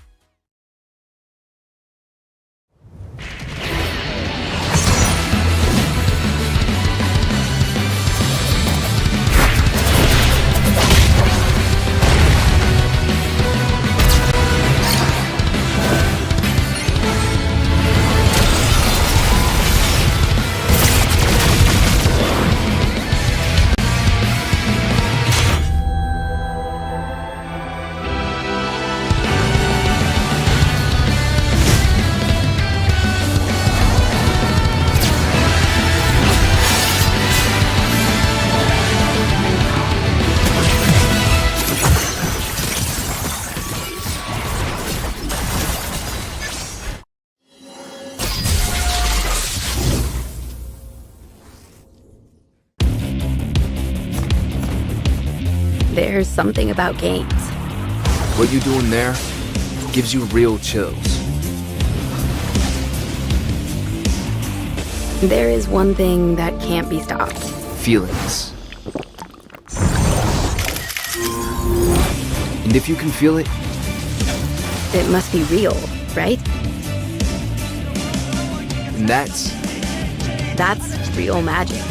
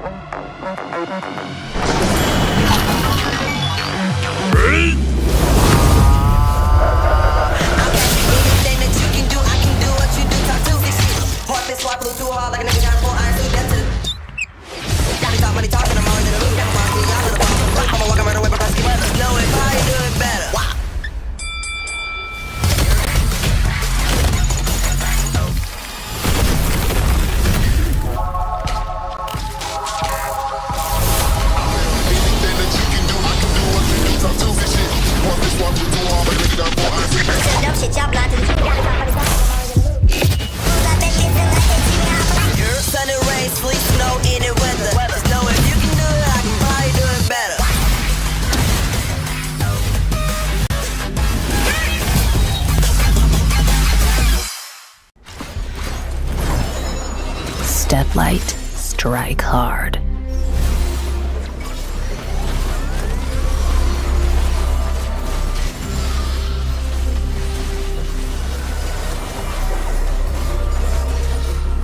Crack 'em like a tomb.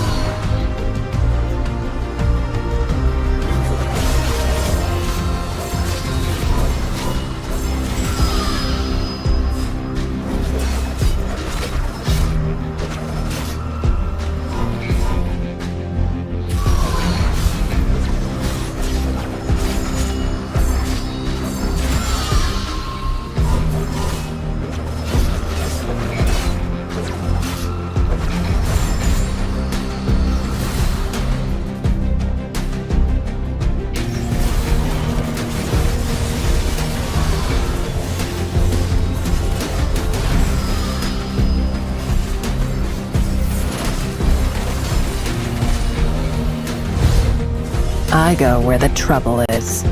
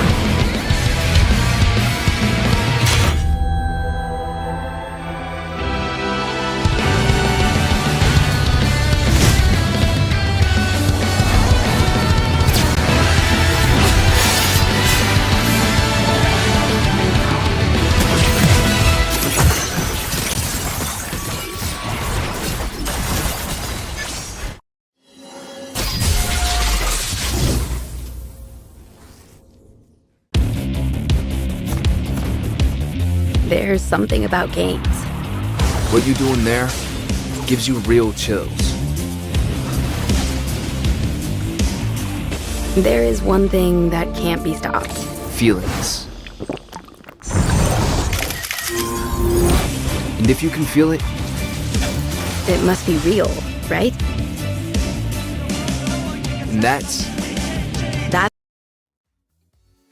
Series number 2 is definitely something, but don't worry guys, we have series number 3 that will happen in a few minutes. But again, we're gonna be your casters. I'm Yuko, alongside me is Dash. So Dash, expectations for series number 3, please. Yeah, Woohoo Gaming really needs to win this because based on the records, OMG doesn't really have any chances of reaching the playoffs at this point. But Woohoo Gaming has a chance of falling off away from the playoffs if they lose this game. So they really need to get a 2-0 in order to secure themselves on that playoff spot. So they don't need to do anything fancy. Just play it safe.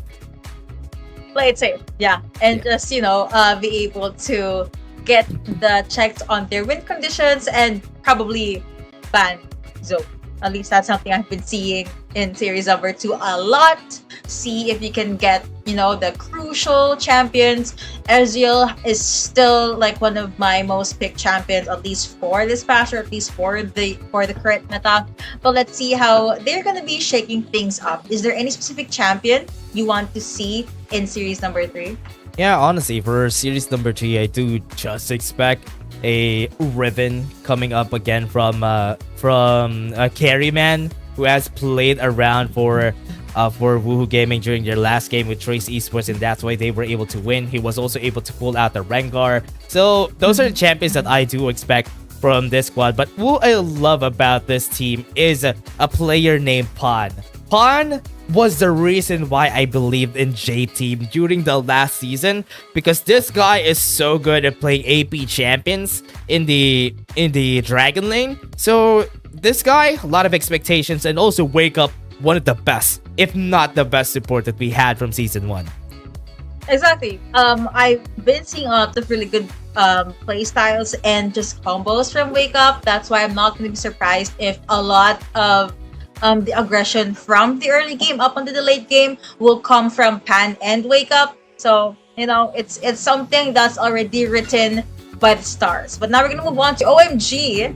Let's see if 15 and Huahua will have a different thought about that. But someone that I do want to see just go ham or go all out is White Cat. I mean, you've seen his champion pool, right? Really interesting, and it's all about being able to really win his lane.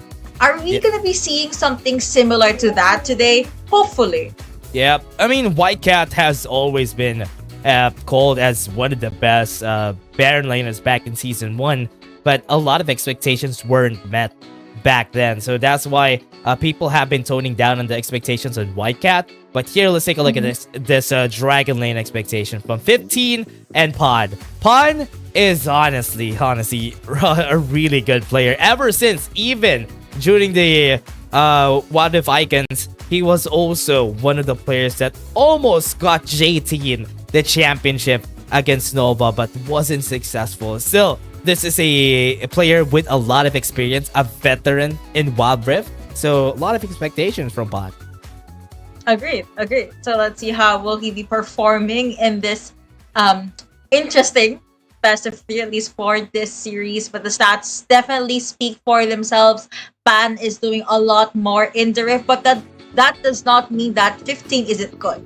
We've seen him with all of these crutch and clutch plays, and hopefully he will be able to make those things happen in the current series. But you know, we've seen a 2-0 earlier in series number 1.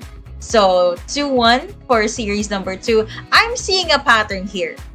Yeah. Do you think the odds of this series going 2-0 is pretty good, just so they can keep the pattern going? Yeah, honestly, Woohoo Gaming would need to put the best foot forward. Remember, during the last time that we've seen Woohoo Gaming, they defeated the likes of Trace Esports, they defeated FPX, but they lost to Naos Esports during their last 3 games. But defeating Trace Esports and FPX is a tell on how good Woohoo Gaming is as a squad, and that's the reason why most of the middle echelon squads that we have really have almost the same amount of scores, which is why every game that we have right now is so crucial because they're so close to each other. Agreed. It's like only if you change one fight or one initiate or one follow up, it will be a different story. That's how close these storylines are. And we obviously are going to be seeing something similar today. And I'm really excited. You know, you mentioned you want to see a Riven, and I said I want to see an Ezreal. We'll probably get both, but I can't wait to see how things will happen in the pick and ban phase. 欢迎来到英雄联盟手游职业联赛 WRL-A 的比赛现场，我是麦麦。接下来由呜呼 Gaming 对阵 Oh My God， 呜呼 Gaming 能否续写他们的故事，在季后赛中延续，让我们拭目以待。接下来，让我们欢迎呜呼 Gaming and Oh My God。Next will be Uhu Gaming versus Oh My God. Can Uhu Gaming continue their story in the upcoming playoffs? Let's find the answer in the wild. Next, let's welcome Uhu Gaming and Oh My God.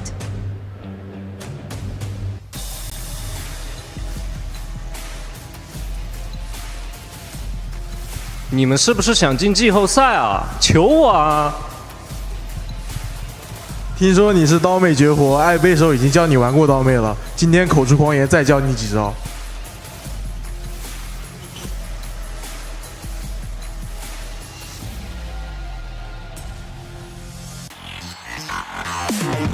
Really spicy. I don't know. You know what? My question is, whenever that mic comes down, is there a person at the top who is just lowering down the mic, or is that an actual it's actually attached to the ceiling or something? What do you think, Yuko? What do you think? I'd like to think someone is behind that. It's holding just for the mic. Memes.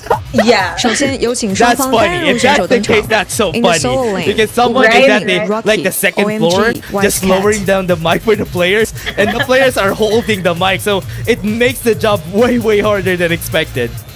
Yep.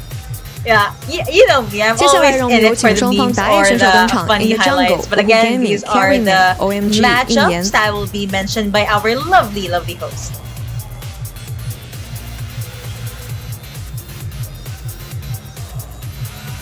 有请双方中路选手登场。In the mid lane, Uhu Gaming, Sunny, OMG, SMK。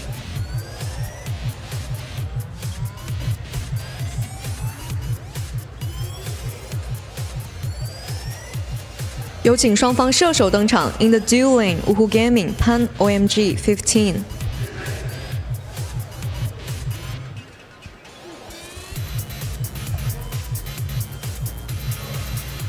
最后有请双方辅助登场 ，and support Uhu Gaming Wake Up OMG 花花。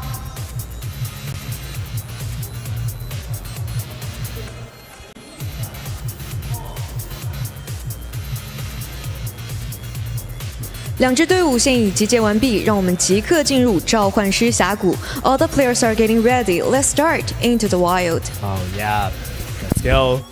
I'm gonna go to the game. We're gonna go to the first Aram game again, Yuko. We're gonna go back to it just for the first side selection, and also for everybody to remember, this is a very important match for Woohoo Gaming. They need to win this. A 2-0, a 2-1 maybe. Or honestly, a 2-1 is already okay, but a 2-0 would be what they need in order for them to stay at the top. Yeah. Honestly, as always, you'd want to secure that 2-0 just to maximize the points that you can get, and just to get the maximum best placement that is available for you. But yeah, they don't really have the luxury to make any mistakes for this series, at least in my opinion. So I guess everything will start at this quick ARAM game. Might not be quick, but I'm gonna have to cast this one very lightly because this is just to decide who will get priority on which side. Yep, and for the ARAM games, it is as expected, right? You don't really need to. For older players especially, I'm expecting a lot of difference here for OMG. They haven't, even during the last season, there were a lot of fans of OMG, but there was really not any way for them to really show what they're made of. So all the expectations that weren't met last time are still I thought that they might have been able to get it, but in the end we're still not able to really push through for OMG.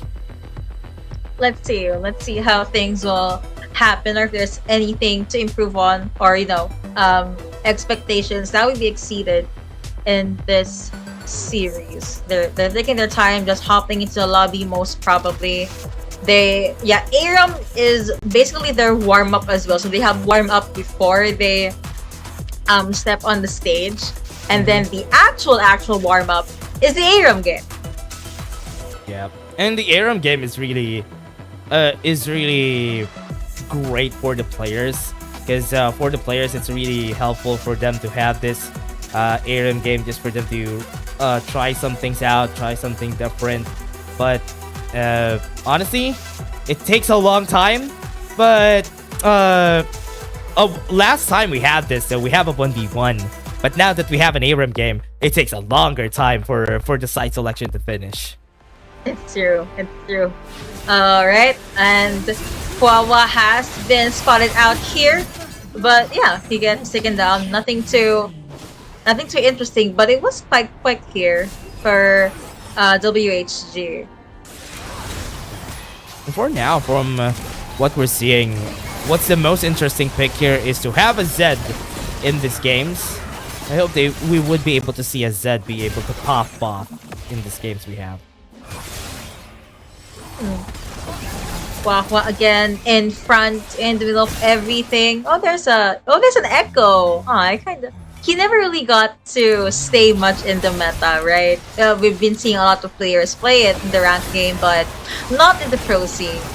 Yeah, I mean, before when he first came out, that is one of the favorite picks of Long back in the day. But after the fall from grace of this of Echo, I haven't seen much of him anymore. Even though he's such a flashy champion, but he's not as consistent as the other options we have. True. Oh, okay. Snowballs being thrown out. Definitely feeling the Christmas vibe here. Pan is still alive there. Huawa again looks like he'll be able to get one. SMK has his eyes set on Sanwon, but Sanwon is pretty much alive. Someone that is dead right now will be Zed, which, oh yeah, that's another kill in favor of WHG. Goodbye, White Cat. White Cat is going to be out. And now for Woohoo Gaming, they just want to get as much kills as they can this early in the game. And for now, we're not seeing that happen. We're not seeing OMG have that intrusion. And Woohoo Gaming is just playing around with them. White Cat was in it too deep and, well, suffered and took so much damage, but still looks like WHG still has, or is still leading. There was a good attempt from Wake Up. Damage being thrown out again. Now White Cat is the one that does get taken down. Inyan now in the middle of everything. Pan just doing so well with this Lucian. And that will be another kill secured by WHG. Vladimir gets a kill onto Saya. So far, it's 8-5 in favor of WHG. And now Darius will make his way back into the map. Yep. And right now, seeing OMG struggling for now, but with their champions, I think 15 would be able to find a spot later on. But Vladimir on Sani, that's just really scary because Sani is such a good Vladimir player. So seeing him in this champion on ARAM is just a bit too much. A little bit too much, yeah. Oh, there you go. Orn pops in with the ultimate, and looks like that is the opening that OMG has been waiting. Karma goes 6 feet underground. Inyan was able to pop in with this ultimate. He is safe now. And okay, no further pushes or no further attempts from OMG. Another snowball being thrown out, but there is no follow-up. Yep. And right now, we're seeing here from Woohoo Gaming, you can see some pushes. Might get kills here. That is the perfect opening actually for Pan's ultimate and Kha'Zix. Oh no! That is something you'd want if you were using that champion. But OMG answers back very quickly at that. And Shot on Gold does go over to Zed. And SMK is still pretty much tanky. But WHG They just really want to focus on the turret, wake up with stun, SMK with all of those damage that he took. But SMK is still pretty much A-okay. San 1 in too deep. He had no choice but to accept his death. And it's up to the other members of WHG to contain.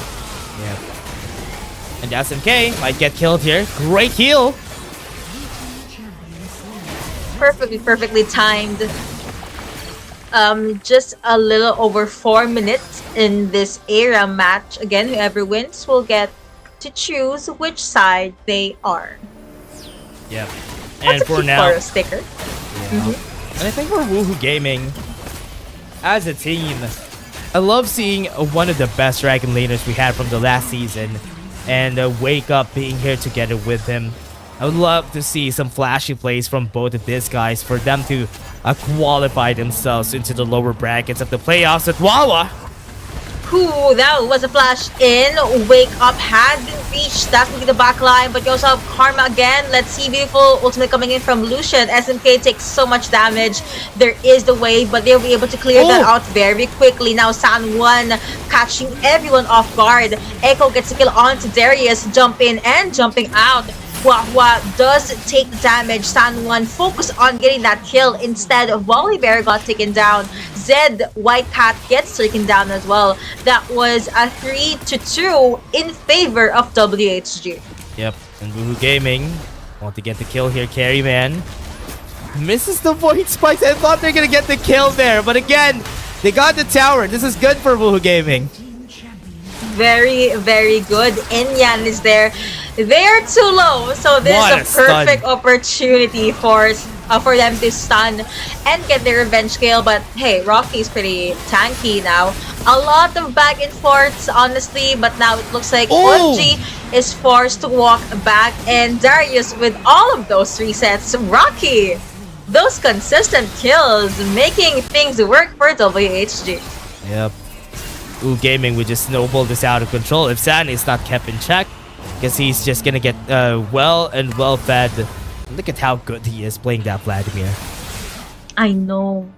Really, really good. Being able to really maximize the champion's potential.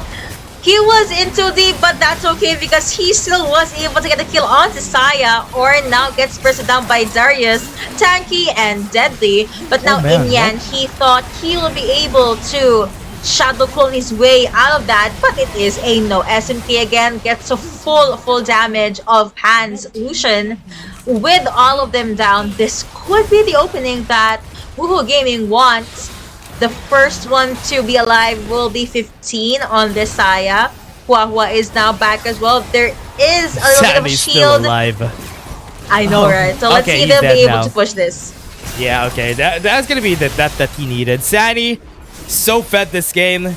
Just needs that death in order for him to get the items that he needs, and he can continue to dominate. Being dominating as a Vladimir in the early game in Aram games is a big thing. So now they're gonna turn things around. OMG. Cool. Hua was there a little bit too deep. The teammates were not able to reach him, and look at Pan with all of that sidesteps. Such a really good Lucian, being able to maximize even his ultimate down to his dashes. It forced SMK, 15, and Inyan to just fall back to their nexus, but it leaves a lot of space for Woohoo Gaming. Yep. Ooh. And for now, Inyan gets the kill. Goodbye. This might be the last push that Woohoo Gaming could do, because with what they have, with Sani having a crown of the Shattered Queen, is really fed this game. They could just end this whenever they want to. And because the Nexus shields are down, oh wow, that damage from Carryman. Oh, that hurts a lot. He was isolated from his teammates though. And with that, it was a quick solo kill coming in from 15. And White Cat takes so much damage. Sani 1 on this Vladimir is really something. But White Cat still secures a kill. And all of the efforts went to nothing. Wake Up and Rocky, the only ones left here. SMK with a burn, but SMK, he doesn't care. Bear still secures the kill onto the opponent. That is 3 champions down. Well, 2, because now their Kha'Zix is back to the party. But that means Pan is healthy and ready to fight. Yep. Carryman could potentially get to the back line here after this next fight. But for Woohoo Gaming, what they need to do, just let Sunny be alive and finish the game as fast as they could. Oh man! Surprising. Yeah, he jumped in. He was in too deep, had no choice, but hopefully they can translate that into something useful. For now, it's really just OMG with their good defense and their good answer. They have an Echo, you know, he can surprise, he can slow everyone, he can burst everyone even, but someone that can burst someone else is this Vladimir onto Saya. At least he was able to force Featherstorm out of 15, and maybe this is the final push, we'll never know. Shields are definitely going to be there, but will still be taken down by the ultimate coming in from this Lucian. And now it's 5 of them just waiting for the go sign. Yep. Taking a long time here, Woohoo Gaming. With Whitecat alive, it's easier to take down Pawn if ever they need to, but Rock is going to be the target. Yep, there you go, and that's going to be San Juan onto the side, but SMK a little bit too deep, Orn with the ultimate as well. You have Karma trying to get anyone, but now San Juan was able to get Saya, but he paid for that with his life. Well, he actually got 2, so I guess that's a pretty good trade. But what happens here is there is a 3v2. Numbers in favor of OMG. Yep, OMG having the advantage. Fanny being too aggressive. It's the reason why they have been losing this fight. But he got 2 kills though in the back line. It just needs other members of Woohoo Gaming to step up in order for them to get this win. Alright. Okay, I thought someone was gonna dive there, but I guess it's WHG with the alley-oop. That was pretty smart. Another opponent being slain, and they buy more time for themselves. Yep. For Woohoo Gaming, what they need to do is to wait for the right time. Let Bond do his work in order for them to get the win here after this fight. One good calling will be enough, and as I say that is actually what Lucian did. Wow, Pan. There's gonna be a good follow-up coming in from San Juan as well as Rocky. Oh, that's a dead 15. Wahwa is right there, but okay, yeah. They dove and they got the kill.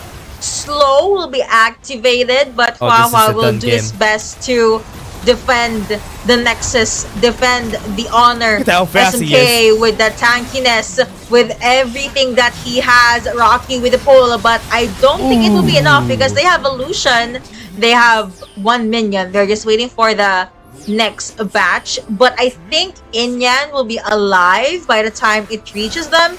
They do get some heal. I'm not sure if a 1v3 is possible, but it looks like WHG, they will get the side priority. Yeah, Woohoo Gaming is just gonna take the side priority. For sure gonna be taking the blue side, just for them to have the champions that they need.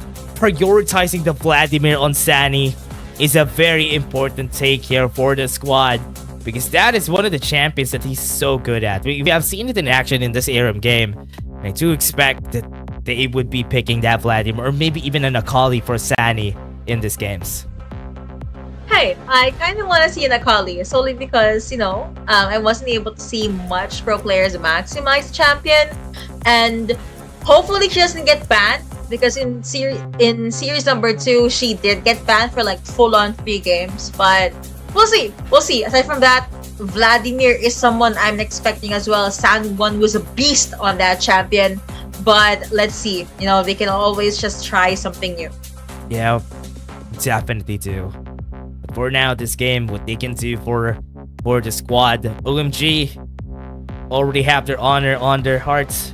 Would they be able to find a way to crush the hearts of Woohoo Gaming and take them down with them, down without a playoff spot? So will they do that, or would they just let Woohoo Gaming take the 2-0 here and run away with it for the playoffs? It's now or never for these two teams, honestly. That's why they really need to go all in. You know, I think it's a nice narrative. One team is gatekeeping the other from reaching the finals, and if we go down, you go down with us, or it's you try to take us down but you won't be successful. Yeah. Now let's go to the picks and bans. OMG going to the blue side, surprising. Woohoo Gaming taking the red side. They want two side, or rather, two champion priority because there's a lot of power picks now in the meta. It's way better to get to the red side, but sometimes it's not because some of your champions always gets banned, and that leads to a lot of bad things for the squads.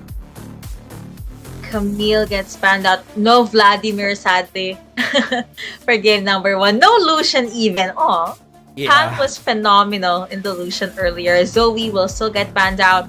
I'm still checking if Akali will be open and if OMG will secure that champion. Yeah, OMG can definitely take that. Let SMK pick up the Akali, but there's a big chance that Woohoo Gaming is just gonna ban that out so that they don't have to deal with the Akali problem. Hecarim and the Aatrox is open, so they have choices here for the jungle. Inyan could definitely take one of them. A Hecarim is a way better pick now and is a lot prioritized a lot with the teams, but Aatrox is gonna be taken here by OMG.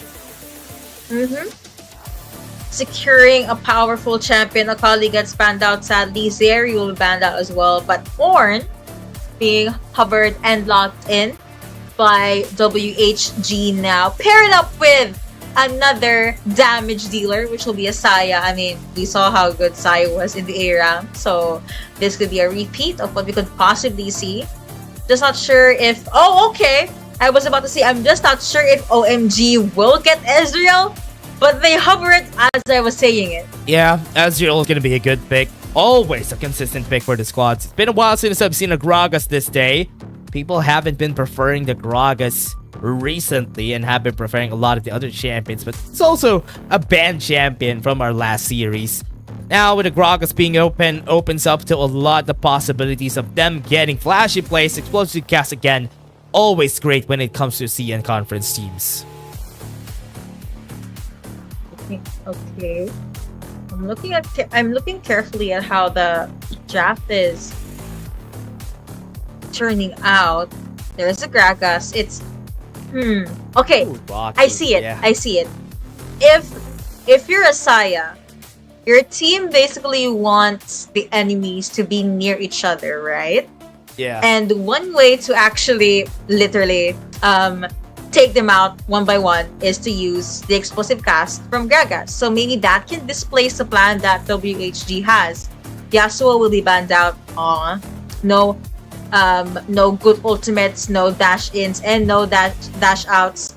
Surprisingly, Hecarim was banned at the second phase of the pick and ban phase. That's something you don't see every day. It's also because Woohoo Gaming doesn't have a jungler yet, so they're waiting for Woohoo Gaming to pick up a jungler. That's why they're banning a lot of the options, the meta options. But what they don't know is that Carryman picks up a Riven, picks a Rengar, and that was the reason why they were able to win against Race Esports during the last time. And he had a carry performance last time, so we're gonna be expecting that. Even the Kha'Zix is gonna be a good pick here for Carryman. I'm waiting. Let's see. I do want to see Carryman try that, or at least pick that up, but Ooh, Evelyn. maybe the team has something else in mind. Evelyn has been banned out as well. There you go. Hey! Okay. Again, this is your Christmas buff, right? You say it, they do it. Oh, there you go. That's You're another so correct. option. That's another option. The Kha'Zix is also a good pick whenever you have an Aatrox on the other side. But yeah, I would rather prefer a Rocky picking up or rather Carryman picking up the Riven, because he was phenomenal during the last 2 games that they had with this Riven. So OMG, what they can do here is to find a way to take... Wait, what? The Garen? Garen hasn't been picked in a long time, and White Cat is defaulting back to his Garen.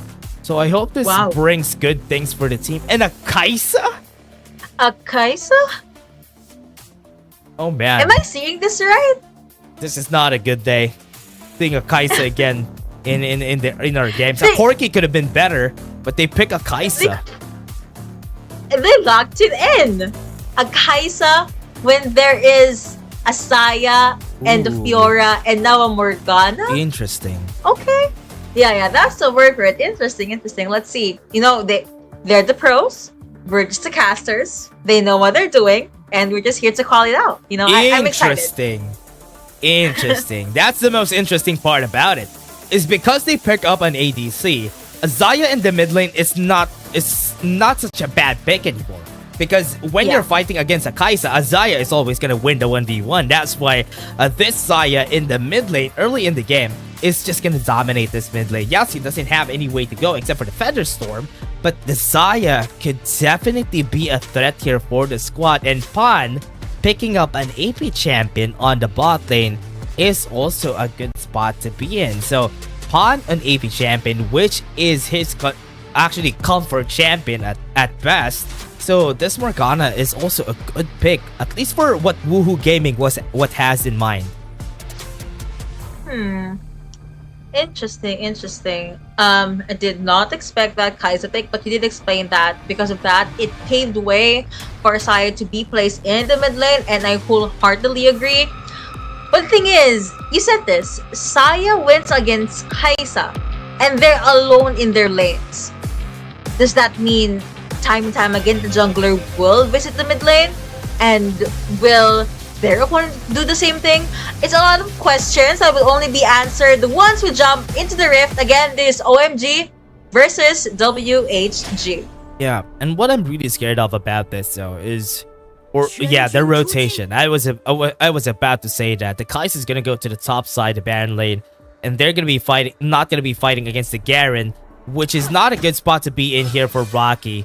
Having a ranged matchup is not very favorable for your side, so they could definitely call for a rotation here. Let Sunny fight against the Kai'Sa. Very smart rotation. Really being able to maximize this. Oh, that will be the barrels being thrown out. Pan just ate all of that. That's okay. Void Seeker not gonna be enough in the early game at least, so you really need to give this Kai'Sa time. White Cat and the guy will be in the mid. Rocky will be going up against him, and it's nothing too different. I do like the fact that I got to see Riven again, so the broken wing combo and all of the possible maximizing things that they could do for this champion. Yeah, and a lot of the things that they could do here, especially for Rocky on this lane, what I'm really excited for is for him to be winning this lane, because you expect a Garen to lose against a Fiora every time, so the matchups wise, Woohoo Gaming has the advantage overall, so that is what we're going to be expecting here. But when it comes to the team fights, there's a bigger chance for OMG to win, so that's the scary part that Woohoo Gaming needs to wait for, because their carries, their bruisers, their fighters are gonna need a lot of time for them to work. Okay, they're being aggressive, which is a good thing. You really need to make sure that Morgana will get pinned down before she gets her ultimate, but that's where Wake Up comes in, I guess, doing his best to be able to defend. Wave has been cleared. Rocky's now quietly getting the skull. There is Wake Up again, hello, what's good? But no actual commit. The map is pretty quiet. Yep. And they're gonna be going for the rotation now because of what happened. Because they went in for the recall. They're gonna just put SMK back, or rather White Cat back to the top side. And Sunny is just gonna go for the recall himself because he doesn't need to really commit in this fight. Half HP already for this guy. Now that's gonna be good. Even if a 1v1, because they already are in a range versus melee matchup, this could honestly be okay for Sunny. It's something that will definitely work for him. At least you can consistently make sure that your opponent is away, unless he has flash and he jumps right at your face. But that's for later. No. Someone that gets caught out here. 1v3 looks like it will be the kill going over to Riven. Great charge, that was clean, that was surprising, and I agree. Great charge there. Yeah, great charge from Wake Up, getting the knockup. And the surprise that they have because of the vision was also perfectly placed, so that Woohoo Gaming would get that first blood. And as we said, Woohoo Gaming really is thirsty in getting that win against OMG, because they really need this in order for them to qualify for the playoffs. They do. They have everything to lose right now. That's why they should be in their A game. Tani is just up top, SMK has no idea, probably. But now it's a Kai'Sa Saya matchup we've been talking about. And both from the same level, roughly has the same EXP. Not sure about the gold, but this is pretty even, Steven. It just so happened that Sunny has a lot more ways to win 1v1s. If you pin down a Kai'Sa, the odds of you winning that is pretty good, and that's something Saya excels at. You also have Carryman lurking at the side. Inyan has been spotted out by this Riven. This might be a bit too late though. If the Carryman tries this, Wawa is already here. Goes in for the smite. There you go, Carryman taking so much damage. The kill going over to Kai'Sa. Not even enough for the Orange ultimate to make something happen. Now Inyan is there at the side. Ooh, SMK in the middle of everything, but Pan tries to save his teammate. Inyan is still pretty much alive. Pan is trying to get away, gets pulled back. Beautiful, beautiful play coming in from Aatrox, and Wake Up really wakes up their opponent in the early game. 3 for 1, great advantage, but Whitecat being chased down. There you go. Okay. I thought Rocky was gonna commit, but I guess it was a safer call. Carryman did all that just for him to take just that. They lost 3 members because of it. It's just unfortunate for Woohoo Gaming to be taking this fight that they shouldn't be able to take, but Inyan did so much damage that fight. Killer instinct from Kai'Sa there was very good. But yeah, that's basically the reason why they won that fight. And now it's back to the drawing board. WHG though might be able to get the space that they needed to secure the Rift Herald. And there is Drake that has been secured by Aatrox. Yep. Looking for a place here. Woohoo Gaming on the bot lane. They're getting a lot of platings already. SMK doesn't have killer instinct. Nada. And that means he is vulnerable for a head-on fight. Gets put 6 feet underground, and that is the revenge skill that Sunny was looking for earlier. Inyan, I don't think he's gonna fight. At least he will be clearing out the wave unless Sunny does something. He does spot Sunny out, but no actual plans. Yep. Still equal for both sides. Not really a big lead for Woohoo Gaming.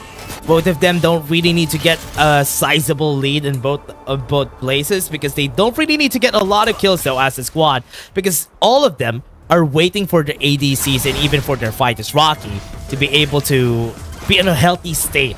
Once they are in a healthy state on a 2-item power spike, that is when they are going to try and take fights right now. Mid lane.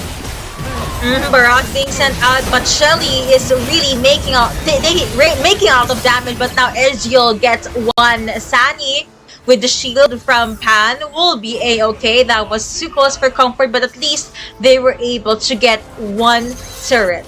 Yeah. The objective is done. It's time for them to step away. Yeah, they had to take this though. Woohoo Gaming, what a very good risk that they did there. They had to make sure that they can find a way to get those mid lane turret. But now, top lane. There you go. Sunny in the middle of everything. Wake Up. He seems pretty tanky. Was able to withstand the damage coming out from Inyan. And there is no casualty. 2v3. No one died. Was able to cancel Inyan's teleport, but that's about it. Yep. And for now, that's going to be taking them their time. And now we're back to the same spot, having both ADCs and the support in the same place. So they're just going to be waiting for this. But the mid lane could be pushed.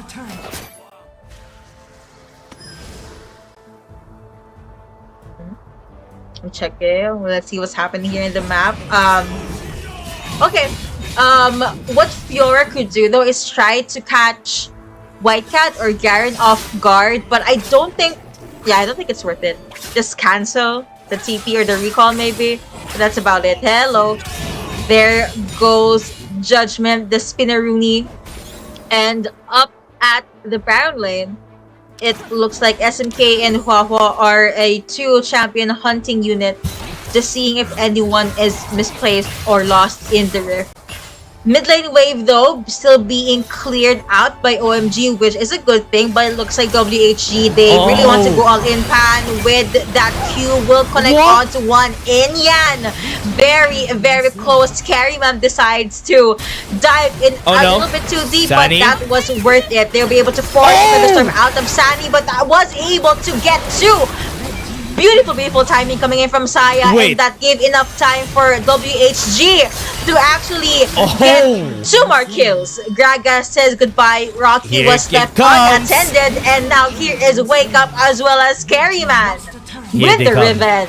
They're gonna Gets go another back. kill. Yeah, Rocky was able to also rotate back to the mid lane.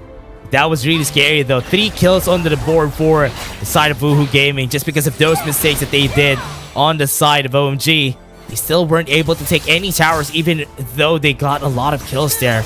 Really unfortunate, but tower in the bot lane has been taken down. That's the reason why OMG is still close to the gold gap.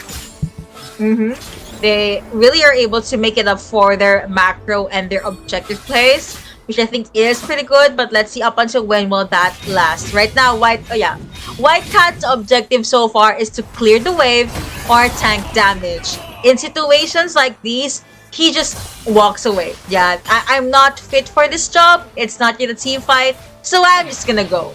Yep. And now for the Infernal Drake, 10 seconds before it actually comes out. Call of the Forge God, who they're gonna hit. No one. They did try to catch 15, but the angle was not right.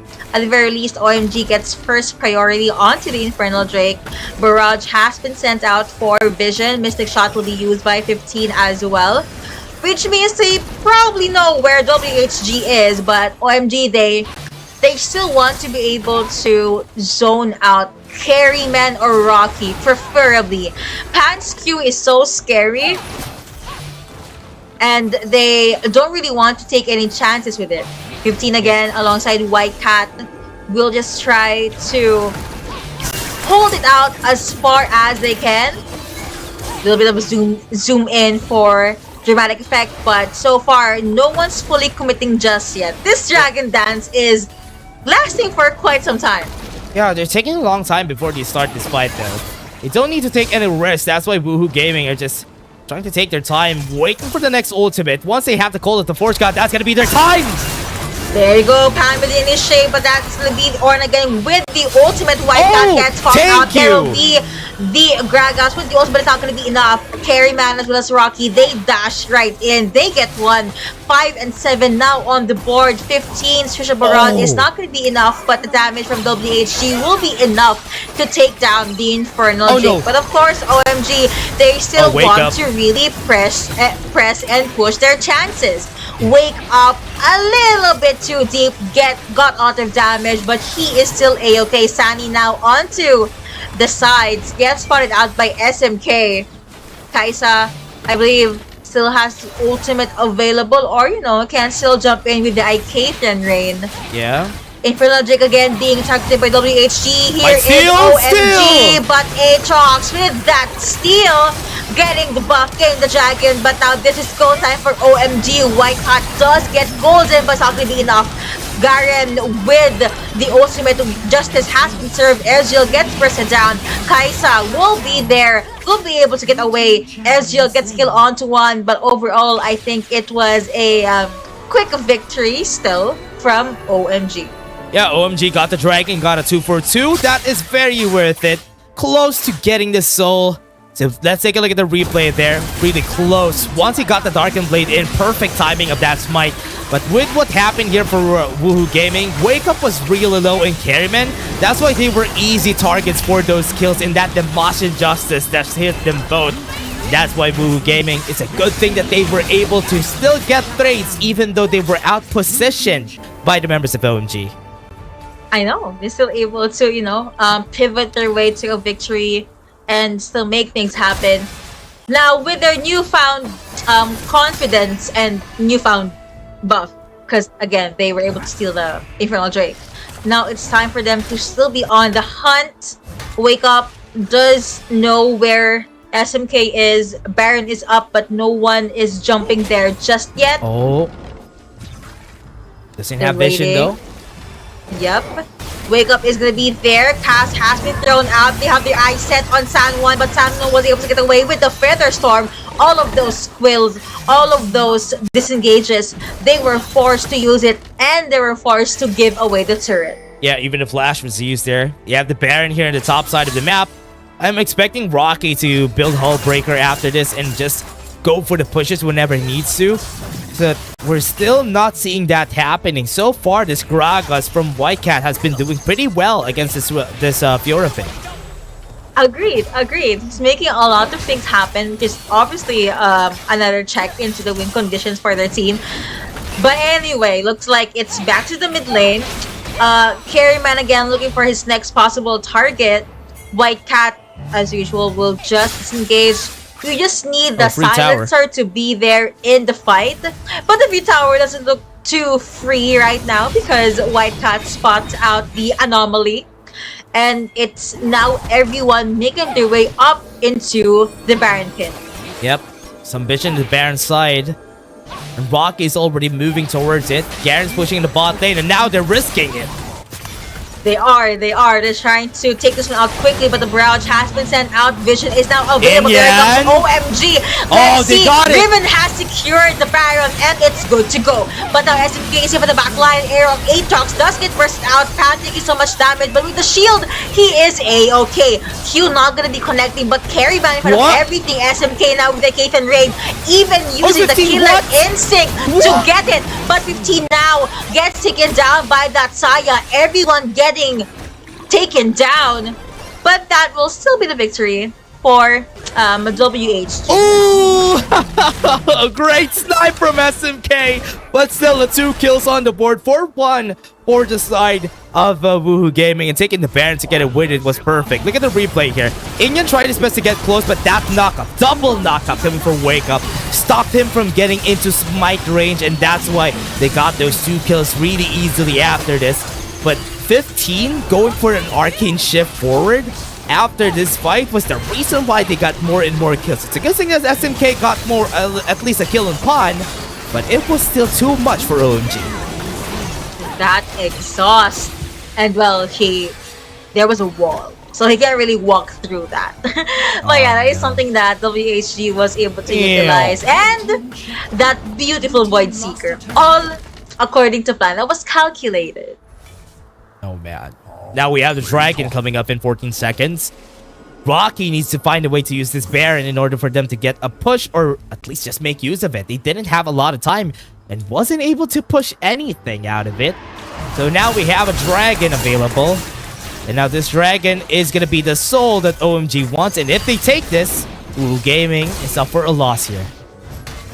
They are. That's why they're doing everything that they can to defend it.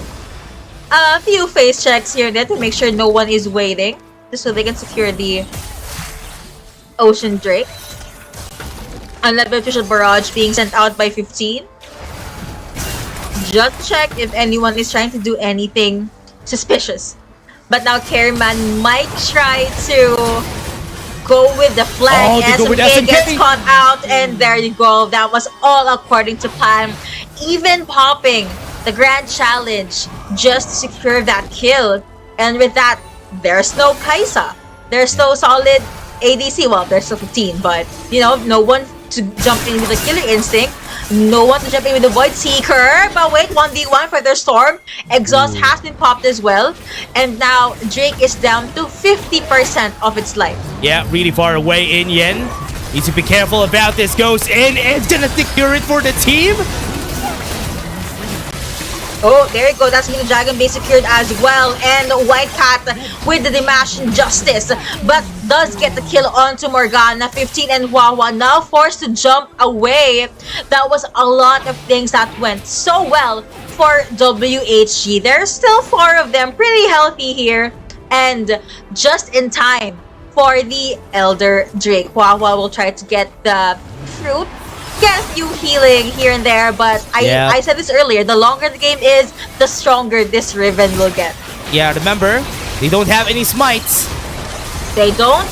Let's see, Barrage being sent out again, but looks like it is gonna be WHG that's to be securing the Elder Drake. Gragas forced to SMK. pay for that with his life. SMK is there. Oh, Does get the SMK, kill on why? Messiah, but wake up. That was a good call, but you are right. It was a little bit of an interesting decision from SMK. But here's what happened. Yeah, from this replay, we can definitely see how Woohoo Gaming. Look at Sani thirsting on Wawa in this fight, just getting that Elder Drake. And while SMK tried to do a great thing here, it was not successful because he's face checked on Carryman. Really just focusing on Carryman there. But now it's skirmish part 2. Oh, That's no how Indian. fast this game really is. Baron is now up, and that's a WHG, they're free- already locking in. free They don't Baron. want, right? Exactly. Carryman with the tankiness and the damage. The barrage did not even hit it. But WHG, they get the Baron buff. Yeah, they have the Baron, they have the Elder. That's gonna be what they need. It's a good thing they don't have the Soul. That was gonna be the Exodia that they need for them to win. But because they only have both of them, this is still possible for OMG. Still possible. They just need one Ooh. good outplay from Huahua and SMK. Almost got it through Rocky, but it's a Fiora, so it's a lot more, Oh, you know, here they come. unexpected. Here is the Uzuna coming in from Oh, Orn. no. Again, SMK does become golden, but he is too close for comfort for Riven. The broken wing combo does not even need to be a combo to secure that kill. But SMK goes 6 feet underground, and Carryman as well as Rocky will be knocking in at the Brown Lane's turret. They jump in, wake up, very, very confident. 15 trying to hit anyone, someone. But damage is not going to be enough because of how tanky WHG is. Wake up again with the initiate, and Khan as well as Sandy with the follow-up. They focus on the Nexus, and WHG gets game number 1. Woohoo Gaming takes game 1. And this is OMG just losing their spot. The banter sessions that they had now has fruit. And Woohoo Gaming takes the first blood. Exactly what they needed. We're going to be taking a short break after this. But again, everybody, this is just game 1. This is still such a great series that we're seeing from Woohoo Gaming. It's just taking so long because we're seeing mistakes from both sides. That's why it's taking that long. Exactly. But overall, I think it was a very, very good way to open series number 3. And aside from the small mistakes here and there, you can see how strong they are with their team fights. But Woohoo Gaming, definitely seeing Woohoo towards the end of that game number 1. They were the ones that were able to catch SMK, make sure there's no Kaisa in a crucial point of the game, and just run away with the victory. Yeah. And for the victory that we had there for the game, I was expecting OMG to have the advantage there, because remember, yes, they do have a Kaisa who is not in the meta right now, but they still have a double ADC or a double carry setup that they could actually work with. Look at SMK dealing so much damage this game. And Pawn really didn't have the greatest games this time around. It was just because of the Tormented Soul and the Leandries. That's why he has this amount of damage. But normally, it's gonna be way harder if they pick this up again. A Zoe could be way better for Pawn, or even just a control mage like a Vex. But this Morgana, I think, doesn't work for the team. It doesn't. But, you know, they were just able to make do of what they had. And with that, they still walk to the victory. And here are the solo matchups. 4-0 on this Fiora. Wow. Yeah. Is there really... I mean, every time I see Rocky, and whenever he plays a Fiora, you're gonna be up for a treat. This guy's just so good at playing this Fiora. I was just surprised that he went in for a bit more of a toned down play, not going for Hullbreaker, not going for pushes a lot of times, which is why I was surprised that they were losing on the pushing department, because that's what I expected from Rocky. You know, some plans just don't push through, and I guess that is a lesson learned for them. But hey, a lesson learned for Carryman is, if you just perform very well on this Riven 737, by the way, you will be the MVP. Yeah. Kill participation of 70% and stellar items, even has that, you know, Zonias to make sure that he will be staying alive, and it just really paved the victory for WHG. Yeah, some mistakes here and there for Carryman. Was not able to secure any of the dragons that they should have taken. It's more on Inian just being good with a smite though. That's why Carryman was not able to get it. But again, everybody, that was just our game 1. We still have game 2. See you guys in just a bit. We're just gonna take a short break. Don't go away.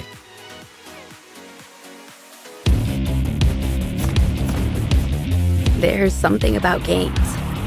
What you doing there gives you real chills. There is one thing that can't be stopped. Feelings. And if you can feel it, It must be real, right? and that's real magic.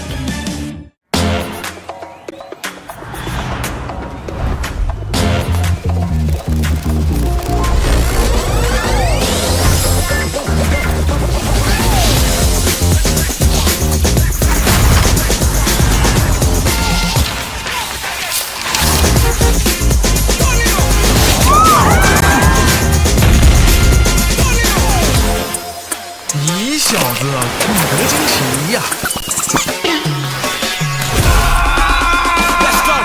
Sicker than the wizard with a top hat. So heavy when I drop it like a backpack. Chit chat back, stick it in a WhatsApp. Looking at the glitter in your Snapchat. What's that? You break like a plate in an earthquake on the first day, like a clown at birthday. Too late, gotta wait for the first.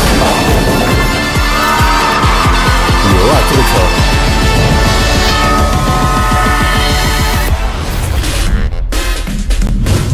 菜呢？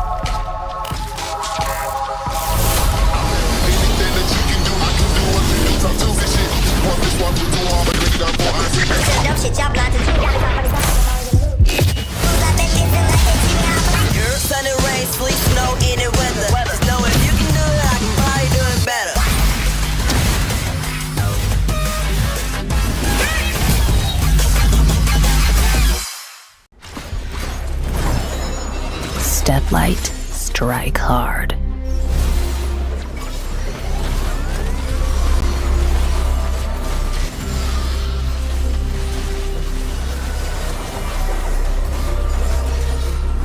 Crack 'em like a tomb.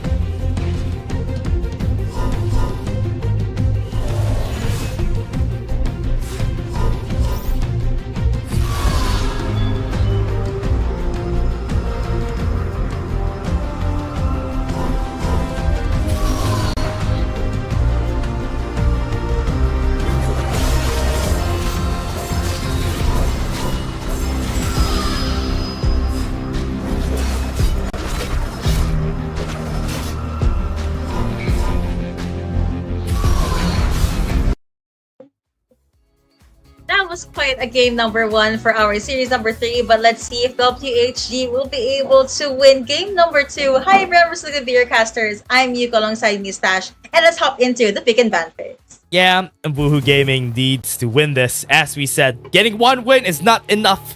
A 1-2 is not something that they want to go for. A 2-1 is a possibility, but a 2-0 is better just for them to have a better placements for the top 8. That would surely secure the spot in the top 8. But again, here, seeing some bans. Irelia getting banned from the side of Woohoo Gaming. That's not something that I expect to be banned. Exactly. That's a surprise for me actually. Akali not so much. Zeri and Lucian, no. We saw that earlier today. But let's see who will be the last ban for the side of OMG. Okay, Gragas. It was good. It was okay. There were times that Gragas did shine in game number 1, but now that leaves Aatrox up for grabs. I mean, no one would first pick Ezreal, but if they want to, Ezreal is available. But that also means Zoe is open. Pawn with a Zoe is open too, right? Hecarim. Yeah, Hecarim could be picked, but Pawn with a Zoe is something else. I am really expecting a lot here. They have to pick a Camille because they're fighting against a Zoe on the hands of Pawn. They need to be careful about this. And they also didn't pick the jungler as we expected. They picked the Ornn, they picked the Camille. Hecarim and the Aatrox are still open for the taking for Carryman. And even the Evelyn is open. Oh yeah, they open a lot of champions this game number 2, but Ornn, you know, a really staple pick for our red side, will still be picked up by OMG. Now it's time for WHG to answer. Might go with what Dash said, or they might go with something a little different from what they drafted in game number 1. But hey, I'm gonna expect frontliners. Renekton is one of them. Yeah, Renekton versus Camille. They just want to win the lane. That's why they let Rocky pick this. Because, I mean, a Fiora is still good against a Camille, but you're not going to be able to aggress in the Camille as much, which is also good.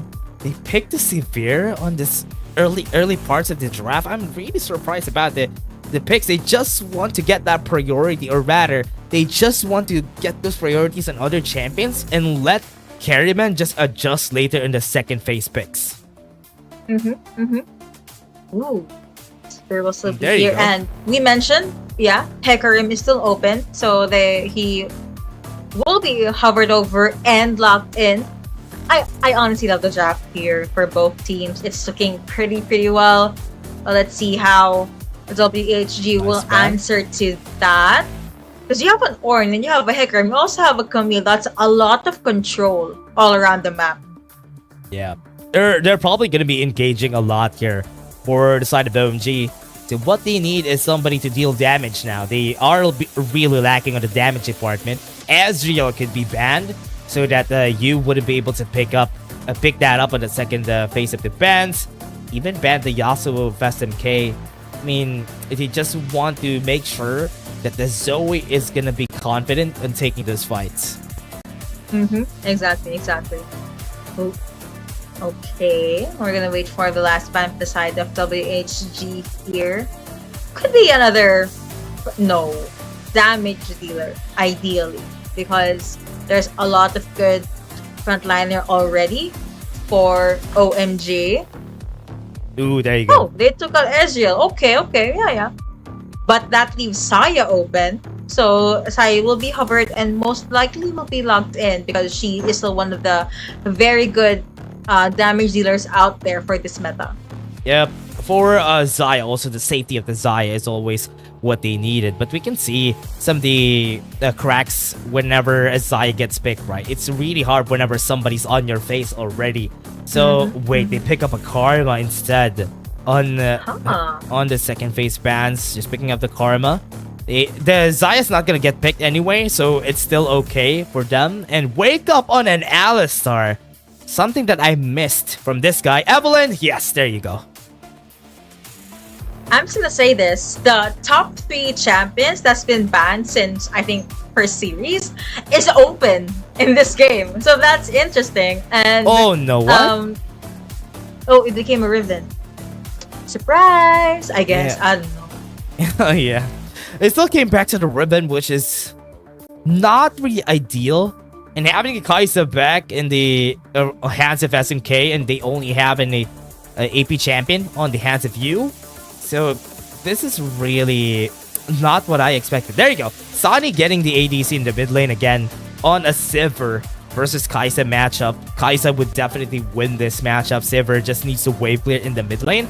Doesn't need to do much here for their side. They just need the on the hunt just to help them out in those big fights.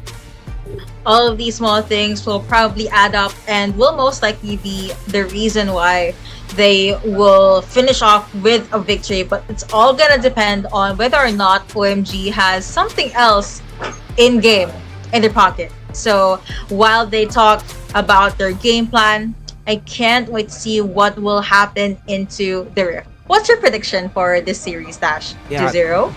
Honestly, 1-1? there's a possibility of OMG just sweeping this game just because of the presence of the Hecarim on their side. So that could be the reason why they would be winning this game. But because of the lack of damage that I'm seeing from the side of OMG, Woohoo Gaming sounds a bit more... Their draft sounds a bit more balanced here compared to OMG. They do. Well, the draft does. That's why they're probably setting foot into the Rift with a lot more confidence. I was surprised we saw another Riven, but I guess it's a comfort pick kind of thing. They already were able to get Zoe, so might as well work when you're confident with your lineup. You will be there as well as Hua, the usual 2v2 in the early game, but it's a Zoe, so I think there's a lot more folks and a lot more aggression that WHG can show now. That's so funny. What Wake Up did there was so funny. I thought they're gonna try to engage at least a Pulverize, but now Wawa gets the information that they started at the bottom side of the map. So both of them, but the junglers are starting at the bottom side of the map, going to the top. So we're gonna be expecting a gank really early on here for both sides. Exactly. So it's just gonna be a swapperoo. And hey, 100% win rate for Carryman's Riven. Yeah. Interesting. 16-8 for the overall KDA and 26 assists on top of that. So let's see if he'll be able to hold up with that beautiful win rate. Yeah. Honestly, this guy is just good. This guy, Carryman, he started picking that up just recently when he picked up the Riven. But the Riven again here having a 100%. Is that going to be the first time that we're going to see this Riven get a 4-0 in this matchup? Now Inyan, look at the aggression here. Oh, gets the smite. It was quick, it was clean, and that was what Inyan had in mind. Okay. And I guess it's just gonna be... Oh yeah, okay, it will be the Boogeyman combo already. Inyan will have to disengage. Here comes Wake Up. is there, but here comes Wake Up as well as Sunny. Exhaust will be connecting onto one. There will be the Sivir to try and put in a little bit of damage. You'll have tactical sweep coming out from Whitecat, but no one else fully committing. Surprised about the interaction though. The push that happened there, I didn't really expect that to happen. But because of that also, Rocky is going to be losing a bit of waves on the top side of the map. So, oh man, this is going to be bad for Woohoo Gaming. They're losing a lot of their priority here in the game. So far, OMG is enjoying what they're having today. They are. They definitely are. And this is something that they can use to snowball towards the mid and late game. But Rocky, Ikeathan Rain, as well as the Void Seeker, was forced to take all of that damage. He was forced to pop in with Dominus with the ultimate just so he will survive that one. But at least it was not the kill secured for OMG. Yep. Sunny has been rotating top and mid ever since because he really needs to cover for Rocky on what's happening in the game right now, because the rotations, having Kai'Sa fight against the Renekton is a really hard matchup for him. That's why he's not having the lane matchup that he wants to go for. And until now, look at what they're doing. They're still doing the same thing, just pitting the Kai'Sa against the Renekton time and time again. I'm looking at the map right now to see if there's anything unusual with the rotations, but it's still pretty much similar to what we saw in game number 1.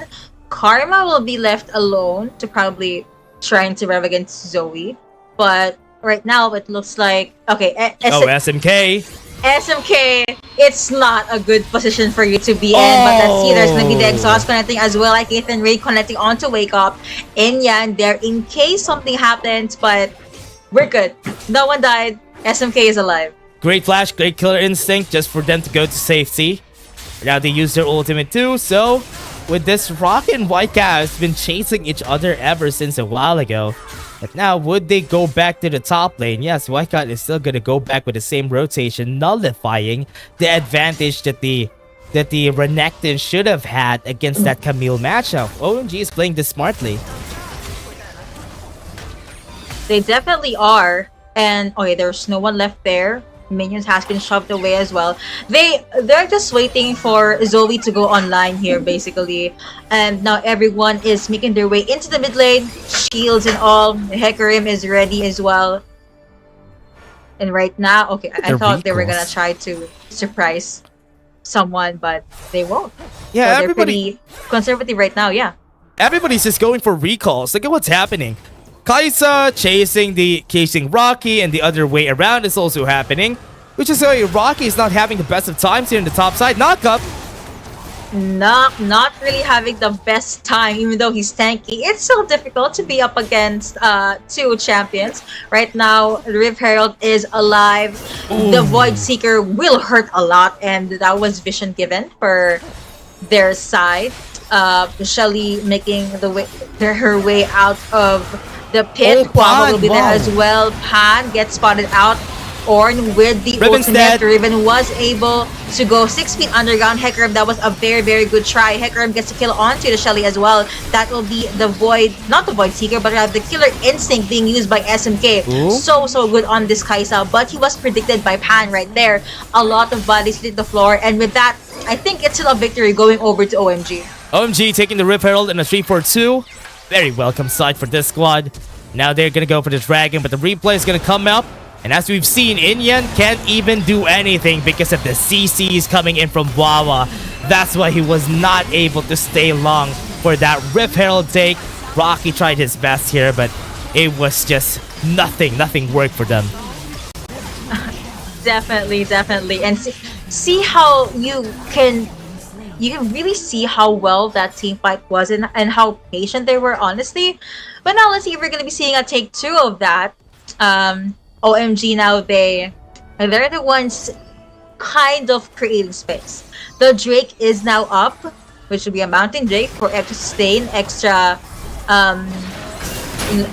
extra life points when they are gonna be in the fight. That is a little aggressive play, but now that will be WHG trying to run away. OMG, they want the turret. They do destroy the turret, and let's see how far they can take things right now. Yep. Now with that space, they can take the Dragon. Nobody's gonna be here to be able to save them there, but Carryman might be able to do something. Let's see. Alright, and that will jump in. Yep. And it looks like Zoe is still just safe at the back line, but it's not really converting into any solid because SMK does get the poke, will hurt a lot, but I don't think it's enough to actually secure any kills. Yep. Wake up. Gonna go for a play. He will try SMK with the exhaust, and Huahua gets chased not 1, not 2, but rather by 3, and he does get taken down. And with that, it is another victory for WHG. Force 2 objectives going to OMG is not really a good spot to be in. Pawn goes in! He goes in, but will he survive? Okay, he's okay, but that was too close for comfort. We get it. He wants to secure the kill, but did not know that Inyan was there at the side. But now looking at the mid lane again, Wake Up will just push the wave. Nothing too different from Alistar, and I don't think he will force any fight with you. That's a karma with damage. So it's just WHG working on their macro. Yep. And for now, from what we're seeing here from Boohoo Gaming, they're struggling against OMG. Haven't taken down a tower. They have a Renekton on their side who hasn't had the advantage in the early game. So it's all working towards the favor of OMG, just based on the gold charts that we have on the top left side. And Pawn is the only one still standing still here on the gold gap. And it's working towards Pawn. I hope he would be able to carry the team here. That's the hope, and that is the expectation. We just need an opening for them to be able to do it. Some Akate and Rain, some poke, some damage there.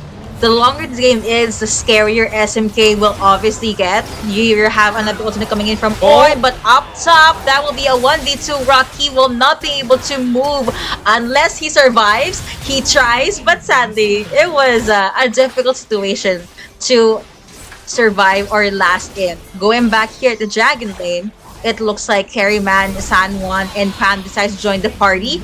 You will try to stun Carryman. Exhaust will be there as well, but there's no full-on commit. It's just them trying to cover as much land as possible. Yep. Still some time before the next objective. Ooh, that will be SMK with the Iketan Ray. That will be the knock-up, wake-up, trying to give space for his teammates. He is pretty tanky, but Huahua as well as Inya will be there.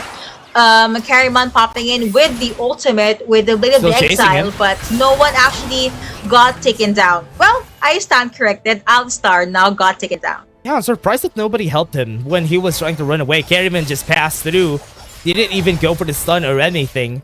But OMG, or rather, Woohoo Gaming mistakes again that we're seeing from them. It's almost the same as game 1.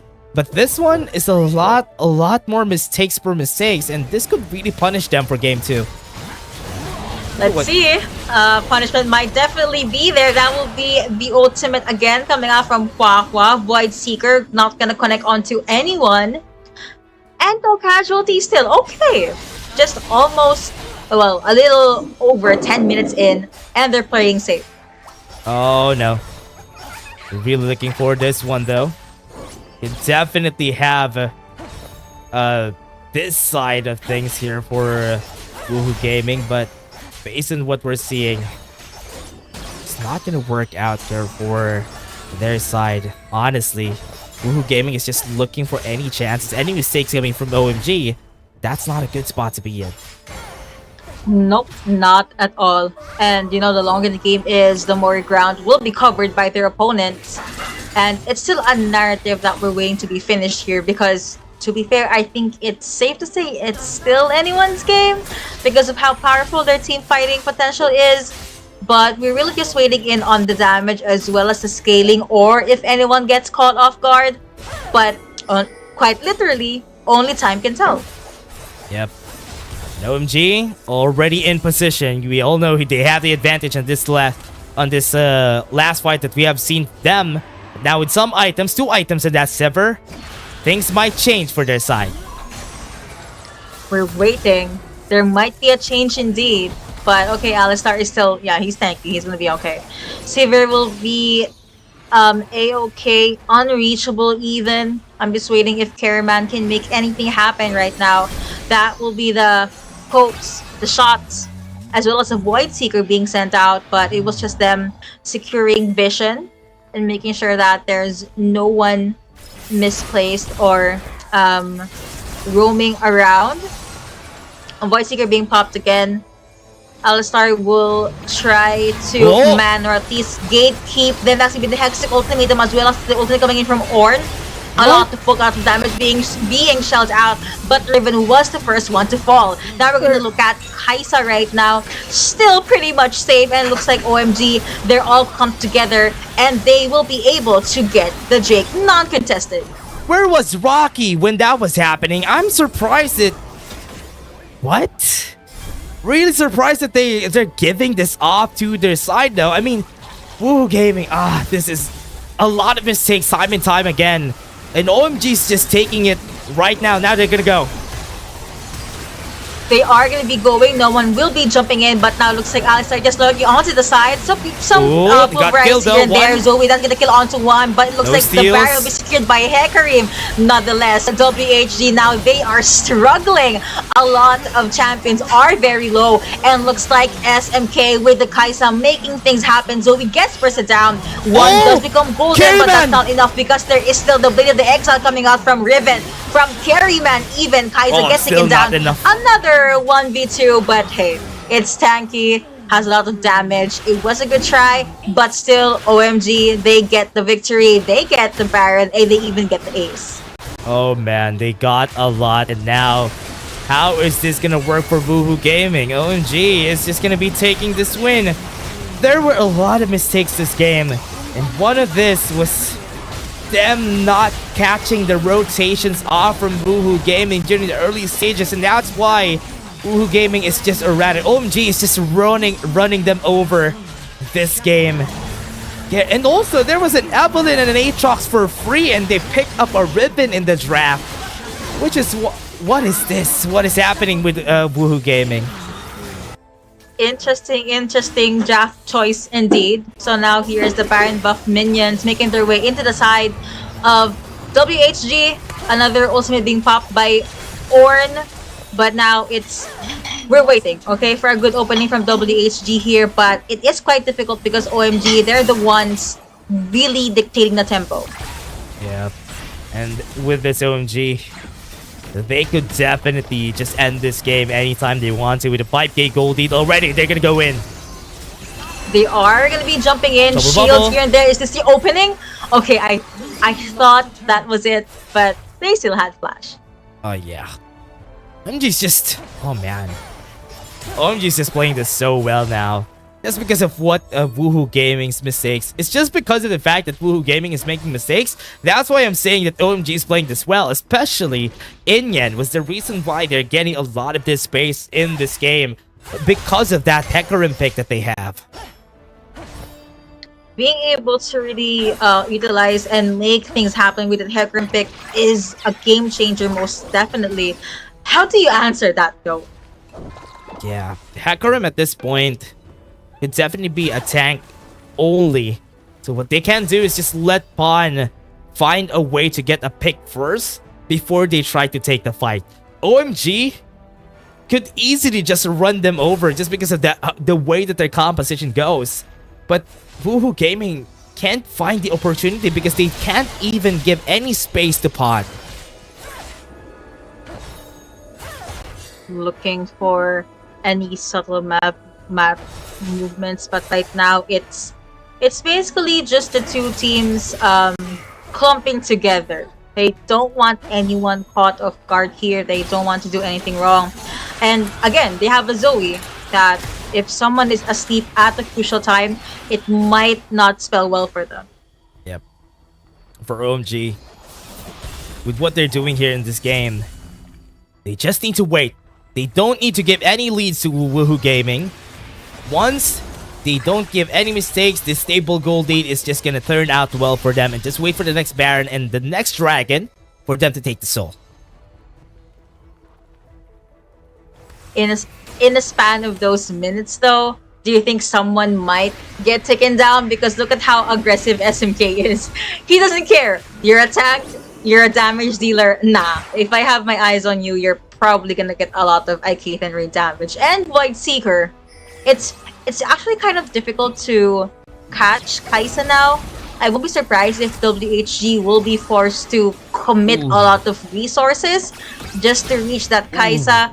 This is the map through WHG's eyes. Not much vision, but they will try and face check Ornn again with the ultimate. There you go, but Sivir will be the target here. That's gonna be the Hexic ultimatum connecting onto one, but will be joined by Wake Up rather. Is he tanky enough? The answer is probably no, because that's a lot of damage being dished out by OMG. But now it's Renekton. He is down. 4v5 numbers game in favor of OMG. Alistar gets taken down as well. Looks like there is not even a single answer for WHG. That's gonna be another fight, another trade, but at the end of the day, it was OMG that stood victorious. OMG taking the win, and now they have a lot of seconds before they actually respawn. OMG is gonna be taking this next game, and this game is gonna go to their side. It has been such a great time for OMG, and Woohoo Gaming is just gonna take this L. But this is still not done. This series is still gonna go for long. It's raining 2-1s apparently. So far, Series 1 is the only one that was 2-0. I'm seeing a pattern here. I think I'm the problem, because ever since I casted, I've been seeing game 3s. I would like to say sorry to everyone out there, but hey, that means we have a full-on series. Yeah, full-on series.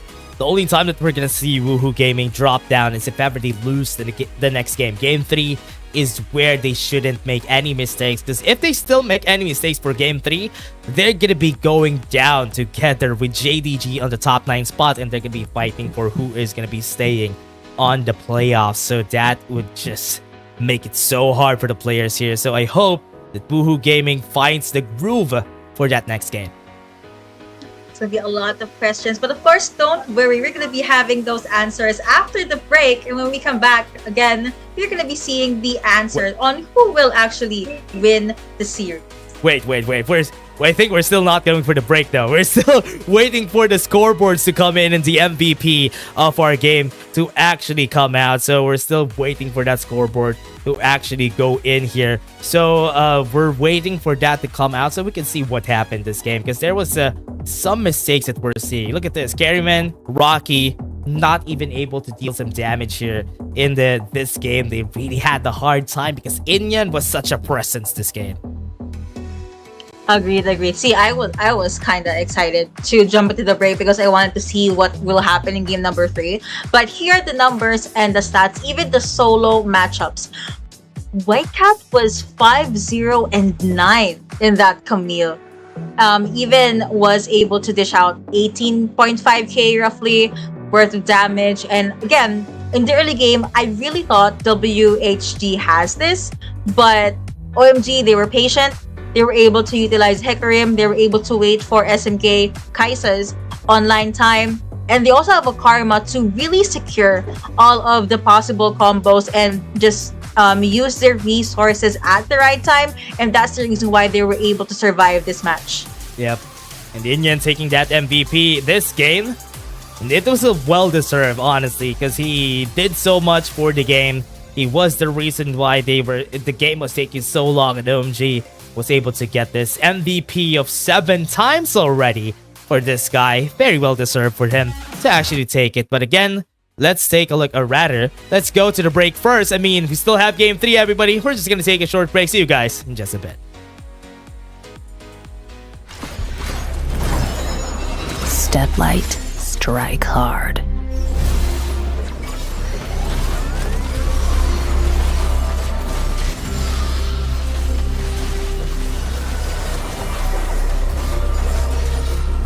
Crack 'em like a tomb.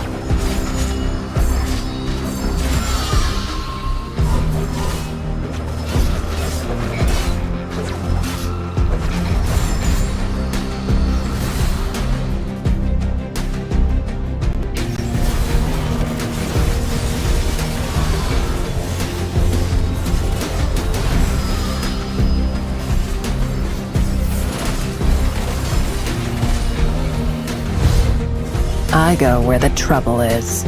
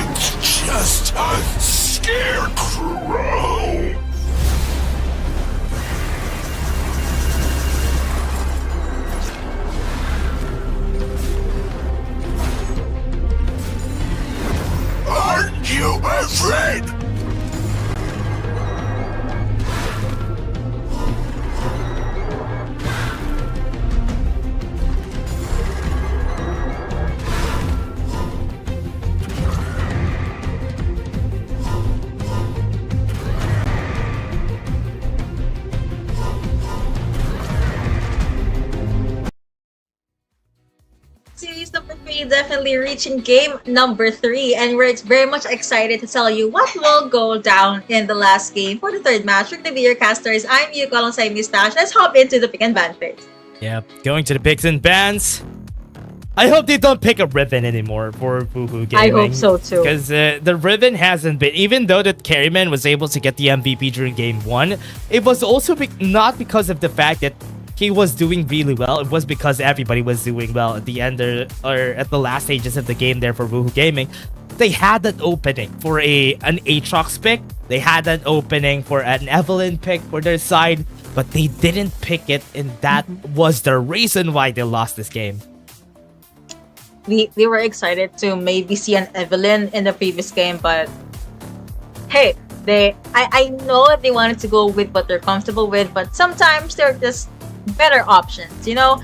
And given the fact that Hecarim was the MVP in game number 2, looks like WHG will have to ban that champion out. Lucian will still not see the light of day. Gragas has been banned as well, and there's no Hextech ultimatum for the last game in this series.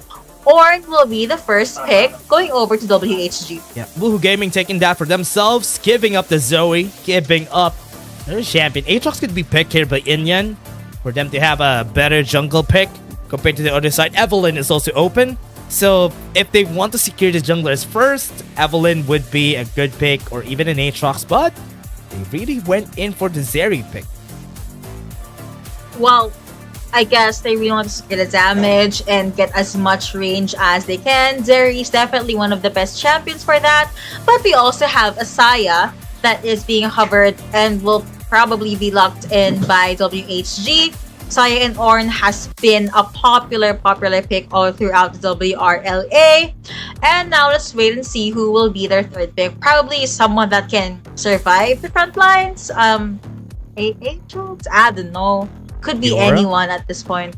Fiora is okay too. Yeah, they should just pick up the Fiora. Rocky on that Renekton didn't do anything. So with the Fiora, I think he would be able to do at least much better job, because Rocky has been playing Fiora a lot, and whenever he plays it, he plays a lot better compared to the other champions. So that's a very safe pick. Jax for White Cat could be better rather than picking up a Garen for himself, but picking up the Aatrox, yes, securing it is good.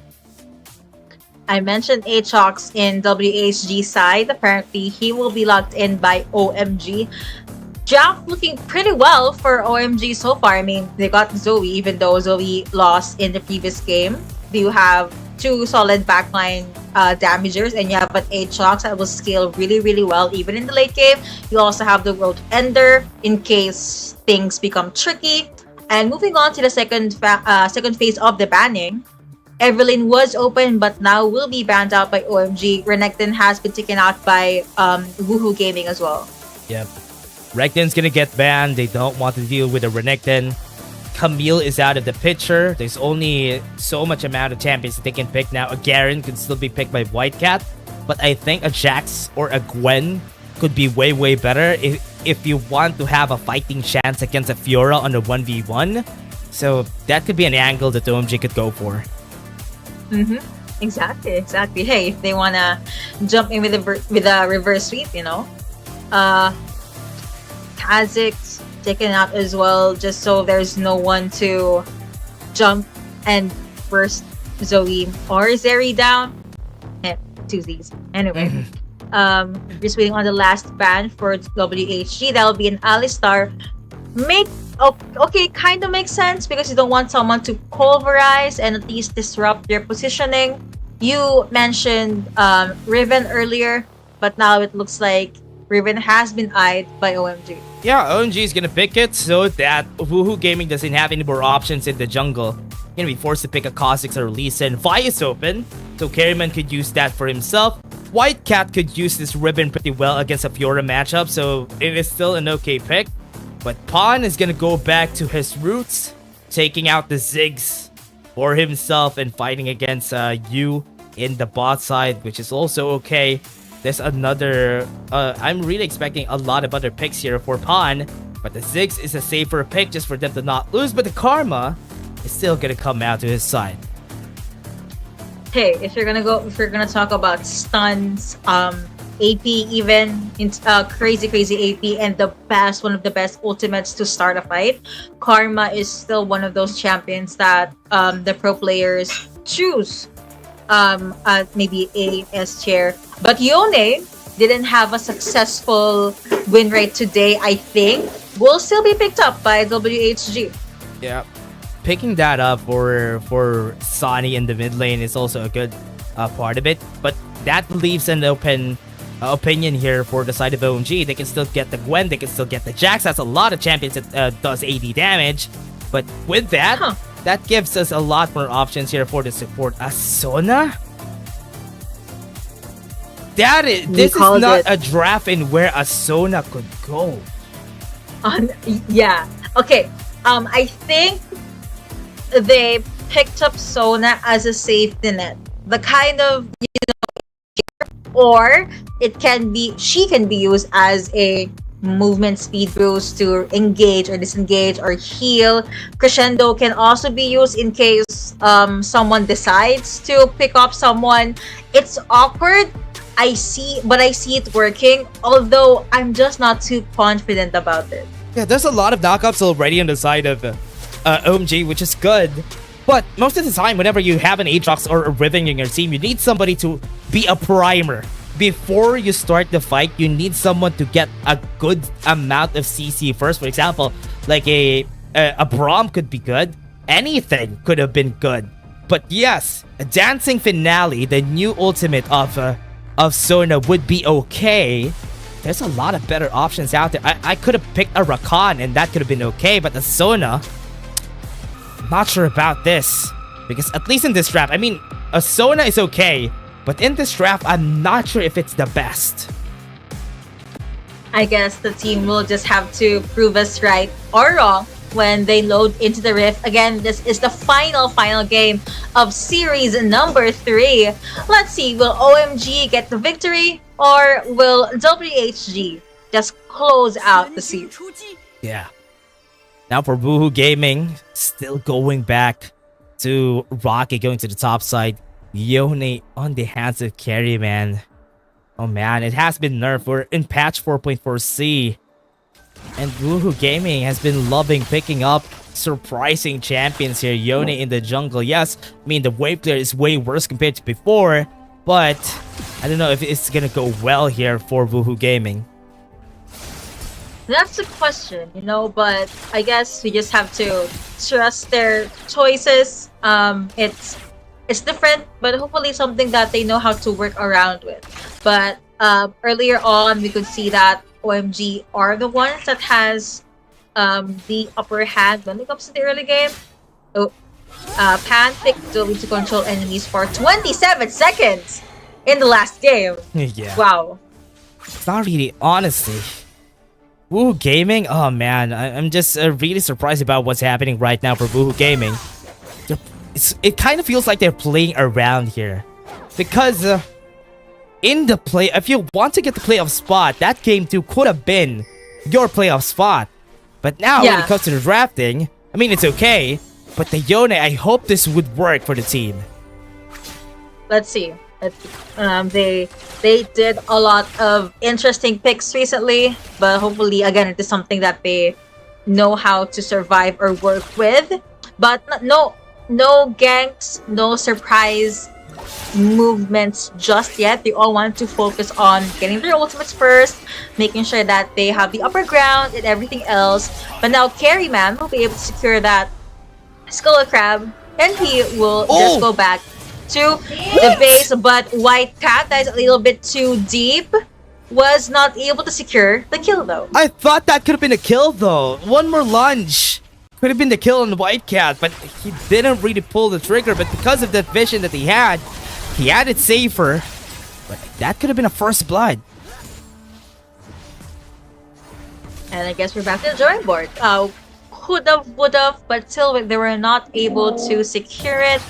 At least, okay, I feel like both teams are kind of quiet right now and they just really want to play this one methodically. just try to see who is where and then try to out-rotate them or, stop them from snowballing. I honestly have my eyes onto the Dragon Lane duo solely because there is a Sona there. Yeah. I want to see how Sona fits in the draft.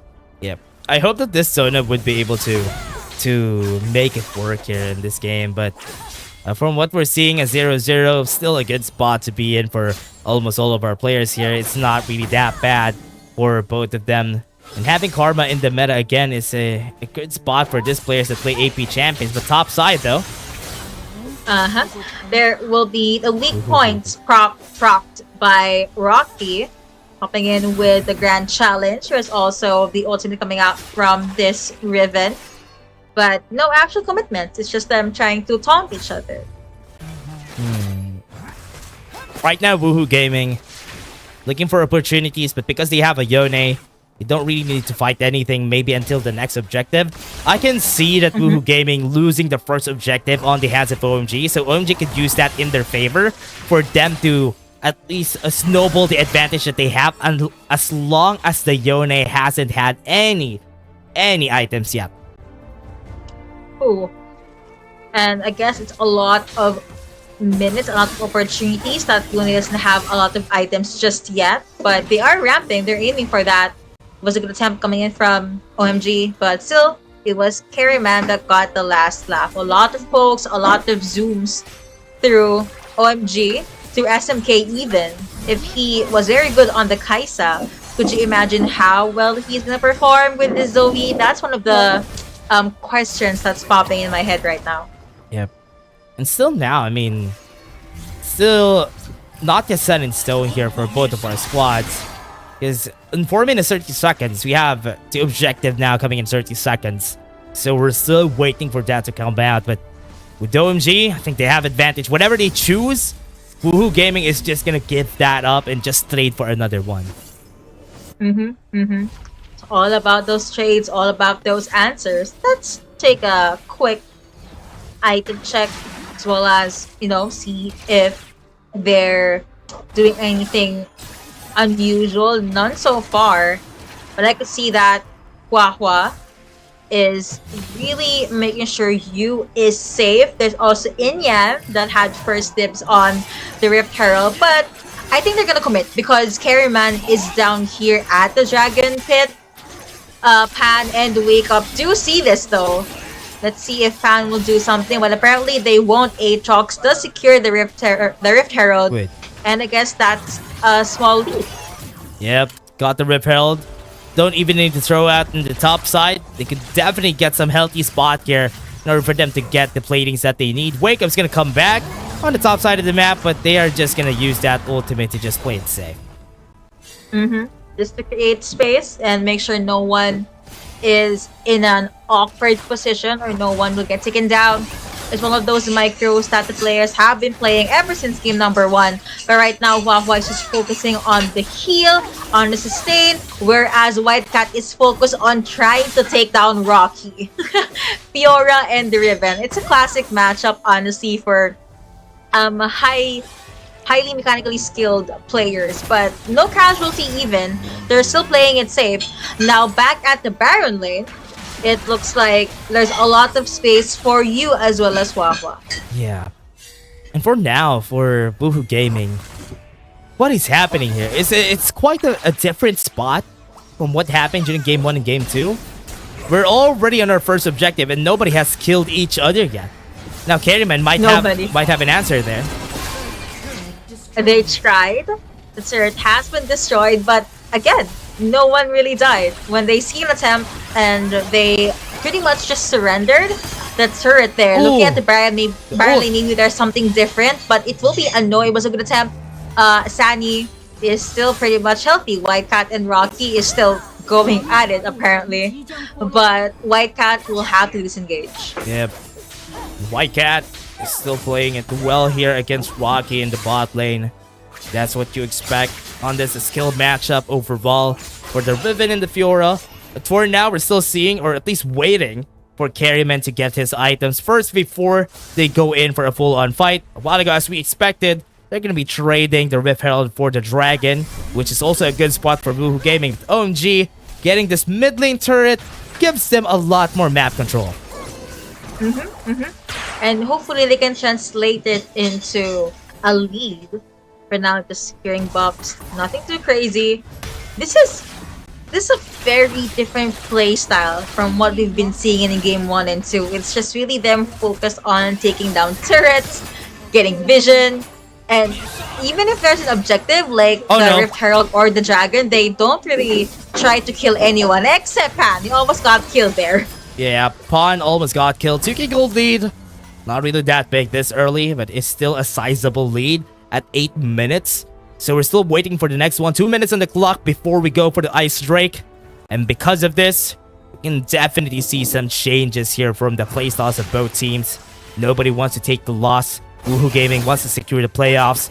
And OMG is just looking to shake off the playoffs. Whoever is going to go there, that is going to be the question. And it's in OMG's hands who's going to fall down out of the playoffs.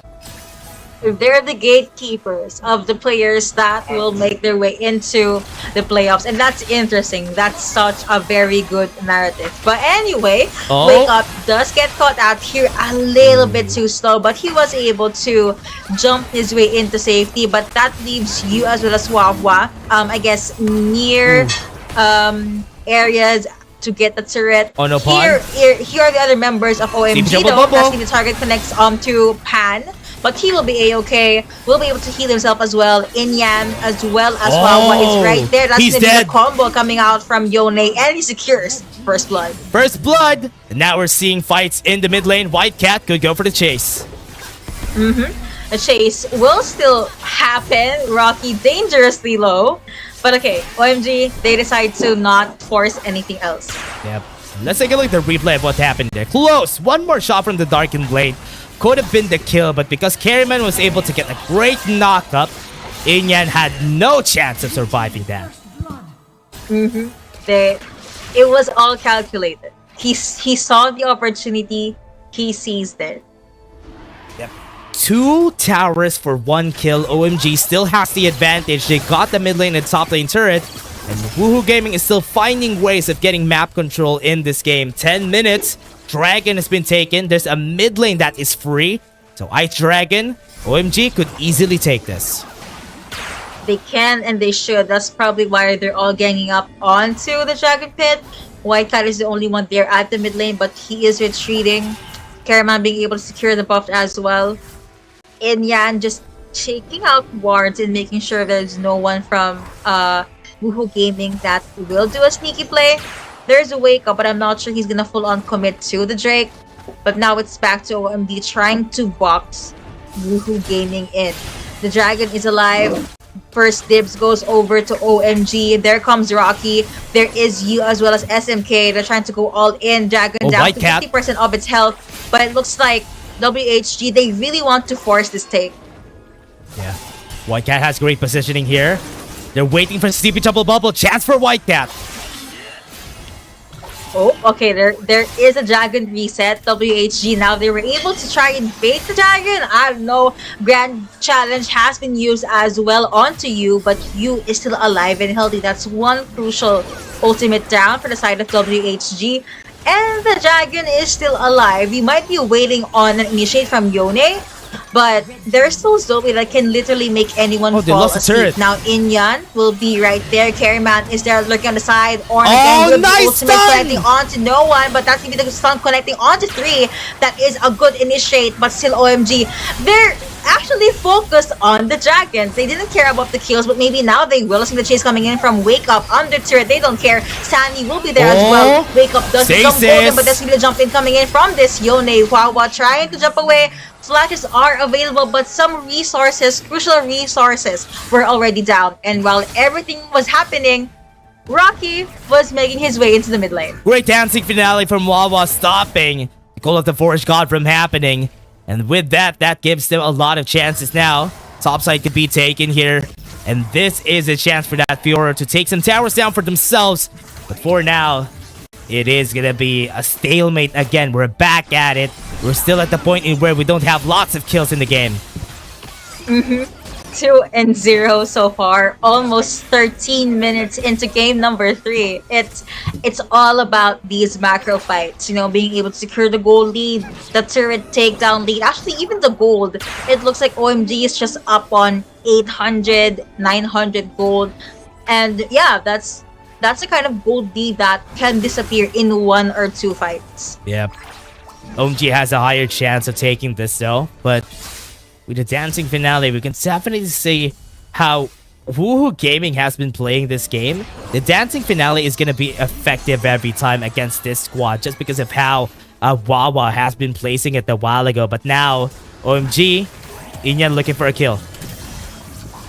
They tried, but that's Wake Up, so he is kind of tanky. He'll be able to sustain all of those damage.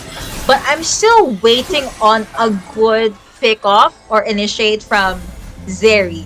Haven't seen it yet. Maybe later on. Looking at the gold lead, still sitting comfortably at 700, 800.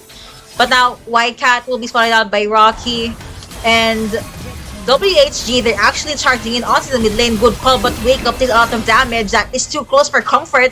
Inyan was able to jump in with the burn. Let's see, he does jump in, but Wake Up was able to dash out. Heal does go over to Zoe. That would be a Karma going 6 feet underground. You have Ornn again with the initiate, but Yone dishing out so much damage.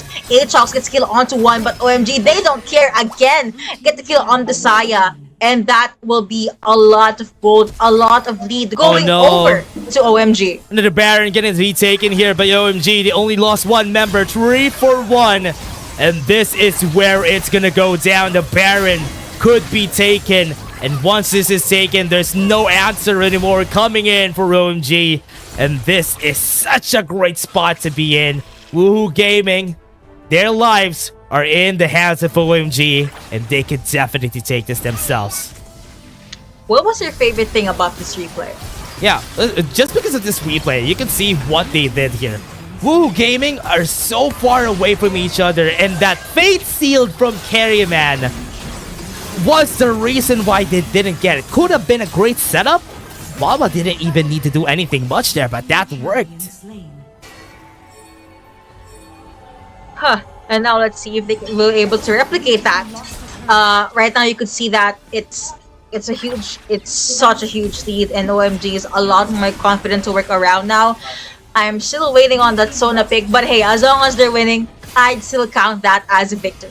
Yeah, so far they're trying to charge in different lanes, but yes. Yeah. And everybody has been really loving this the changes with the crescendo, right? The dance finale has been a really great change that we have for the Sona, but now with the Byron being taken, Fate Sealed's not gonna hit again. Not gonna hit indeed, so it's still a good dodge, but something that can't dodge is the turret, and that will be the hole being pushed onto the base of WHG. Ornn again trying to look for the possible target, but OMG, they're really holding their ground. A lot of folks, a lot of attempts, and trying to sleep through Zoe. White Cat is up at the Baron lane as well to try and see if he can isolate Rocky. Baron buff minions now making their way into the base of Woohoo Gaming. Oh no. Woohoo Gaming, they lost their chance. They gave up game 2. They picked a Riven, and this is the result of it. They're losing their ground. They're losing their chance for the playoffs. And OMG is just gonna take that out. Even if OMG didn't need a win, they're gonna pull Woohoo Gaming back to the hells with them. We're going down, but we're pulling you down with us. What an interesting narrative. But again, do you think there is still a silver lining for Woohoo Gaming? There's not really a lot of chances for them here. Yes, they have a Yone. If a great Fate Sealed was hit by Carryman, that could be a chance there. But that is hard to pull off, especially if OMG's this bad. Exactly. The macro is just too good, and the longer the game is, the more tanky and the more powerful White Cat gets, and that's not even taking into account the capabilities of what you as in YU, but Dash is applicable to it too. The capabilities that you can do. Yeah, and for now, OMG, They just need to be as aggressive as they can. At this point, everybody has damage on the side of OMG now. They don't even need a tank. They don't need a front line. They just need to get access to just members from Woohoo Gaming, and it's enough. SMK tried to be Oh! tricky there. Hurts a lot. See, that's more than half. I think 70% even of Pan's life that went down. So for the next 6 seconds, Karma won't be available. They can secure the buff, or at least they can just put some damage in on the Baron before they try anything else. Yep. Woohoo. Be looking forward to it. This is gonna be their last stand. This Elder Drake is gonna be their last chance. If they don't find a way to turn things around with this Elder Drake fight, the game is done. And they're gonna go at it. They're trying. They do see the opening, but Woohoo Gaming, they're being so careful right now, and rightfully so. But I think it came to the point that they might miss rather their openings or the opportunities to go with a high risk, high reward kind of play. But now with the Elder Drake up, maybe the story will change. Woohoo Gaming, they are near the pit. There are OMG as well. San Juan will be able to push White Cat away. Wake Up will be there as well. Carryman tried to dodge Inyan. That's gonna be the initiate. Will SMK be caught off? That's gonna be the exhaust connecting, but Zeri with quite the damage is gonna be there. One does become golden, but White Cat will be A-okay. Now WHG, this is not a position you would want to be caught up in. Sani will try to go in with the Feather Storm, but it's not gonna be enough. Pan 1 is very, very low as well. Now that's gonna be a lot of things going so well for OMG. They are now on a chase. They have a Sona for the sustain and for the chase. That will be a lot of chain CC. Sari gets annihilated, and it looks like that is the victory going over to OMG. OMG just taking down Woohoo Gaming out of the playoffs. They didn't need to do them this dirty. They pulled them back to the depths of hell. And Woohoo Gaming is out of the competition for sure, just because OMG defeated them this game. You mentioned this earlier. The opening in the draft that I saw in game number 2, they were not able to utilize it. I think this is the butterfly effect of what happened in game number 2. Yeah, game number 2. They had a lot of opportunities to pick a lot of other champions. That Yone, as we said, even during the start of the game, Yone is strong. But against monsters, 80% damage is a lot. It's a big chunk of damage that is being taken off just for you to not use it as a jungler. I mean, people have been using the Camille and it's working, but here, it's really sad that this Yone wasn't able to work for the squad. It's just Woohoo Gaming. I thought this was secured for them starting over this day, when Autolus and I were talking. Woohoo Gaming has a better chance here compared to OMG. But because OMG really did their best this game, Woohoo Gaming, oh my, they're out of the playoffs now. Looks like the team that will say woohoo will be OMG. Again, that was such an amazing series. Glad I got to cast that with you. But it was there's a lot of interesting choices. And looking back to the last fight in game number 3, it was an opening, but I don't think it was a nice gamble on Woohoo Gaming side. I get it. You want to at least pick someone off, but the idea was you actually allow yourself to be put into the smaller part of the map, which it's the haven for OMG, given with their skill shot. And on top of that, they're not able to target Sona, which Sona can just heal. She did not even need to use Crescendo that much. She just needed to add the heal and then, use the movement speed boost. And it was a lot of things that went well for OMG, even though it was WHG that tried to initiate all these skirmishes. And for Woohoo Gaming, it was honestly hard for them to find any chances against OMG there, because SMK making it hard for them to even get close. The damage from this guy is just crazy for them to work with. And even you in the late game, he was able to just take them off one by one, making it really hard for them to even get close. But again, it's just sad. It's just sad for Woohoo Gaming to go away that way. It, you know, in every story there's two endings, and looks like it was ending number 2 that was meant by Woohoo Gaming. Here are the post-event stats, matchups. SMK, I think, was more on the supportive side and just making sure everyone will quite literally fall asleep before, Zeri will jump in.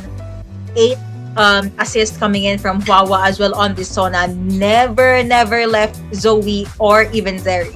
Yeah, That's how useful Wawa was. Yeah, Wawa getting the MVP here. 008.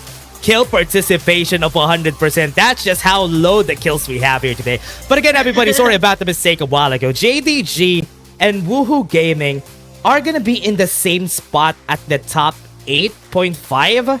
If I'm calculating that correctly, they're going to be fighting against the top 8 spot. So we're still going to have a tiebreaker, I think, for JDG and for Woohoo Gaming. I don't know if it's going to happen today or we have a day for the tiebreakers. But for now, that's going to be it. JDG and Woohoo Gaming are still going to be fighting for the top 8 and top 9 spot. But again, everybody, we're just going to take a short break before we head into the next series. See you guys in just a bit. It's just a scarecrow.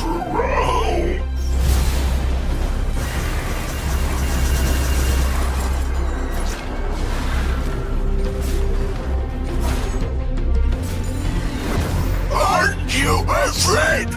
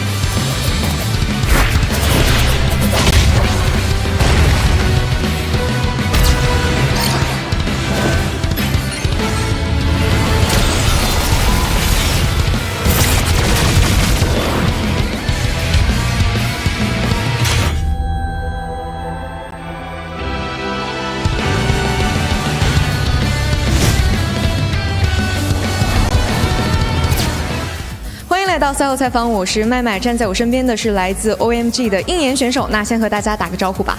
Hello， 大家好，我是 OMG 的打野应援。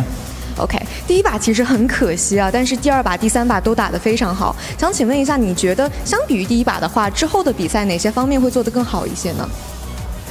我们后面打的就手打热了嘛，越来越谨慎，就是打得越来越稳，就稳着打，后面的失误率也出现的比较少，就是手打热了嘛。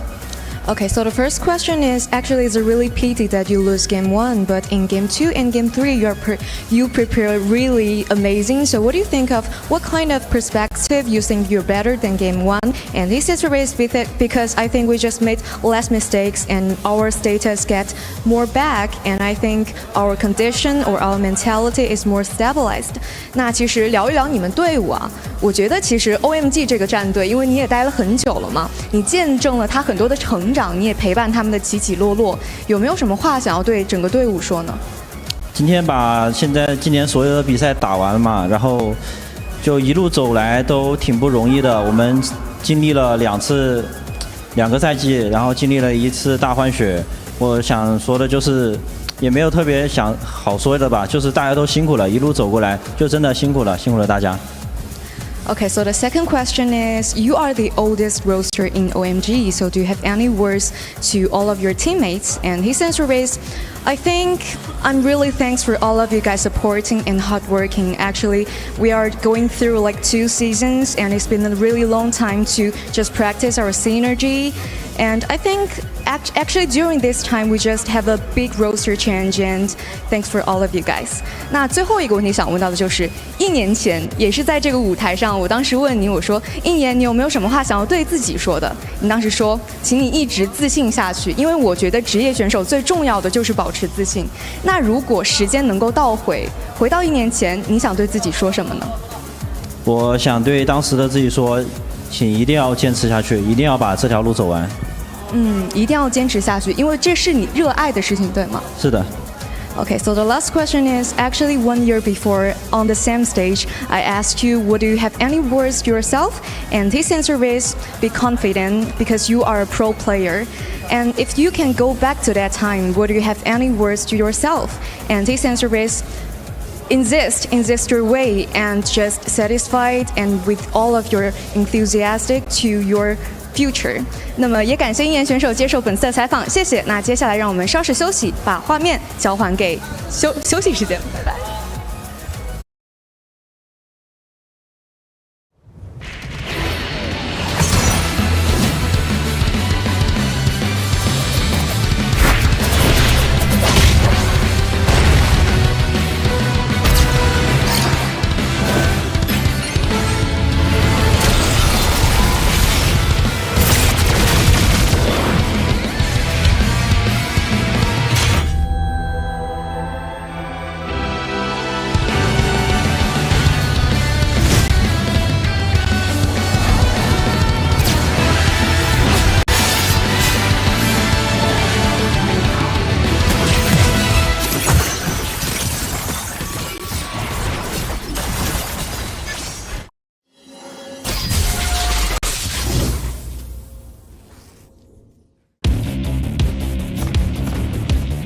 There's something about games.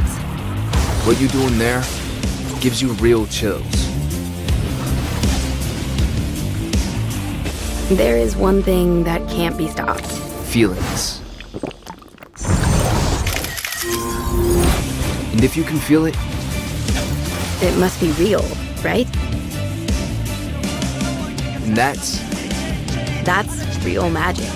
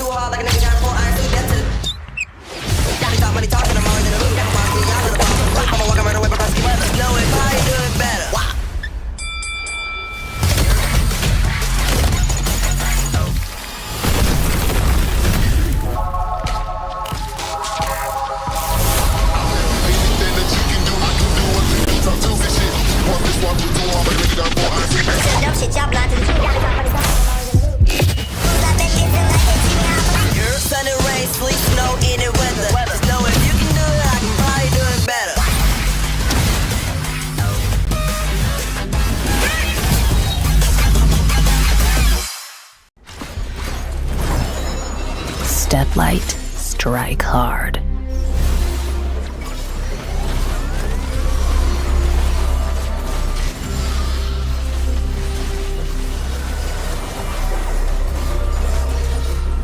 Crack 'em like a tomb.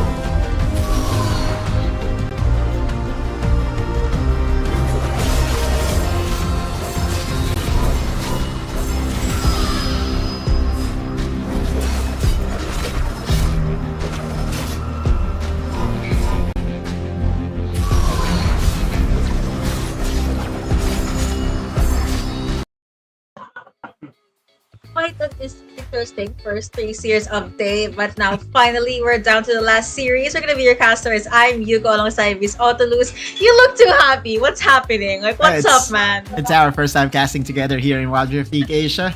You know, lots of memories being unpacked. But more importantly, it's going to be the last game for the group stages. And I do have some announcement to make. For everyone that is wondering what is the current playoff positioning of teams that really wants to qualify themselves to the playoffs, I will start off with J Team.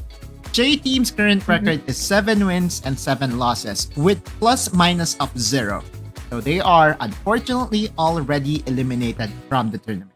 We do have JDG currently standing with the same record, 7 wins and 7 losses, but does have a plus minus of +1. Similar with Woohoo Gaming, that +1 ends up as a tie between the two. So now this game has something to do with whoever will be advancing to the playoffs. So we do have 3 different scenarios. I know that we are going to show the players of Weibo Gaming, but the 3 scenarios are this. Number 1, if Weibo Gaming wins, Weibo Gaming will proceed to the playoffs. If Weibo Gaming loses 0-2, Jindong Gaming or JDG and Woohoo Gaming will be proceeding to the playoffs.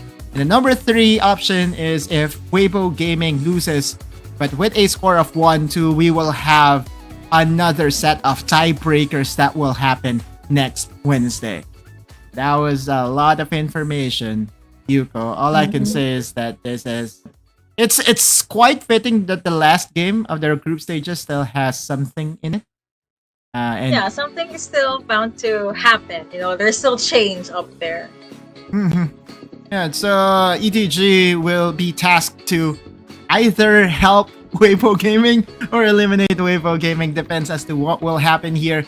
EDG starting 5 is still the same starting 5 that has dominated in recent times. In fact, they have really progressed so well into the tournament. And they have the longest win streak that we have in the tournament here, Yuko, at 10 series win streak. I could barely get a 10 win streak in Wild Rift, so I don't know how they do it in an actual tournament. I know, it's crazy, right? And we do have the 5 players still standing strong. Xiao Zhang will be manning the Baron lane. And of course, is going to be helped by Alone, which is one of our best Dragon laner right now. You compare the stats to Wanyu, also a veteran, but it's clear that the numbers is really favoring the superstar Dragon laner from EDG. Stats definitely don't lie here, and looks like you're right. You know, Alone and EDG even are the ones that definitely are expected to win this. But you know, let's still see how things are going to be panning out as we jump into the best of 3 in a few minutes, because we were expecting a handful of 2-0s, but apparently it's a lot of 2-1s today. Yeah, there's a lot of things that we have to consider when it comes to the playoff positioning. Even up until the last day, we are here down to our team calculating everything. For EDG though, this game is pretty much a done deal for them, right? Like it's just for playoff positioning. It's just, about finishing the tournament on a very strong note. You have to remember that EDG started the tournament 0-3, and then after that small slump, they elevated themselves as the best team in the CN conference, now currently at number 2 seed. The head-to-head in the mid laner this time, you going against Faye. Faye is one of the strongholds as well for Weibo Gaming, but facing against you is going to be a different matter. I feel that the champion pool of you will be maximized here by the coaching staff. And EDG, we have to really emphasize that the fact that their coach is the ex-coach of the reigning defending champion, KBG. So Coach Laobai will definitely be helping his squad in securing another win for themselves. But let's go 欢迎来到英雄联盟 over 手 to the 游 player 职业联赛 introduction. WRL-A 的比赛现场，我是麦麦。今天的最后一场比赛由微博 Gaming 对阵 Edward Gaming， 这场收官战会由谁来拿下？让我们拭目以待。接下来，让我们欢迎微博 Gaming and Edward Gaming。The last matchup will be Weibo Gaming versus Edward Gaming. Who can take the finale? Let's check it out. Next, let's welcome Weibo Gaming and Edward Gaming.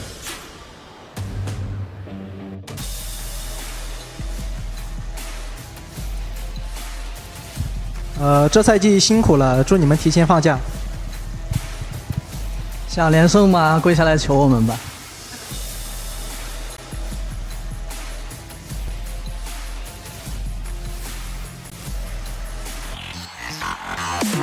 There we go. These are the players that will be playing today. Weibo Gaming has one mission here, Yuko, and that is to qualify themselves to the playoffs. If they win 2-0 or 2-1, that should be enough for them to qualify.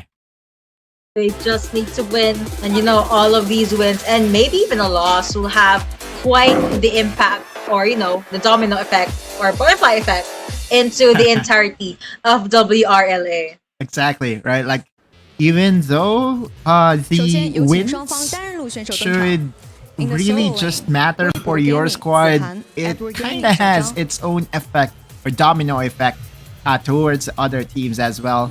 As we go over the introduction of our starting five, Xiao Zhang, Zihan will be meeting in the Baron lane, and then we will have the junglers, 0711 and Van. Always exciting to see them face against each other, especially knowing that last season they were also toe-to-toe against each other. Rivalry has already been made here in WRL-A, and in here for our last game, it's just historic to have these two teams battle it out.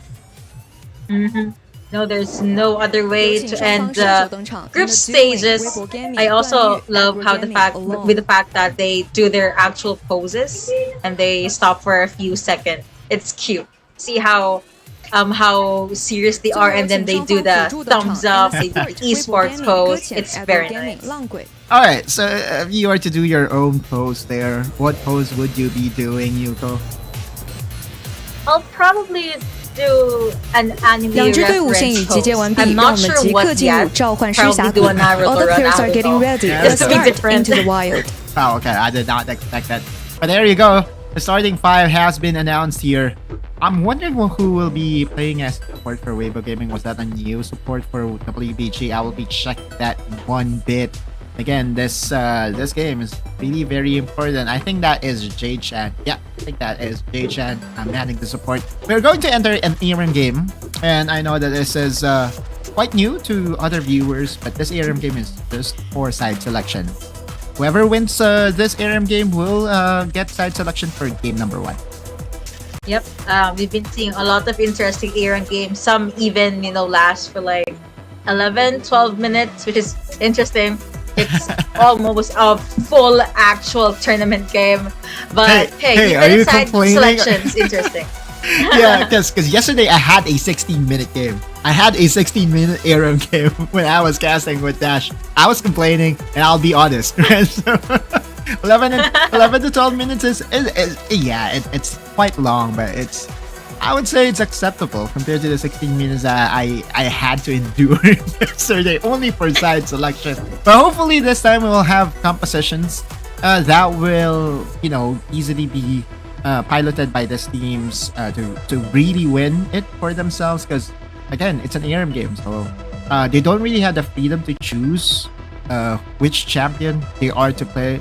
There are 3 rerolls though. According to the pro players that I talked to, they said that you get 2 rerolls each per player. So yeah, it's very similar to the ARM game that we are playing in our downtime here in Wild Rift. You just gotta hope that the odds are in your favor, right? Is Right that now, we're just is gonna be that waiting. Yes. is that Hunger Games reference? Yes, I had to do it. Come on, Yeah. the chance was right there. I had to take it. And you know what, Yuko? I was actually expecting you to do that pose. The Katniss pose. If you are to do the catwalk, I don't know, something The in Monkey me. J pose. Yeah, something in me basically said that it's quite fitting that Yuko would do that pose. Is it because you think I'm a rebel or something? Like, am I good at the bow and arrow? I don't think I am. I hope I am. No, I think you're just a Hunger Games enjoyer. That's all. Someone that's good with bow and arrows and any other weapon actually are going to be our players as we jump into the ARAM game. Again, this is just for side selection. Nothing, I mean, we can cast it, but it's just, for funsies. Yeah, this is what we call warm-up, right? For the casters, it's also a way for us to discuss further what these 2 teams are, most likely going to play later on as we go into the matches that really matter. Faye on the Akali is always going to be a delight to see, so this could be a warm-up for him, the Akali in the mid lane. Other than Akali in the mid lane for Weibo Gaming, the other champions here are pretty non-standard in terms of competitive. But just piggybacking of what happened earlier between OMG and Woohoo Gaming, there is a clash happening right now. Yeah, sure. But what's your opinion about the Enchanters really seeing themselves in the meta right now in the last few days of group stages? Hey, honestly, I miss that meta. It's something I grew up loving, especially when it was in the early days or early years of the pro scene in Wild Rift. So it's like a meta that became full circle. So I'm not against it. Instead, I love it. I hope it stays. Yeah, that's actually something that we will have to closely monitor because a lot of CN teams really are favoring the Enchanters right now. I thought for a second that it will just be the Sona because Sona is at the best busted level right now, but some other viewers are also preferring the Enchanters. Oh, well, right now there is not much Enchanters, but there will be the kill going over to Swain, coming in from Fan. And even if they get an ace here, I don't think they can finish the game ASAP, but they do have an Akali, which means, the assassination is going to be a lot easier. Yeah, really hard to quote-unquote analyze an ARM game. All we know is that you have to play a lot of ARM games for you to really be practiced on this game mode. As we see the retaliation here by EDG, you would be going on in here as the Galio, and he ends up surviving all those onslaught coming in from Weibo Gaming. Not expected that he might get executed here. No, it will still be free gold for the 1U. That was calculated, and at the very least, they got 1 turret out of it. Now, this is revenge for WBG. I'm just not sure if they can get anyone because of the range, and with the fact that EDG, they just want to fall back. Zishang, very, very low. Yu is back in the party. I think that was, he was the person that Faye wanted to target before he went down, but it wasn't worth it. Right, exactly. And again, it's all about scaling for a late game team fight. I wonder what the itemization of Yu is on the Galio. I feel that this should be an angle for him to go full AP, but looking at his keystone here, he went for the Aftershock, which means that it's kind of defensive. I'm really curious to see as to what that is going to be. For Weibo Gaming, it's all about resets, right? Like, you basically play around Duanyu here on the Samira, and he hoped that he will be able to carry the fight for you for this side selection. Similar to what they are hoping for later in the games that really matter, right? Like, Duanyu has to really step it up because if anything, scouting reports say EDG's bottom lane is a very strong foundation for their win streak. Agreed. You mentioned this, right? How really well put they are together and how they were able to just really maximize all of these small openings. But speaking of opportunities, that's going to be one opportunity they are going to be trying to gamble on. And 0711 at the front line, very, very strong. You even have you jumping in at the back line. That's the kill going on him. Fan does say goodbye, but it looks like Akali is trying to make something happen. Here is Samira as well. But hey, that's Samira. There's a reason why she's not in the meta. But still, the snow globe is, well, the snowball is going to connect. But there is no full-on chase for 0711. Yeah, 0711 was the one who went for the engage plus the hero's entrance, but that was not enough in stopping all the damage dealers coming in from Weibo Gaming. Perfect ultimate coming in from Zihan plus Play doing the execution, and that was just a beauty. Now Weibo Gaming would be getting knocked out one by one by the retaliating members of EDG. Exactly. Now it looks like EDG, they're pretty mad at how Faye was able to assassinate them earlier. So they tried to lock him down and get that kill for themselves. Heal has been taken as well. They're going to try to get one from WBG's side. And now they're waiting again in front of the turret. Wow, Langui with the knockup. And plus that taunt coming in from you is enough to do a decent amount of damage. Not really enough to scare them off right now. EDG, they're feeling confident right now in this ARM game, and as they should, right? Like, they're riding a 10 series win streak. I never expected it, but I never doubted them. Never doubted them indeed. Oh, I thought you was gonna hit someone there, but it's just the usual love taps here and there. I don't think I thought he wasn't gonna enter, but he did jump in. Well, that's gonna be all of CCs coming in, plus a good connection, honestly. But not to be the revenge and the answer coming in from WBG. But a lot of scissors, a lot of block being teared down by this Gwen. It was a good attempt from Duan Yu, but it just wasn't able to follow through. It was a triple kill for Xiao Zhang, and they will be tanking the tower shots just to be able to deliver this cannon minion on towards the tower. That will be an execute. Weibo Gaming just has revived in time for them to go in once more. And they're back.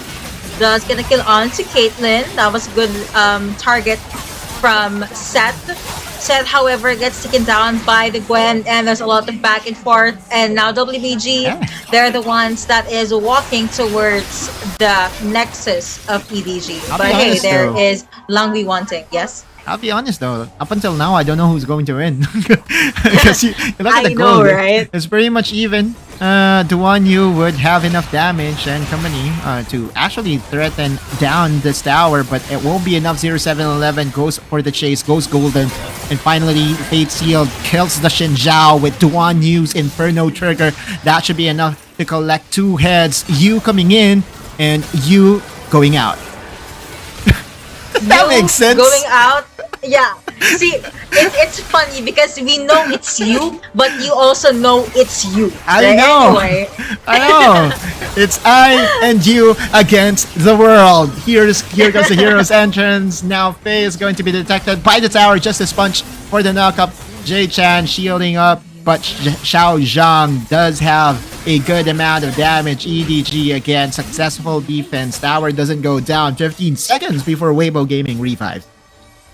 I think that's a healthy enough respawn time, except for Fan as well as Jihan, because they're going to be up in a few seconds. But at least they might be able to put some damage in on the Nexus. Anyway, you will have to sacrifice himself. Never mind. The kill and the gold went over to Yone. What?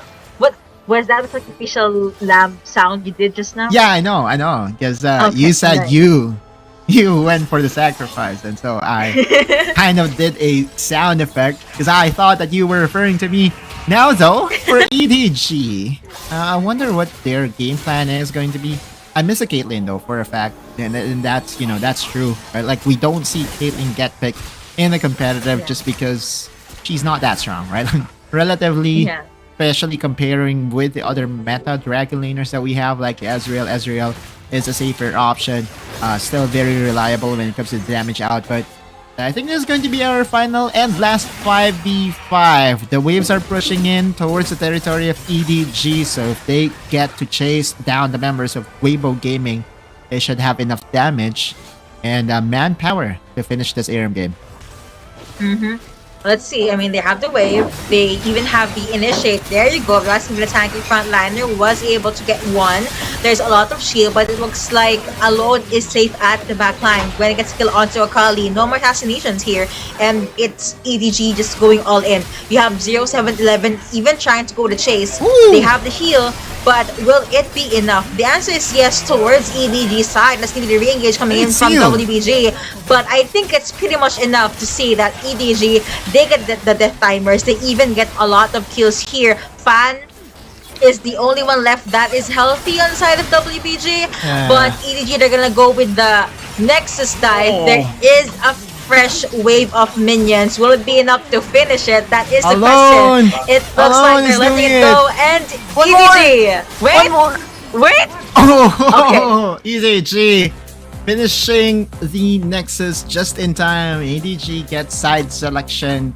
And finally, that game, I don't think it lasted that long, Yuko. I think it lasted around 10 minutes. So it did. I had to jinx it, so it won't happen. yeah, should be just around about right? Sounds about right. That is our timer for that ARM fight for side. Now that is EDG again, winning the side selection. We have to remember that in recent times that they win the side selection, they often go for the blue side. But because of a new patch here, Yuko, they might just choose red, and it does look like that they will be going for the red side this time. I think it's the idea of, if you're blue, you get priority pick. But if you leave a lot of champions, strong champions open, you can still build a draft that's pretty strong to counter, that's pretty strong and can counter your opponents. This is, by the way, the result of the era match earlier. And now they're getting ready for the pick and ban phase for game number 1. Yeah, can't wait. We are about to see EDG in action again. Last game for them, last game for the group stages, and for EDG, it's about getting the best possible momentum heading into the playoffs, right? Imagine heading into the playoffs with a 11 series win streak. Coach Laubai is really built different. Last season, he coached KBG to almost perfection, ending up as the title winners or the tournament winners. Now this time, he's really putting a show with EDG, a new team, but it doesn't matter, right? Like, if you have a genius coach, you can do almost anything. Exactly. If you have the skills, the knowledge, the stats to back you up, and you basically know how to work around it, it's a piece of cake. It's a walk in the park. But someone that can't walk to the park will be the Sakali as well as the Ornn. Ornn hasn't picked up a lot today, so him being banned is surprising to me. Yeah, and this again has something to do with my question to you earlier, right? Like, are we really past the tank support era, or are they just being targeted by teams to a point that the enchanters, quote unquote, are available? Wait, this is something that is kind of rare to see, mostly because it's often banned away, but Evelyn gets picked up here by Weibo Gaming, a power pick on the blue side. Starting off very, very strong. And you actually mentioned that EDG might go for the red side, and I'm just here to tell you that you're correct. You have the Christmas buff. Your predictions are going to be on point today. But, okay, this is something that we've seen through the years. Camille and the Galio combo. After the Hexic Ultimatum, you have Galio with the Hero's Entrance, and whoever is locked in will have a hard time getting out. It's the original combo, Hexic Ultimatum, plus the Hero's Entrance. Now, Weibo Gaming is going to pick up the Ashe for Duanyu, one of his, I would say, mains as well, right? Pocket picks, so to speak.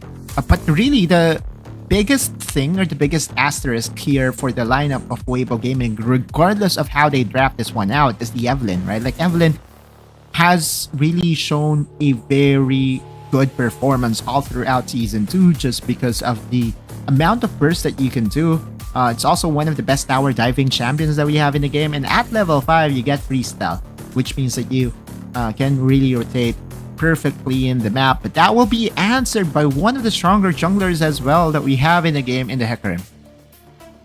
Hecarim, I believe in the previous series, game 4, game number 2, yeah, he secured a lot of objectives and he just really gave a lot of space for his team. Another tanky frontliner is being banned out, ergo set. So we're not gonna be seeing anyone singing in the Rift anytime soon. Now we're gonna be waiting for the next ban for WBG side, which will be a Yasuo. No last breath and everything. Yeah, which is a perfect counter to the Ashe as well, given the fact that you can cast a Wind Wall to make sure that the Enchanted Crystal Arrow won't hit. But they're really targeting down the tank supports, and I really think that with the composition that Weibo Gaming has right now, although we've seen enchanters be picked every now and then, they need a tank, right? Like, they don't have a way to face check into the members of EDG.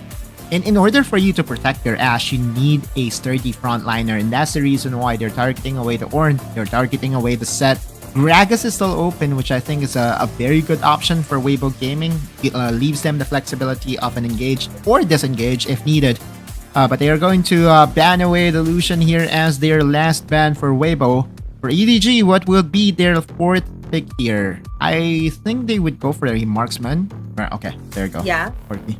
And they will. You mentioned that the Dragon Laners for EDG side is very strong, so there's really a hover and lock in on Corky. Corky had an amazing game in series number 2, I believe. Okay. And I'm gonna expect another really good Corky series. Yeah. But you mentioned we need frontliners, we need tanky champions. There is still the Nautilus. Yeah, Weibo Gaming does not want to leave this to chance, right? Like, they want to go strong immediately, and they do have lots of engage options right now. With the Nautilus getting locked in, Ashe can also serve as a way to engage from afar. Now, this will be the biggest wild card for me, because this Zeri, there are some players that plays the AP Zeri variant.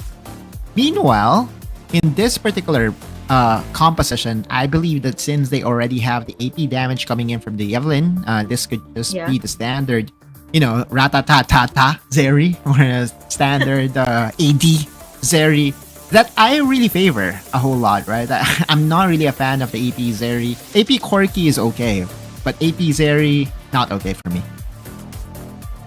I think it's something that the pro players did before, and since it was successful, people just mirrored it. But I do agree, I prefer the AD Zeri as well. Even when it comes to the range, honestly, imagine if the special delivery from Corky is not available, and Evelyn is just, making sure everyone's lives are withered down, the tanks are not available. Zeri is gonna have the time of her life, especially with her range. Yeah. Also has one of the best mobility in the game right now, right? Like, you hop one skill to do a very quick wall hop, and you are pretty much a-okay from all the threats that are coming your way. Now, one of the things that I kind of want to see here as well for EDG is the proactivity of 0711. 0711 was the original Evelyn abuser. Last season, when no one was picking the Evelyn, he was the only one to bring it out to a point that, it's a must ban against him. Now, I'm curious to see as to how he plays this one out, because Hecarim is that one champion that you can go for early invades to really slow down your opponent. And I won't be surprised if 0711 will try to challenge the jungle pathing of the Evelyn. I want to see it happen just for the story, but anyway, it looks like 0711 and Zishang will try to oh no! be aggressive. Oh no! Zihan, he tried again? Oh no! That's the first Already one! was flat. Yeah, that's quick. Not even a minute in. But yeah, I think he thought that they backed away, since usually you try to scare your opponent, but You don't do that. That's too risky. And with that, it's the first blood secured. Yeah, because oftentimes 0711 would have bagged to start the golems. That way his tempo would not be delayed. But it doesn't matter if his tempo did get delayed by a bit, because that is a first blood on the top lane that he was able to get for himself. And that's the perfect start imaginable for EDG's top side. Exactly. So far, it's, I guess, a favor going over to EDG, but we're looking now at the Dragon laners. EDG is being shoved in under the turret, but hey, you have just Sponge, you have a Galio, you should be safe. Yeah, plus the fact that Alone is piloting the Sivir, one of the newest marksmen that we have in the game. Best wave clear in the game as well for a marksman. Now, the action continues on the top side. Have to remember that Zihan burnt his flash. Meanwhile, Xiao Zhang does not have the ignite. Oh, good post! Perfectly timed, but it looks like, okay, I thought there was gonna be a revenge fight there, but I was too close for comfort for the Camille. Oh. But hey, it forced him. Okay, I thought they were gonna go in with a recall, but you is in the lane as well to try and save the wave. Exactly, right? Like, this is a very unorthodox move coming in from you, right? Like, he patted top side, making sure that no one is going to dive Xiao Zhang under his tower. No one does that. Fan is going in, though. Level 5. Exhaust has been collected. That's going to be the taunt there as 0711. well. But here comes 0711 trying to save the day. There's going to be Faye at the back line. A lot of skills, but the damage is not going to be enough. It was a good attempt, but there were no casualties. Yeah, lots of mobility coming in from the Evelyn, right? Like, oh, okay, Zihan. Level 4 to a level 5, and Zihan is still pretty much confident he can take on Xiao Zhang. No one has really taken the items yet, but again, just going back to the interaction in the bot lane, did you see the mobility coming in from the Evelyn, right? Like the last caress or the ultimate was able to separate himself towards the rampaging 0711 Hecarim, and that flash was a beauty as well, making sure that he does not get counter ganked on the bot lane. All in all, no one was able to kill no one was able to get a kill here in the bot lane, and yeah, it just goes to show, you know, that the proactivity of all our teams. Proactive is definitely the term for this, because they're trying to, you know, be 2-3 steps ahead of their opponent, and it's the consistent mind games here. And I just want to highlight what you said, that the Dragon Lane matchup will be amazing, and so far I love the fights that we've been seeing.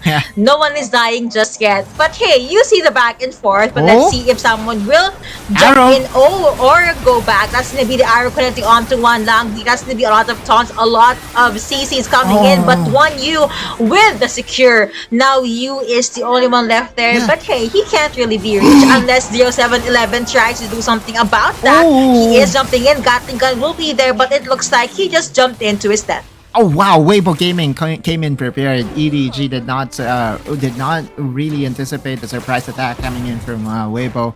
First off, that kill over the support or over Langui was made possible because of the numbers advantage, right? That numbers advantage, you cannot really beat that.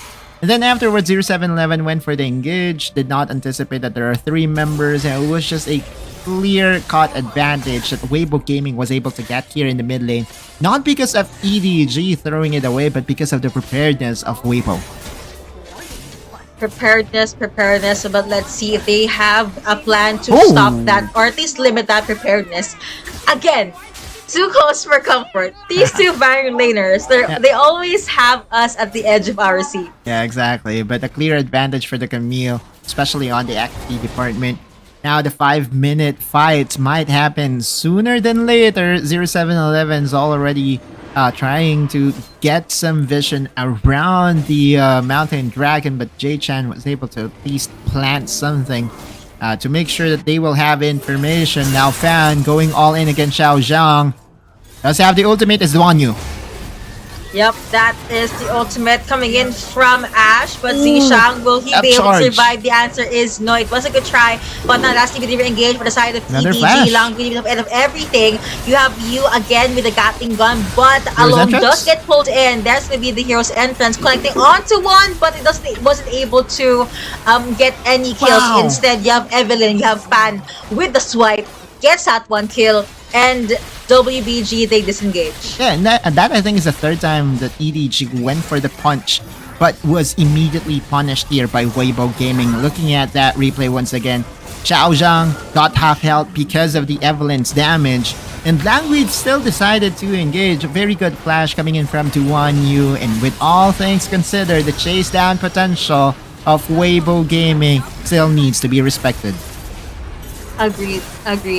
It definitely should be respected, but hey, if they find anything that can counter it, just try to go and fight it head on. We are just a little bit over 6 minutes into the match, and a lot already happened. I mean, I love it, but Exactly. a lot really happened. Right, like that's just 5 guilds altogether, but Weibo Gaming is really making their presence felt right now. Pushing down the mid lane, Langui.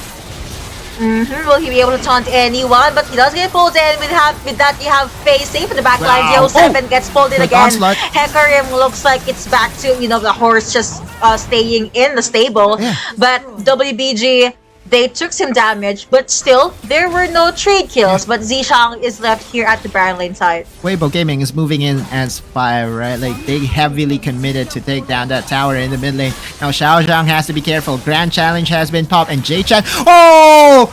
Hero Minion! That was a very good cover. All planned by Xiao Zhang.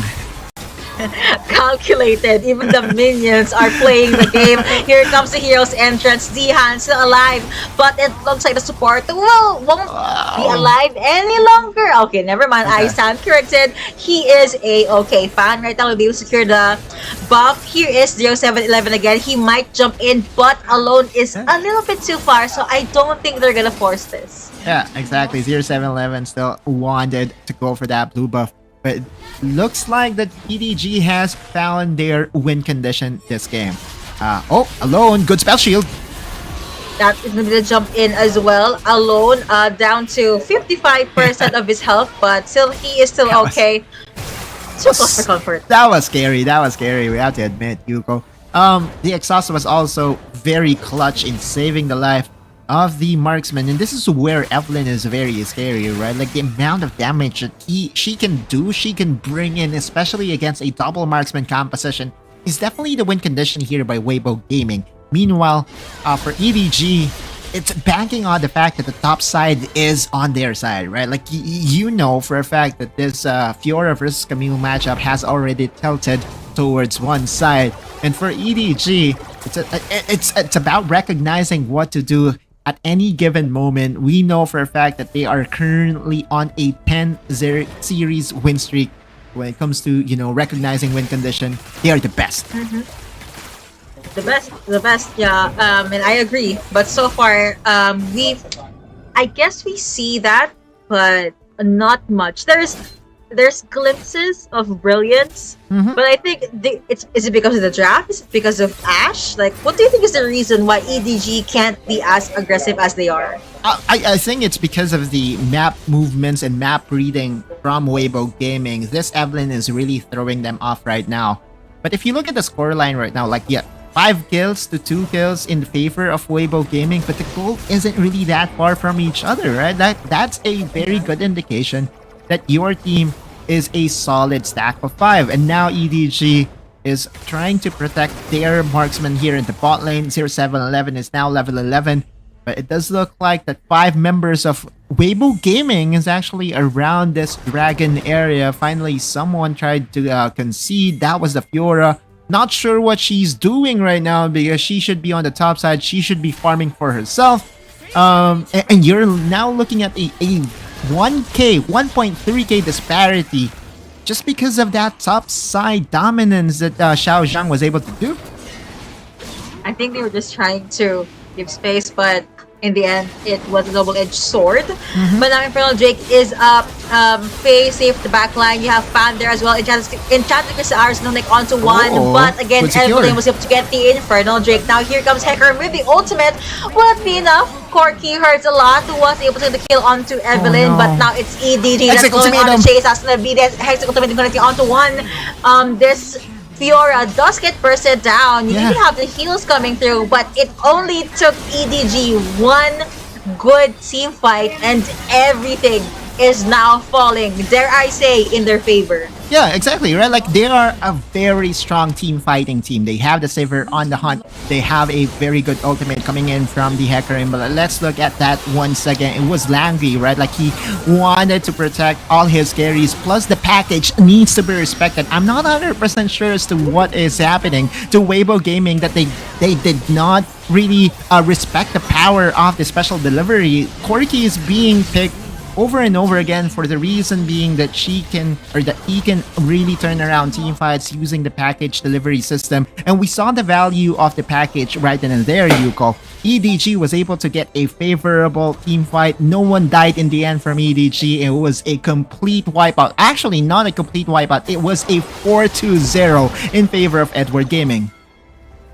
It's 2 counts, right? Solely that they were able to do. Enchanted Crisara apparently is magnetic to the solo members of EDG, but now you have the hook shot that is going to be the hero's entrance as well. Now Zihan might be the one that's going 6 feet underground, and the kill is going to be secured by 0711. So that is 1 key ultimate down and 1 key champion down for the side of WBG. I think they're going for the Baron here. Now Jay-chan is going to get spotted by the members of EDG. Another casualty imminent here, Yuko. It's a lot of damage, but one does become golden. I don't think it will be enough to have the taunt to even have the chase here. No juggler. Kill going over to one, and no more Nautilus. A lot of champion kills going over to EDG's pockets, and they have their eyes set on this Baron. Yeah, more importantly, no Evelyn to contest the Smite fight. This Baron is all EDG. Nothing Weibo Gaming can do. Unless... Oh, that was super close! Okay. My heart. I swear, that was so close. I won't be surprised if they do get the steal. Yeah, exactly. Let's look at that replay once again. Again, this is Langui connecting a Justice Punch onto Duanyu. 2 taunts also was the reason why Fan got clipped in the end, and now EDG with the Baron buff. We all know how strong they are individually, but stacked as 5 with the Baron buff, they are unstoppable right now. Unstoppable indeed, but now the hook is not gonna connect Langui in front of everyone. He doesn't care. He also have the 0711 in the back line, does get the ultimate in, and the Fan goes 6 feet underground. Duanyu a little bit alone, but he was able to get the enchanted crystal in. But the problem was, he was all alone, was not able to convert any of those awesome initiates into kills. Now EDG, they're knocking onto the mid lane. The turret will fall down. They have Baron buff minions, and champions are down for the side of WBG. Exactly. This is a 5-man push, and I think that they can do it. This is a Baron empowered minion push, and EDG will get 1-0. First game for the last series going over to EDG.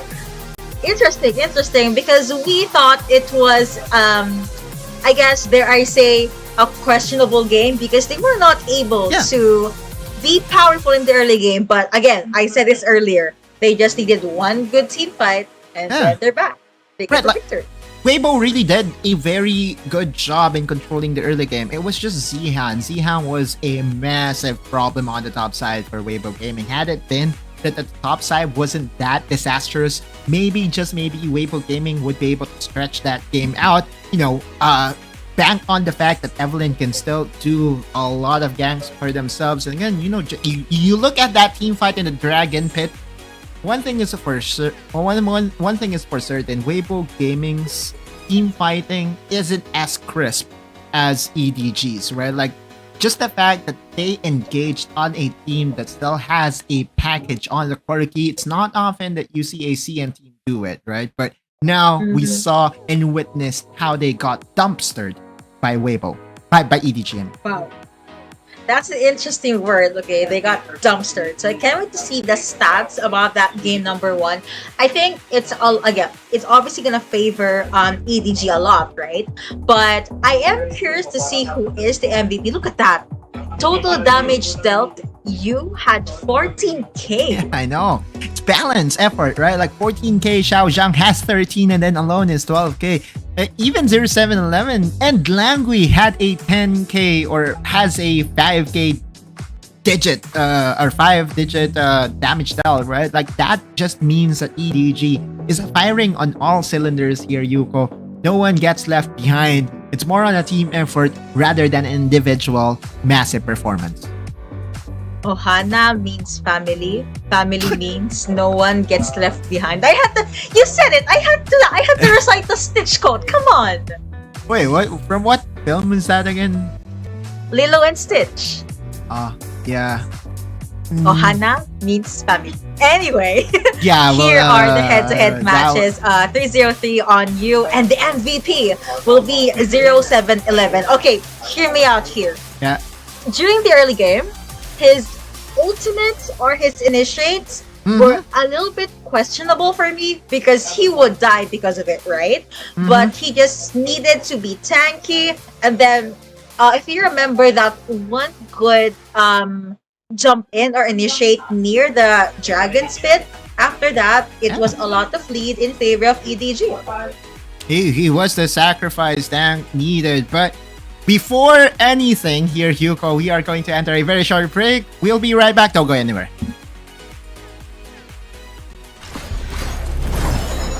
Step light, strike hard.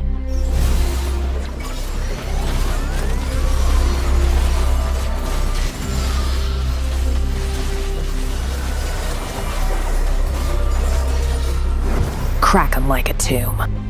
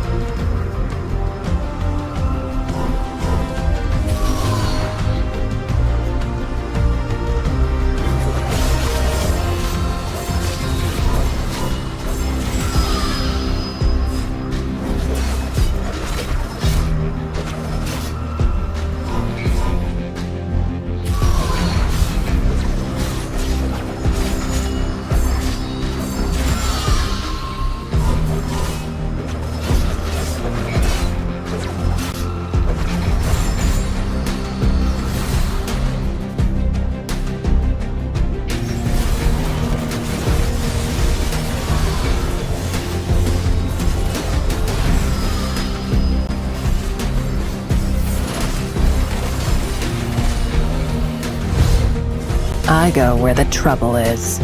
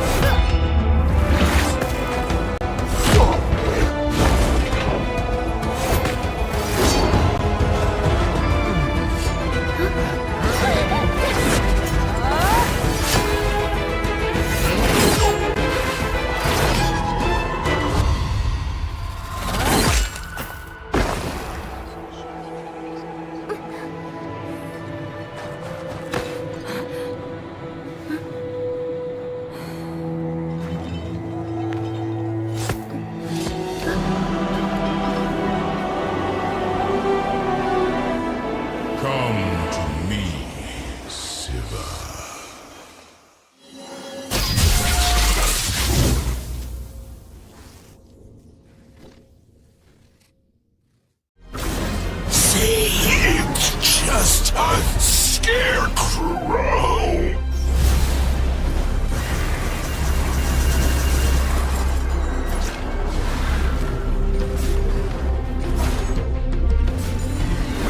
Aren't you afraid?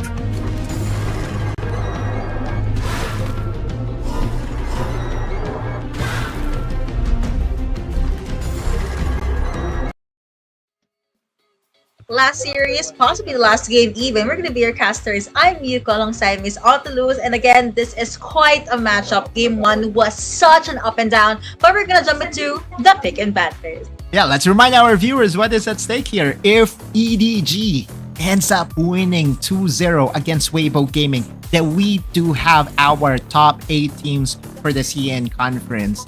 JDG and Woohoo Gaming from earlier will be advancing to the top 8, leaving Weibo Gaming and eliminating them out of the tournament. It's all up to EDG. Do you think they can do it here, Yuko? I'm gonna go with yes, solely because they achieved one thing I could never achieve in life, which is a 10-game win streak. 10 series win streak, right? Like, Yeah. it's to count the 2-0s as well that they have done. It's unimaginable. They're really doing. I think it's safe to say they are in their peak form. This is their meta. And even with the challenges being presented to them during the early game of Weibo Gaming, EDG was still able to recognize where they're strong at, and in just one team fight, they run away with things. Okay. 0711 might go with Hecarim again. This game number 2. Not gonna change what's broken. There will be an Aatrox hover and probably lock in this time around, but Camille will still be picked up in game number 2. Yeah, it's a very different draft altogether now, but still the 2 champions that I believe is a very good foundation to have for EDG is there with them. The Hecarim plus the Galio, a very good combo. Replacing the Camille is the Hecarim. Meanwhile, on the other side, they have the Aatrox, so they do have the I would say the best possible carry jungler champion in the game, and Van would be asked to carry Weibo Gaming into the playoffs. Only question I do have here for the draft of Weibo Gaming, are they going for an enchanter to really enable this Aatrox? Because oftentimes, without the enchanters, without the utility supports, the Aatrox is really having a hard time. Agree. Definitely gonna agree. That's something I do expect to see later on as well. But okay. There's gonna be another Faye, Zeri. Severe will be banned out. Set will be banned out as well. They're not gonna change the ban, I believe, for the side of EDG. A few tweaks on the draft maybe, but again, why fix what's not broken? Just keep it. I love the ban on the Sivir though. I feel that if you leave the Sivir open, paired with Hecarim, a lot of team fighting power will be gifted again for EDG. So Weibo Gaming banning it away is them learning the lesson the hard way here, Yuko. They will be banning away the Jax, which is one of Xiao Zhang's best champion as well. So I wonder what will be the pick for the top lane of Xiao Zhang, because oftentimes, when you see a Camille, the best answer is the Jax. You can still go for the Renekton as one of a more balanced top lane champion for him. But wow, okay, they are going for the Varus here, which is not the meta champion that we often see, but for Duan Yu, it's his best champion. It's basically in meta, but the Duan Yu meta. Yeah, and Duan I Yu. guess that's okay. Yeah, you're gonna have to play with Wow, the champions that you're comfortable with. Mm-hmm. Brom, I haven't seen this in 75,000 Miles? years. I don't know. Right. Nautilus. Oh, Nautilus. Never mind. I got baited. Yeah, you got baited there. Weibo Gaming is going back to a classic for Duan Yu. Now Xiao Zhang will be rounding up the draft and him going for the Fiora. Seems like it was just earlier, right? In game number 1 that we saw this matchup. But Xiao Zhang is ready for the challenge. He's ready to show Zihan how to play this matchup. He's ready for the challenge, and quite literally, he has the grand challenge because he's using Fiora. I had to put it there. It's funny. Yeah. Thank you. Touche, right? Touche. But yeah, all right. So this gonna be the final, arguably the final draft for the last series. He even has the Edward Gaming jacket. That's so cool. I know, it's Did the you see winter. that? It's the winter coat. It's the winter season over in China, and I think most of the players really are on their winter clothing. But some of them is very much resistant. Right? Like some of them are just dressed in their own esports jersey. But I agree with you, Yuko. That Coach Lao Bai's attire was on fire today. Hopefully, that will translate in EDG getting another win for themselves, because that will really be a very good momentum to hold heading into the playoffs. Aside from the clothes, let's see if their gaming will be on fleek as well, as we jump into game number 2 for series number 4, Weibo Gaming versus Edward Gaming. You saw the draft, you saw the bans. Let's see if we will finally witness the second 2-0 of the day. Yeah, exactly. Feels like that when I'm the one casting, we have shorter games, we have fast games, we have crisp games here. So, barring any, I would say, unexpected outcome here, I feel that EDG has the better draft still. They are going for a defensive ward setup this time around. Zihan is not going to commit the same mistake that he did in game number 1 that gave the first blood kill and gold over to EDG in game 1. There's a trivia here. Alone picked Sivir and achieved a KDA of 12. Yeah. KDA of 12 in the last game. Yeah. That's awesome. I don't think he died, right? Like, if there was a way for them to put the eternity symbol in there, they would, because that was just a perfect KDA for Alone on the Sivir. And that was mainly the reason why Weibo Gaming elected to really ban it away. But in return, Alone still had a very good champion in his hands, right? His Saya is also one of the best in the tournament. And you can see their small aggression here on the bot lane. Duan Yeah, I don't think they're gonna dive in because Gaekwon was able to isolate Alone from his support. But hey, at least it was a good attempt. Saya still hurts a lot in the early game, or that's because Alone is using it. So it's one or the other. But yeah, that means no one died. That's a good sidestep from Alone as well while waiting for his support. So I think it's still pretty even for the early game. I actually would want to favor EDG here, especially with the way things are going. Even by himself, Alone was by himself, right? Home Alone. Even, I think, is the best movie out there. But anyway, just going back, he was home alone right there, and then in the bottom lane, but it did not matter. Now 0711 is going to dive the top side.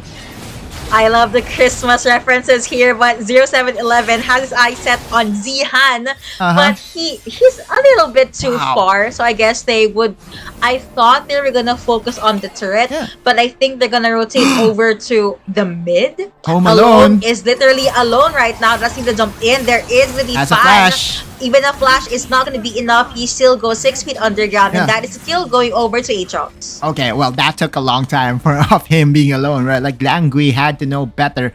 You see the vision, you see the pathing of Fan. If the jungler is not on the top side, obviously he's going to be here trying to help out Duan Yu in his quest.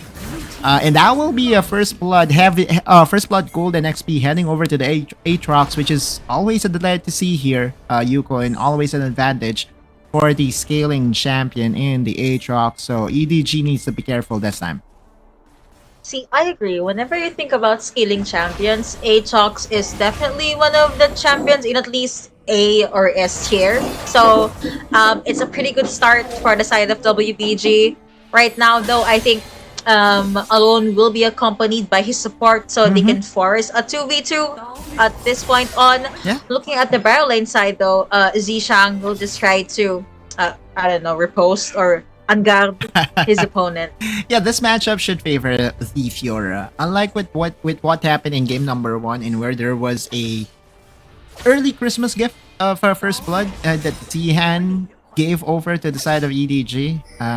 In an even state, I really favor the Fiora because there's a lot of damage that you have.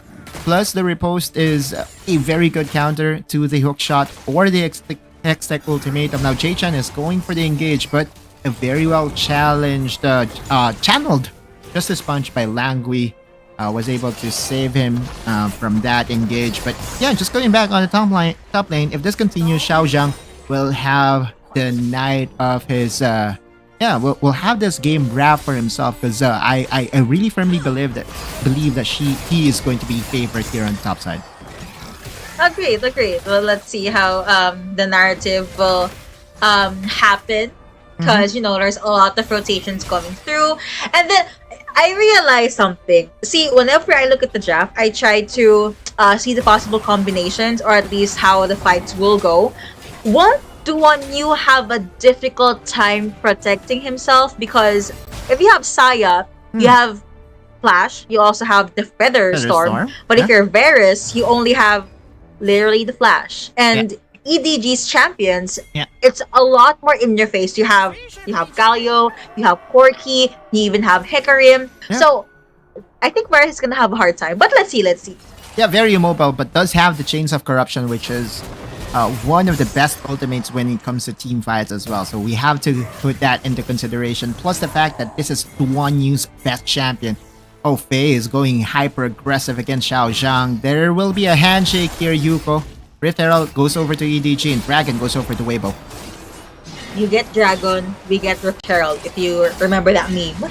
But yeah, no stealing that's gonna happen here. They are gonna play this one slowly, but someone that's not so slowly is actually Duan Yu. Chain of Corruption is gonna come through. It is gonna connect, but was not enough to secure the kill. Someone that might secure the kill though is one Zishang under turret. They're really charging in onto their opponents. 0711 has eyes set on Fan and Faye, but looks like they'll be able to go away.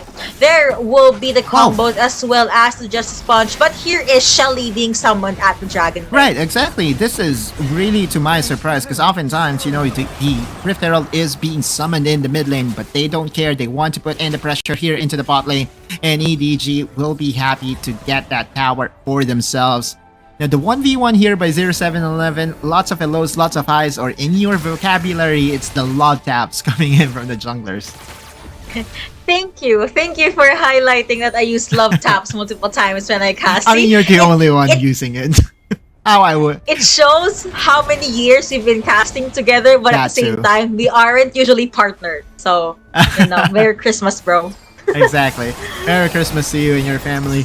EDG, again, finding the advantage here in the bot lane. Tower advantage to the side of EDG. And with what is happening right now, Weibo Gaming elected to go for the Infernal Dragon, which is a very good advantage to have, especially with the double marksman composition that they are currently running.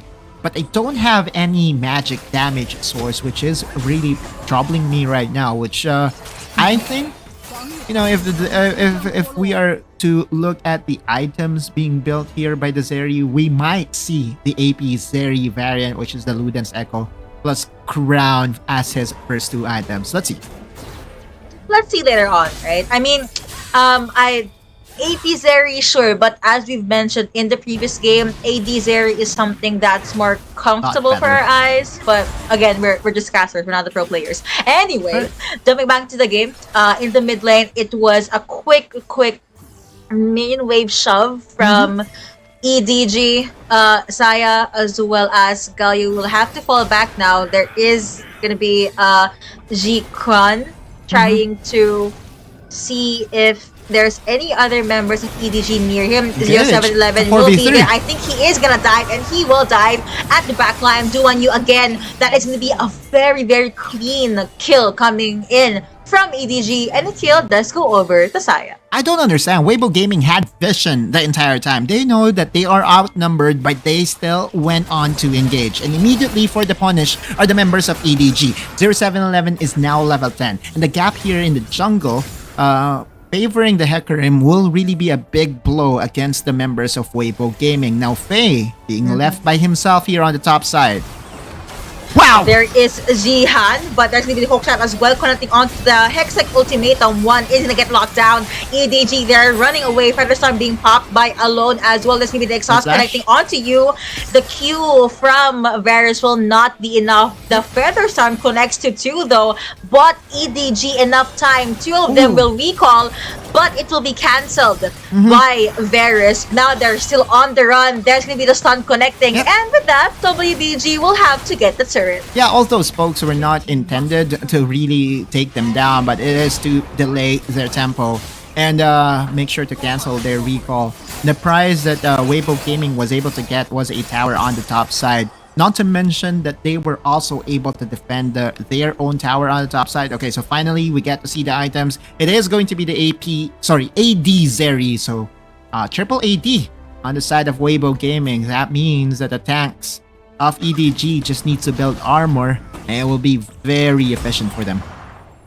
They'll be surviving a lot of team fights right after this. So thank you for the item check. So hopping back into the game, it's still honestly WBG or Weibo Gaming looking for the openings, looking for the fights. But EDG, they're cool as a cucumber, except for 0711 because he's usually the one that dives first. Love that you just had to insert a fruit. Cucumber it is, and now Weibo Gaming is getting collapsed on here by the members of EDG. This Hecarim is so fast, and this team fight might start as soon as Jay-chan lands a hook. Someone in the middle. The dragon has been secured by Aatrox, but now Zihan in the middle of everything does get annihilated. The kill going over to Saya, and 0711 again trying to go to chase for Faye. Was not able to do so. It was a good try. Zeri is still alive, but someone that is alive right now is you as well with the Gatling gun. There is no special delivery. There's going to be the Q being popped again from Duan Yu, but no casualties, and here's the replay. Yeah, more importantly, the dragon was secured here by Fan. Very good. A smite coming in for Fan to secure the second dragon of the game. And that was one casualty. Zihan going down. 0711 not catching the very mobile Zeri in the end was also a very good thing to happen for Weibo Gaming. But more importantly, with that second dragon takedown by Weibo Gaming, there is a clear win condition for them here, Yuko, right? Like, 3 dragons mean one thing. That's the Dragon Soul. An Infernal Dragon Soul joining the triple AD composition here by Weibo Gaming is the dream. So if EDG won't be able to deny them of the Infernal Dragon Soul, that will be a very good advantage to have for Weibo Gaming. And I dare say it, right? Like, if ever that happens, that might mean that we will have a game number 3. That means I'm the cursed caster. You Whenever are. I cast, there's 3 games. But let's see, you know. Let's not call it. Let's not curse myself until there is no game number 3. But I do agree. It's all about being able to stop the possibilities of Weibo Gaming just really getting their win conditions. Aside from EDG being able to get theirs, if you're Sai, if you're Corki, it's difficult to withstand the damage coming out of a Varus, coming out of an Aatrox, so might as well stop the combo. Wow, you being chased on here by Faye. Okay, another one. Okay, good flash. Oh, that was a solo kill by Faye, and Weibo Gaming really badly needed that. He used Flash, and he still was not able to survive that. So that's a handful of seconds where there's no Gatling gun, there is no Corki ultimate, there's no delivery. So you can't really pivot around their positioning in the next team fight. You have to wait for Corki to be up. And it's so uncharacteristic for the mid laner of EDG to commit that mistake. Now going for a potential engage as 0711 immediately backs away because he was spotted on a ward, and the sweeper lenses gave that information. 2 wards being cleared here by 0711. Lots of wards actually being planted by Weibo Gaming on the red side, or red quadrant of EDG. Now Langui is here to play guard.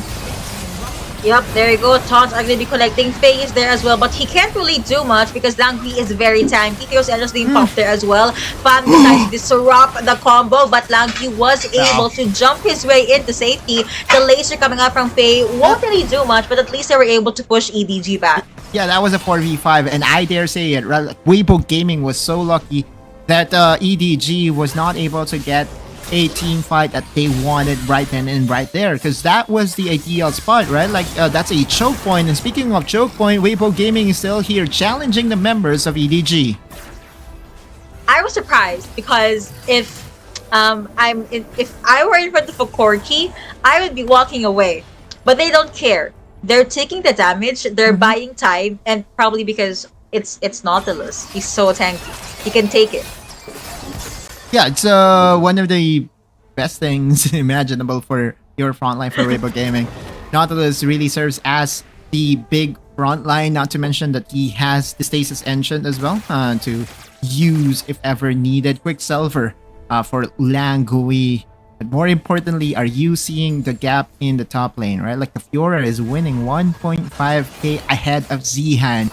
That's always going to be a win condition for EDG. If Xiaozhang is winning, they can dissect the map. Honestly, that's an item if you're a Fiora, so you have to really utilize that. But anyway, right on cue, the next dragon will be up. Let's hope and see if EDG will be able to stop the 3 dragon secured by Weibo Gaming.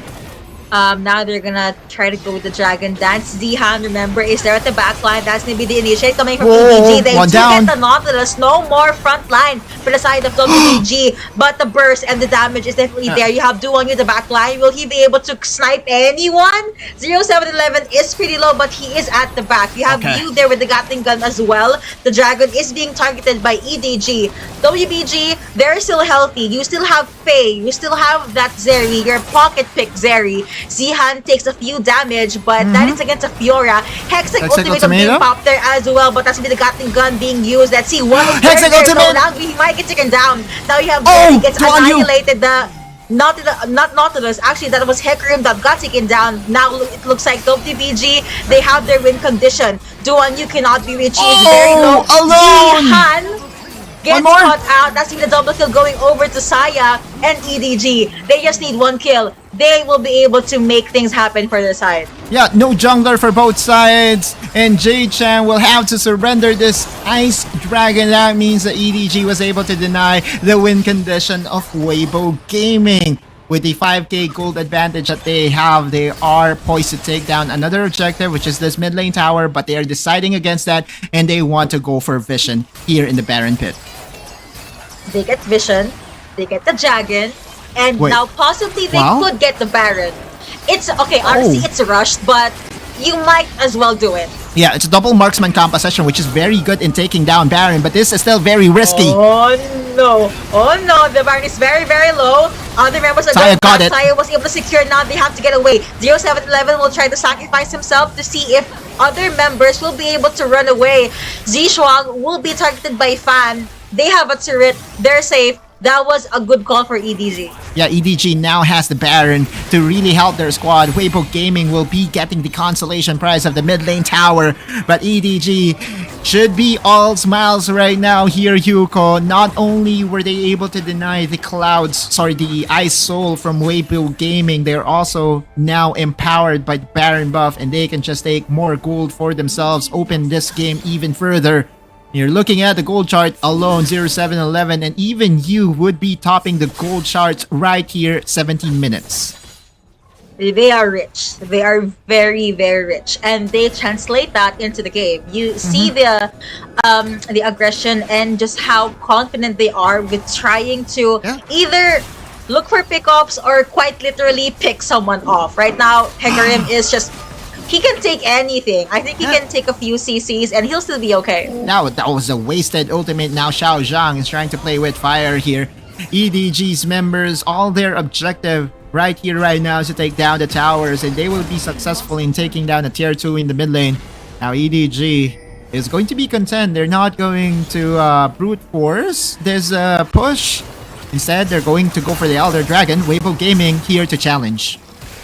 They do get first dibs on the Elder Dragon, but they have no vision. There you go. 0711 and the others are still trying to push the enemies away, but Weibo Gaming, they know it. They smell it that they're trying to contest, so they will go all in. Skull Crab has been taken down. You have the adaptive defenses being Froglass able to jump in, and EDG again at the back line. One does become golden, but it looks like there is not going to be enough follow-up from WBG.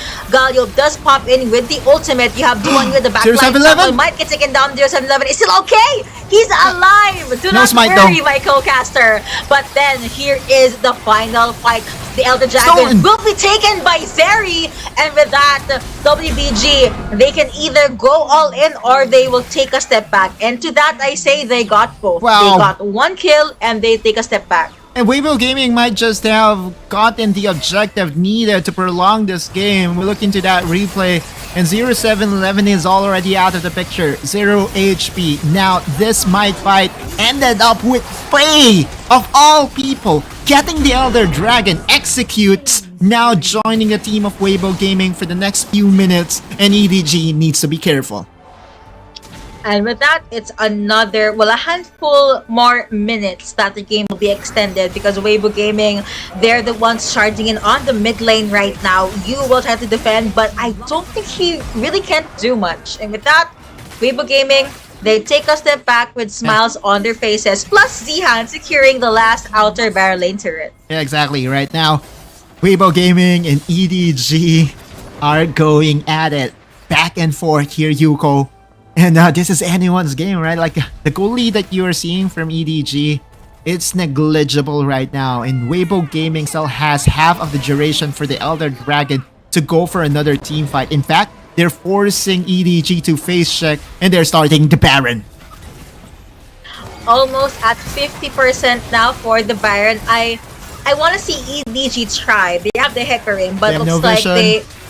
Okay, finally. They might go with Secured. Okay, I thought they were gonna go with the gamble, but anyway, Rasnivir has to be popped there as well. But a lot of them are really just falling to the hands of Weibo Gaming. Camille's so powerful. Fiora gets taken down. Zeri was able to reach Corki as well, and it was a lot of things that went in favor of Weibo Gaming. Yeah, just still has a few of those Elder Dragon buff. EDG with just 2 people. Can they defend this?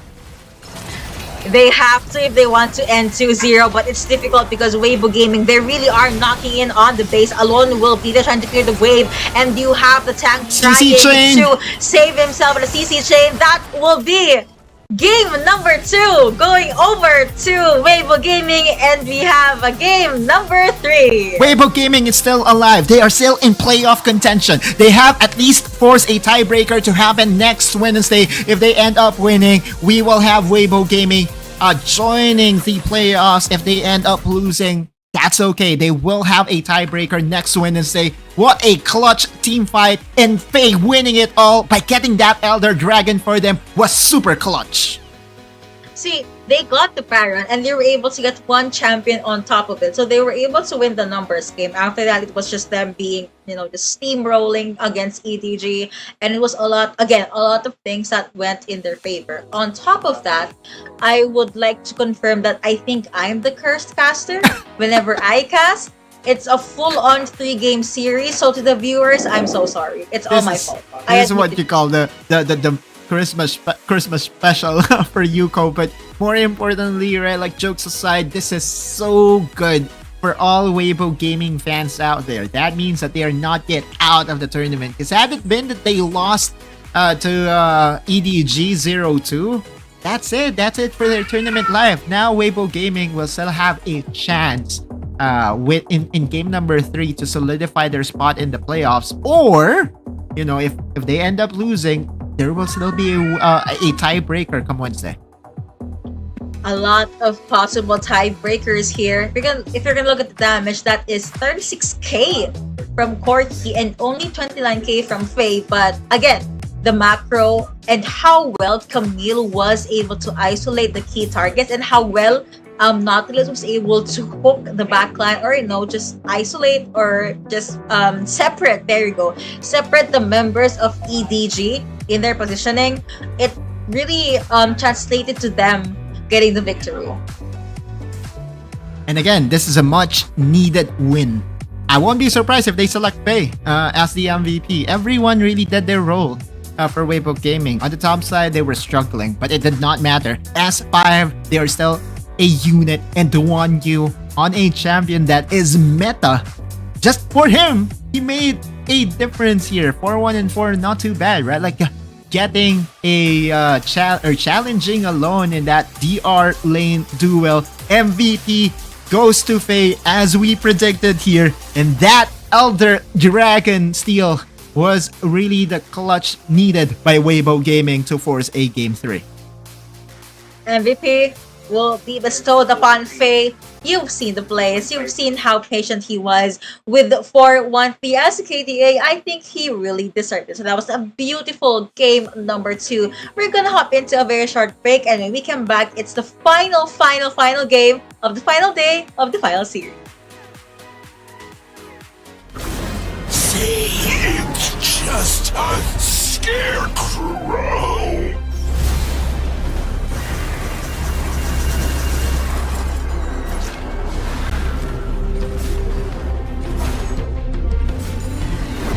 Aren't you afraid?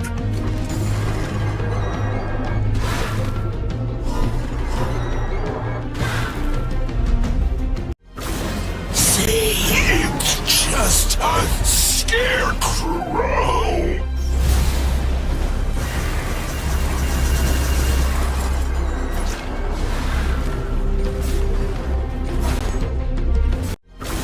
See, it's just a scarecrow.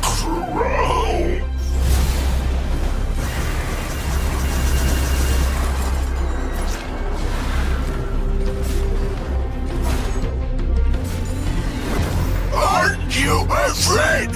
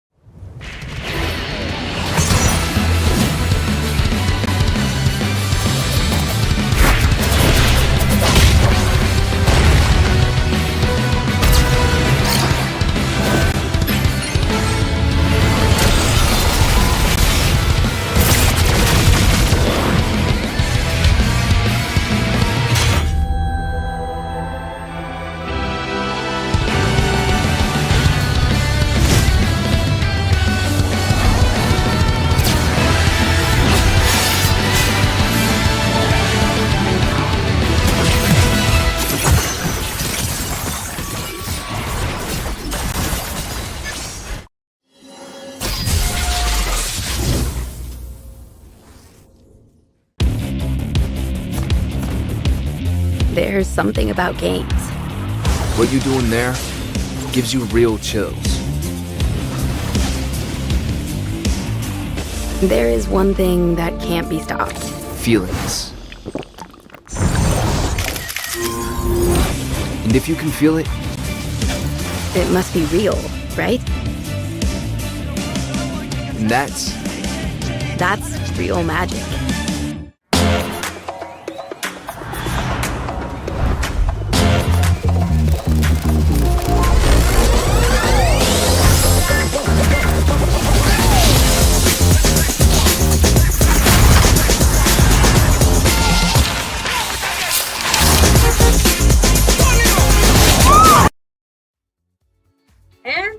are back. Again, this is Weibo Gaming versus Edward Gaming. We're gonna be your casters. I'm Yuko. Alongside me is Autolus.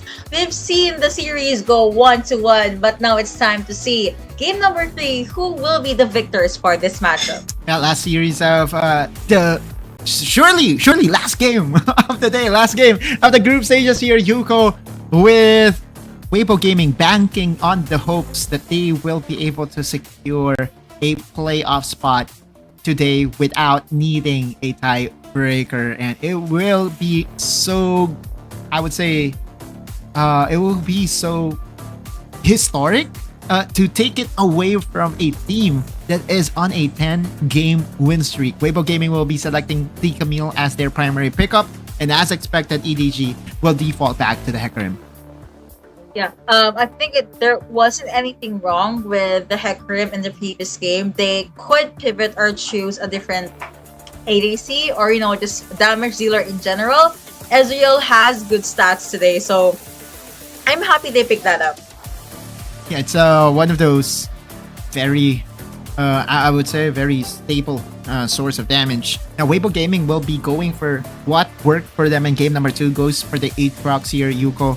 And they will be snagging away the Galio, which was a very good champion for Langui. I wonder what he would be picking here, because his Alistar was banned away. Galio was taken away.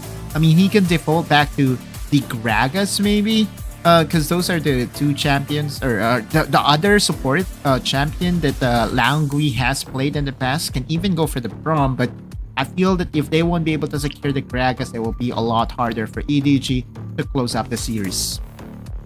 Agreed. I guess the question will have its answer later on, and I love the respect that EDG showed.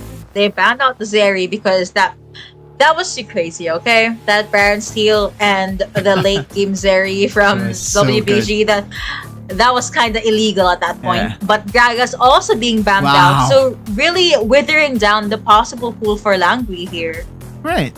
They can still go for Karma, but the Karma pickup, or the Sona pickup, has seen relevance just off late, right? Like, it wasn't really there into the 3rd week of this tournament. So them leaving their support as their last pick, I wonder what they will be bringing out.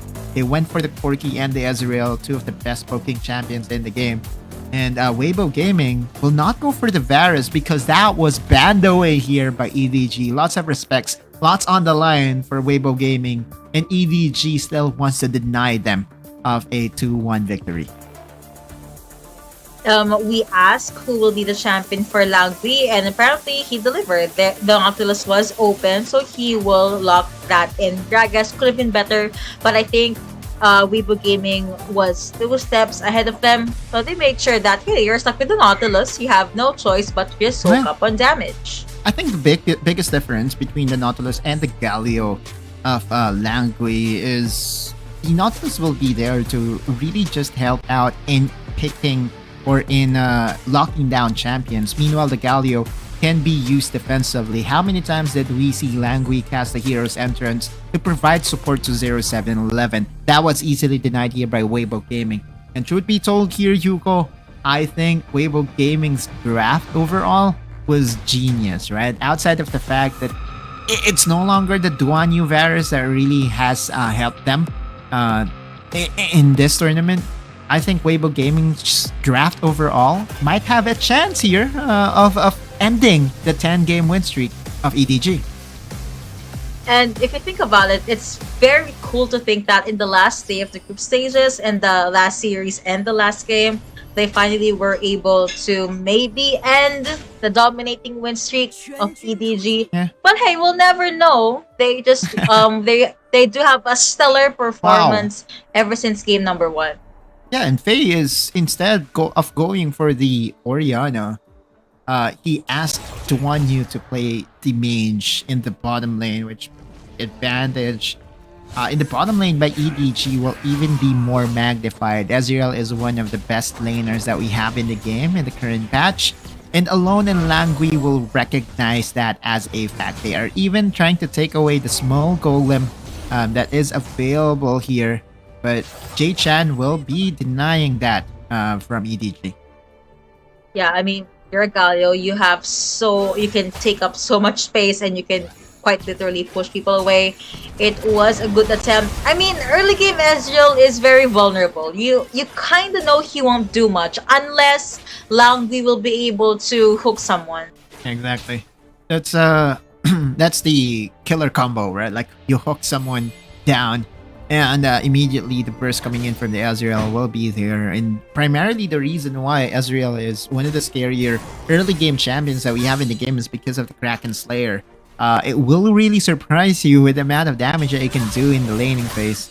Meanwhile, on the top side, Xiao Zhang, we have to remember that come midpoint of game number 2, he was enjoying a 1.5k goal lead ahead of the Camille.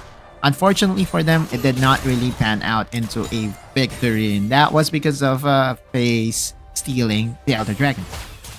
And now let's see if it's something that will happen again this game, or will EDG learn their lesson? It's okay, to be fair, the dragons and the high scaled ones are going to be later into the game, so you might need to wait for that.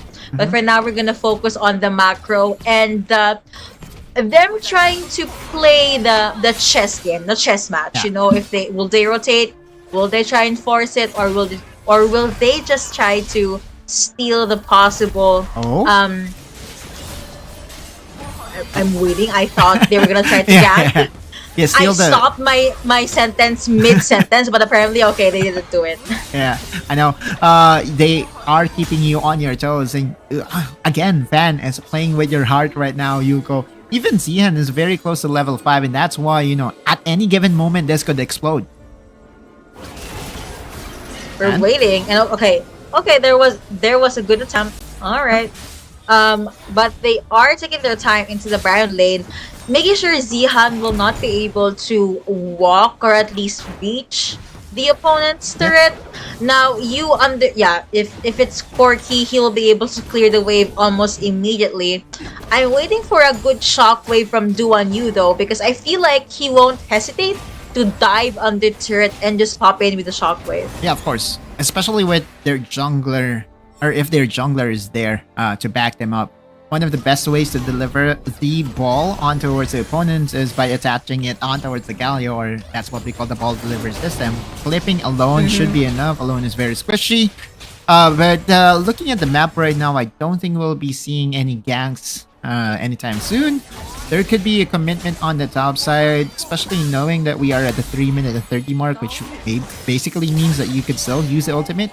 And we'll still have that available by the time that they enter a skirmish in the first objective timing. But you're seeing the mechanics here by Xiao Zhang. He's really putting the pressure in towards Zihan. He's testing the limits of his Fiora, and even though he is up against a Camille, which usually you'd be kind of worried because she has a Hexic ultimatum, but for him, he doesn't really care. In the early game, he knows he's the one in the lead. Yeah, exactly. And again, no one is at the advantage. Weibo Gaming and EDG is really playing it slow, playing it careful, right? Like, no one wants to commit a heavy gank on either side. And no one really is at the advantage here. Again, just looking at their draft overall, Yuko, I feel that both of them does have a certain set of win condition. For Weibo Gaming, they need to rely on the lockdown of Zihan, rely on team fighting, because that's where they're good at, right? Like the AoE damage coming in from the Aatrox and the Orianna will be massive. Meanwhile, for EDG, it's all about scaling. Their double marksman will be a problem, but they have to play the front-to-back synergy. They have to make sure that no one gets their hands on towards the marksman. Protect the king, or protect the president kind of playstyle for EDG. I like it. Protect the king kind of playstyle. And right on cue, the dragon is up. A fan gets first dibs. Arguably not contested because EDG is making their way into the repair hub. They want to be able to get the turret, but they do get spotted out by Ji Quan. And dragon has been secured, and Shelly will be secured by Hecarim as well.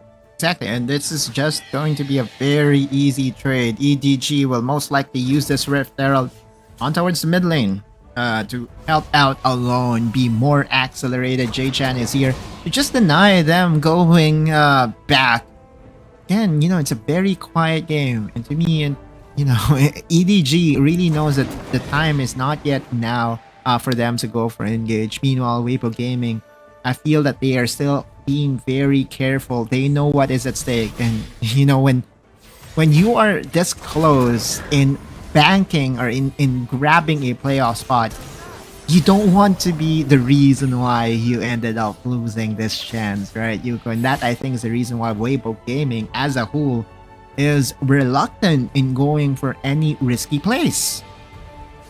They're in the zone, and this is something we saw in game number 1. It only took EDG one mistake from Weibo Gaming for them to 3v2. make things happen. This is a good attempt, a 3v2 indeed, but here's 0711. They were not able to secure the kill, but there is a Hecarim now focus firing on Duan Yu. But hey, still alive, and it was a handshake kind of battle, but now it will be the Rip Herald, someone in the mid lane. Oh, Zihan might be in trouble here. Although no ultimate available for 0711, Xiao Zhang does have the grand challenge, but the wave clear of Zihan should be enough. EDG getting tower plates on the top lane and bot lane as well. And not to mention that the Rift Herald being used in the mid lane. I guess in terms of gold, EDG is still getting that small advantage here, Yuko. They are. I think it has something to do with how slow they're playing the game. They don't want to pull the trigger just yet. They really want to quite literally take a feel on how the map is before they try to start any fight. And they're giving space for the Corki as well as their Ezreal to go online. And this is when the stakes are really being battled by the two teams, right? Like, none of them really wants to commit hard. There was an attempt for J-Chan and Weibo Gaming to get the assassination on towards Langby, but it's one of their tankiest members, 0711, being there as well. It's actually a very good sign. World Ender going to be used here by Fan to disengage as well as the flash. Again, no heavy commitment from EDG side. Nada. It's just them. See, I think they're trying to catch someone if they're isolated. Yeah. But if it's 2, 3, even 5, they don't really want to risk it. Now that's maybe the calling being popped by Faye, which will be a problem later on. But that's for maybe 16-minute EDG to think about. Yeah, and again, it's all about recognizing who has the... Oh wow, what a good steal coming in from Fan. That's like snatching away the candy cane from 0711. That's a blue buff stolen by the jungler of Weibo. That's gonna... Yeah, I don't think Gonna that's hurt. a good thing to happen. So that one timing will, I guess, affect so much for their team side. But anyway, the barrage being sent out again. Not really killing anyone, but at least they get to clear the waves. Exactly. Xiao Zhang needs to recall here, meaning there will be an opening for Weibo Gaming to actually destroy this tower. They do have enough damage. Zihan and Fan would tag team. And looking at the state of the map right now, no one from EDG will be around to take and defend this tower on the top side. And surely EDG was doing something in return. And yeah, case in point, they were taking down the tower in the bot lane. So that's a 1-for-1. 1-for-1 trade. At least you were able to even the trade out. But I guess now Weibo Gaming, they're just in their element. You know, they leave Faye to farm on his own. And if they're comfortable enough, they rotate over to the mid lane to maybe clear the wave and try to catch, not Langby, he's too tanky. Maybe catch Ezreal if they can. Yeah, it's which is very mobile. So who are you going to catch? Langby that is very tanky, or alone that is very squishy but is very mobile? I think they really just have to wait for the second objective to spawn up. If you're EDG, you really want to deny the Dragon Soul win condition, and you already has the package right now. Fan is actually on their backside without them knowing. So this is a very good spot. Okay. Surprise! Now that will he be got Langby, surprised! but you in the middle of everything. Ezreal gets killed onto one, but it looks like EDG is the one being package. secured right now. A lot of damage being taken by the side of Weibo Gaming. Gatling gun being popped by you, G-Quan in the middle of everything, Shockwave. but Duan Yu is safe. Let's see if Shockwave will actually come through. Langby gets taken down. Alone will will have to take a step back. Here is Yu, here is Jishang. That was a messy team fight. Yeah, that was a 3-4-2 actually, in the favor of 2-4-1 in fact, in the favor of Weibo Gaming. But more importantly, no junglers are alive right now.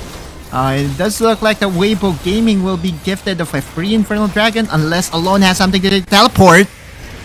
Okay, 0711. There is Flash. G1, and now that is to be the dragon Aatrox. secured by Aatrox, making it look so easy. And with that, Weibo Gaming, they disengage. Yeah, that's a very quick one, right? Like EDG invested a teleport for their jungler. Meanwhile, Weibo Gaming did not have to do the same, and with just one flash, that 50-50 headed over to Weibo Gaming, and this is just another injury. Chao Zhang getting chased. Oh wow, he still lives. I'm surprised. He was able to juggle that. It's so crazy, but let's look into that in this replay once again. This teleport, oh man. Hearts racing, 0711, smite 5, 50-50, 2 HP! What? Oh man! Exactly, right. Remember the Elder Dragon that was stolen by Weibo Gaming? Neither of them was able to get the dragon. It was Faye on the Zeri that got the last hit. And this is how close this game is, Yuko. EDG and Weibo Gaming really is presenting or has a gift for every Wild Rift Esports fans out there, because this is really very intense. Really intense, and it really keeps us at the edge of our seats. And say, if you're gonna gauge the damage, EDG is not lacking like at all. It just so happened that Alone can't really either look for the right target or actually have a decent follow-up. So it's all gonna depend on how EDG will do their juggle, or who will they target, because more often than not, Weibo Gaming, they are able to escape. See? 0711 with a good attempt, but Ji-Quan will be able to get all of that. He does become golden, and he is definitely tanky. You have the calling being popped, just 2 more hits, and 0711 could have died. But now, Weibo Gaming, they're the ones steering the wheel. Exactly, and now that the jungler is so low, he needs to recall. Weibo Gaming will be getting the head of the jungler. Can they force down this Baron? Oh man, what a turn of events here, Yuko. Definitely. See, that's very interesting, and it's really exciting. But Yu is lurking at the side. Alone is there as well. Let's see if they'll be able to get the Baron. I don't think so. They might be able to get 1 kill though. Aatrox secures it, and EDG, they could not do anything. On top of that, well, they do sacrifice Camille, but Camille in exchange for a Baron, I'll take that trade. 0711 did not respect the chase down potential of Weibo Gaming, ending up dying, and that means that Weibo Gaming had all the time in the world to secure the Baron. Yeah, sure, EDG was able to get a consolation prize of a return kill, but that is still a massive advantage. Upswing gifted over to Weibo Gaming. A lot more things in their pocket, damage-wise, gold-wise, even macro-wise. Now it's Duan Yu is just waiting for his next target, honestly. Even Faye. You just need 1 good the calling, and Weibo Gaming will probably secure this. Yeah, 3-2 in terms of tower count. And that will change very soon with the power of this Baron empowered push. They will be taking this tower in the mid lane of EDG. Weibo Gaming can even get more advantage elsewhere in the map. How are they going to play this one out? They will be sending Fan to push this bottom lane. And all this is in preparation of the more juicy objective. That is the Dragon Soul. Ocean Soul, Yuko, I believe is one of the best win conditions imaginable for a double marksman composition. And you look at how Weibo Gaming plays this, right? Like, they're going back. They're going to spend those unspent gold and will go for a potential win condition here in the 3rd Dragon. 20 seconds, it spawns up, and EDG is aware. And here's the thing, right? In the previous game, I was kind of skeptical about Weibo Gaming securing those 3 dragons. But this time around, they are just in a different league. Yeah. They're very much in their stellar mode, or they're in they are in their showtime mode. But now That will be Ji-Quan left in the middle of everything. He does become golden, but he is A-okay, fam. Just really focusing on the dragon. Faye did give some hits, but was not able to secure anything. Now EDG, they have their eyes set on the Mountain Jake. Remember, Zuan Yu is there as well. 0711 will be able to pop in, but that is gonna be Heroes and on the side. But now Weibo got it to get the dragon. Weibo still got it, Aatrox still got it, and with that, you trying to look for the next target. They don't care. Zihuan as well as Fan is just jumping in and out of the fight. Aatrox, very powerful. He will be able to secure that kill. Fiora does go down, and Weibo Gaming, they leave the pit with smiles in their faces. That's plus an another ace. kill going over to Lucian, and that is the ace of the game. Yuko, that's an ace. That is the Ocean Soul, which means that they have infinite sustain. Weibo Gaming can finish this game right here, right now. When the timer is very, very high, it's very likely that Weibo Gaming will be able to finish this. They have the way, they have the potential. They are gonna go all in, and they are focusing on the Nexus. And with that, Weibo secures the series with a 2-1. And they secure a playoff spot. Welcome to the playoffs, Weibo Gaming. Surprise, surprise, on top of securing a playoff spot, they also were able to end the 10 series win streak of EDG. That's basically hitting two birds with one stone. Right. So clutch. Weibo Gaming when their backs are against the walls. They find the team fight. They find the smite advantage. And this will easily get scouted come playoffs, right? Like, are we confident that if we enter a 50-50 against this, guys, that we will be able to secure it? Man, after what they did against EDG, teams will have to be wary of Weibo. Agreed. And see, if you lose game 1, it's a lot more difficult to have a reverse sweep because you have to come in from a loss. But game 2, I think, was the highlight for me, even though they were stellar in game number 3. Yeah. There was just there's something about them in game number 2. They were losing in the early game, but then they had Zeri. They really just trusted 0711's initiates, and with that, they were able to secure the series. Really a beautiful way to end the group stages. 0711 has history of losing smite fights. I still remember come playoffs when they were facing against Nigma Galaxy, Just Chi was able to outsmite 0711 time and time again. And that is something that EDG needs to fix, especially come playoffs. But overall, I still have to commend Weibo Gaming. This win is a very much needed win by this team. Them securing this win, wow, I'm so happy for them. For EDG, wow, like EDG is still part of the playoffs, right? They are on the upper bracket. Yeah. The only thing that they lost is momentum. The only thing that they lost is the win streak. But for Weibo Gaming, it's a lot more important for them because winning here will put them on towards the playoffs. Now, just asked if there will be a tiebreaker between JDG and Woohoo Gaming. Appears that there will be no tiebreaker between JDG and Woo Gaming, and later on we'll be showing to everyone as to who got in to the playoffs. I believe WHG still got in and JDG won't be part of it, but man, what a moment for Wild Rift Esports. It's really beautiful. This really shows that every victory or every loss will mean to something. And here are, well, other than that, here are the post-match stats. You guys can look at that. And if you were able to see the gold graph earlier, initially it was all EDG. But then it spiked up to Weibo Gaming. The MVP for that fight will be Fan, and I agree.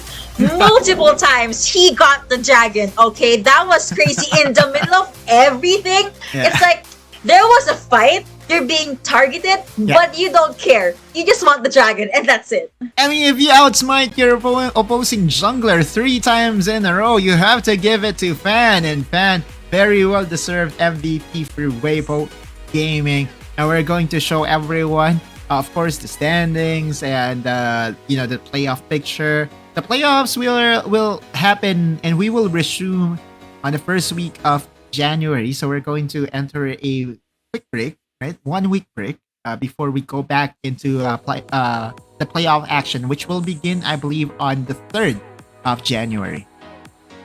So mark your calendars, everyone, if you want to watch. And of course, just follow all of the Wild Drift pages. You can follow our pages for more WRL-A content. And yeah, we're going to be seeing the final groups of teams that made it to the playoffs. A little later, we're just doing some computations in our head. But again, that was... See, I just have to say this, okay? I told you I'm going to be casting 2nd to 4th series because... highly likely, right? It's awesome matches. But the odds say it will be 2-0. For some reason, the moment I sat on this chair and the moment I started casting, it was all game 3s. I don't know what happened. Yeah, exactly, right? Like, but more importantly, a lot of upsets happened today, Yuko. Woohoo Gaming losing to OMG. EDG losing to Weibo Gaming. Those are two of the most unprecedented outcomes of the game. And speaking of which, here are your today's results. I mean, even Trace Esports lost to Cerberus Esports, which is one of the APAC teams that we have. The only team that did not get upset here is FPX. Exactly. See, it looks like they're the only ones that was able to end with a 2-0. Other than that, it's raining 2-1, and I love it. Again, even Dash said this. It's a lot of surprising team fights, a lot of good decision making, and hey, it's the last day of the group stages, so the teams really have to bring in their A game. Exactly, right? Like you are seeing this. I never expected this. Right? Like if you told me yesterday, Yuko, that this will be the outcome of today's results, I would be asking you what you're on, right? Like what you're having, because this is just unimaginable. But this is how intense the last day of Wild Rift League Asia 2 is. We're looking into the standings of the CN conference. It does look like that Woohoo Gaming edges out JDG and J Team for the final spot of the playoffs. So now that we have the top 8 teams from the CN conference, I'm just going to read them one by one. Thunder Talk is at number 1. EDG follows through. Trace Esports at number 3. KBG still is at number 4 and is enjoying the upper bracket buff. Nova, FPX, Weibo Gaming, and Woohoo Gaming will be part of the lower bracket. So it's going to be a pretty interesting playoffs here. So if your team was able to get in, please cheer for them and let us know who do you think will win in this season. Oh man, it's so hard to predict, especially with what happened today. But I'm going to put out a very good prediction right here, right now. I still think that EPS Gaming might still be able to win it all. Going for that back-to-back. The reigning defending champions cannot be count out. For the APAC region, though, we do have two teams from the Philippines stopping the whole of APAC. G2 Blacklist and Nows is at number 1 and number 2 respectively. Cerberus Esports and KT Roller Y follows through. Fennel, BRU, TF, and Invade will not be part of the playoffs. So these are again your WRL-A pack. Let's see if G2B and Nows will make things happen for that. But again, here are the teams qualified to the playoffs. Take a screenshot, post it on your socials, and just, congratulate the teams that you are rooting for. Right, so hard to predict as to who's going to come out on top. For APAC, they will have a certain playoff stage that will feature them going against each other, and the goal is for them to be part of the top 2 teams. If you are part of the top 2 APAC teams, you will be able to play in the live event that will happen, I believe, in China. And then for the CN teams, I believe the top 4 teams or the top 2 teams are also going to be part of the live event. But hey, you know what, Yuko? I think it's time for us to throw this into a break. After the short break will be the draw ceremony. So if you want to know the matchups that will happen come playoffs, you can stick around.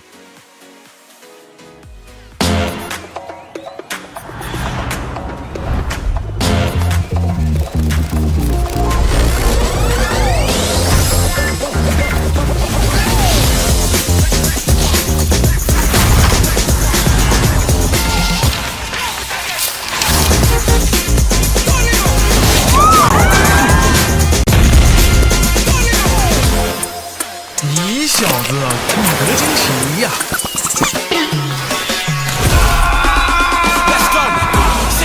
with a top hat, so heavy when I drop it like a backpack. Chit chat, best stick it in a WhatsApp. Looking at the glitter in your Snapchat, what's that? You break like a plate in an earthquake on the first day, like a clown at birthday. Too late, gotta wait for the first.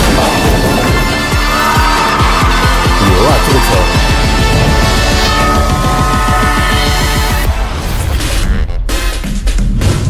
菜呢？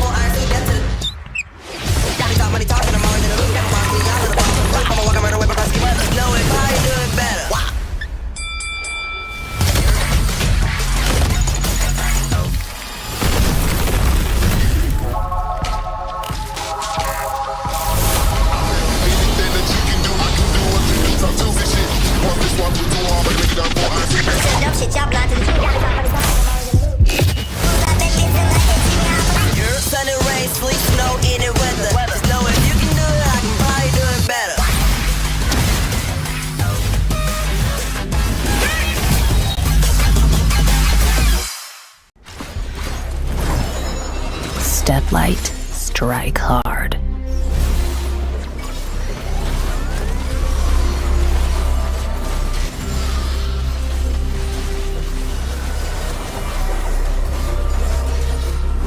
Crack 'em like a tomb.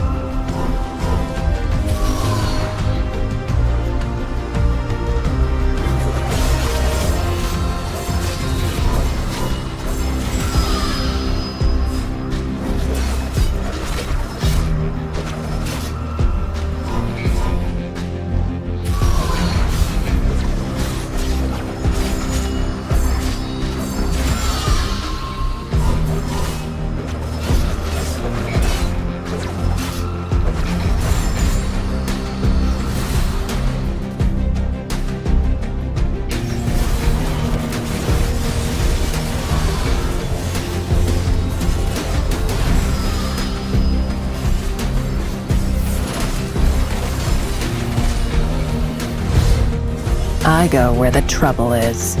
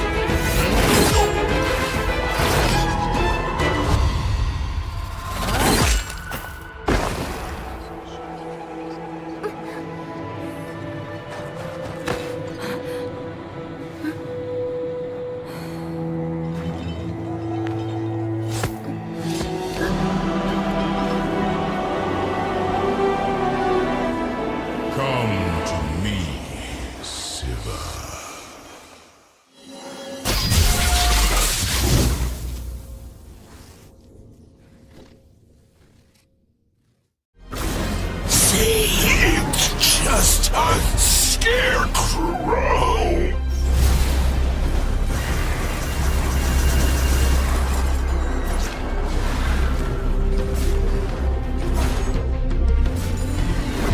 Aren't you afraid?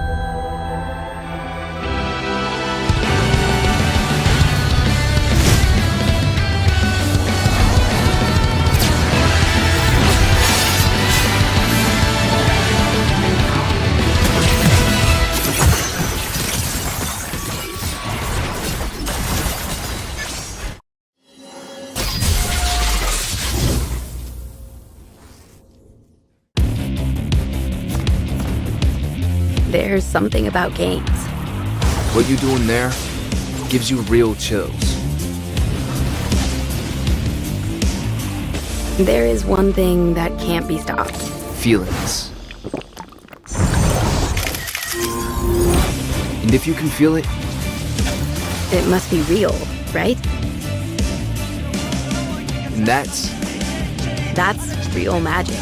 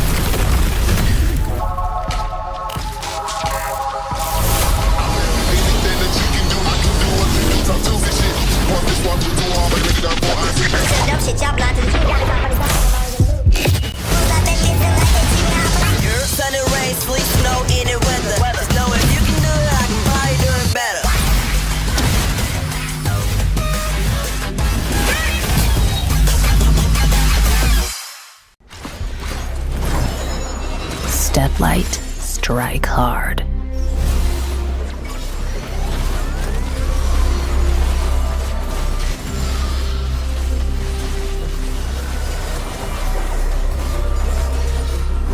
Crack 'em like a tomb.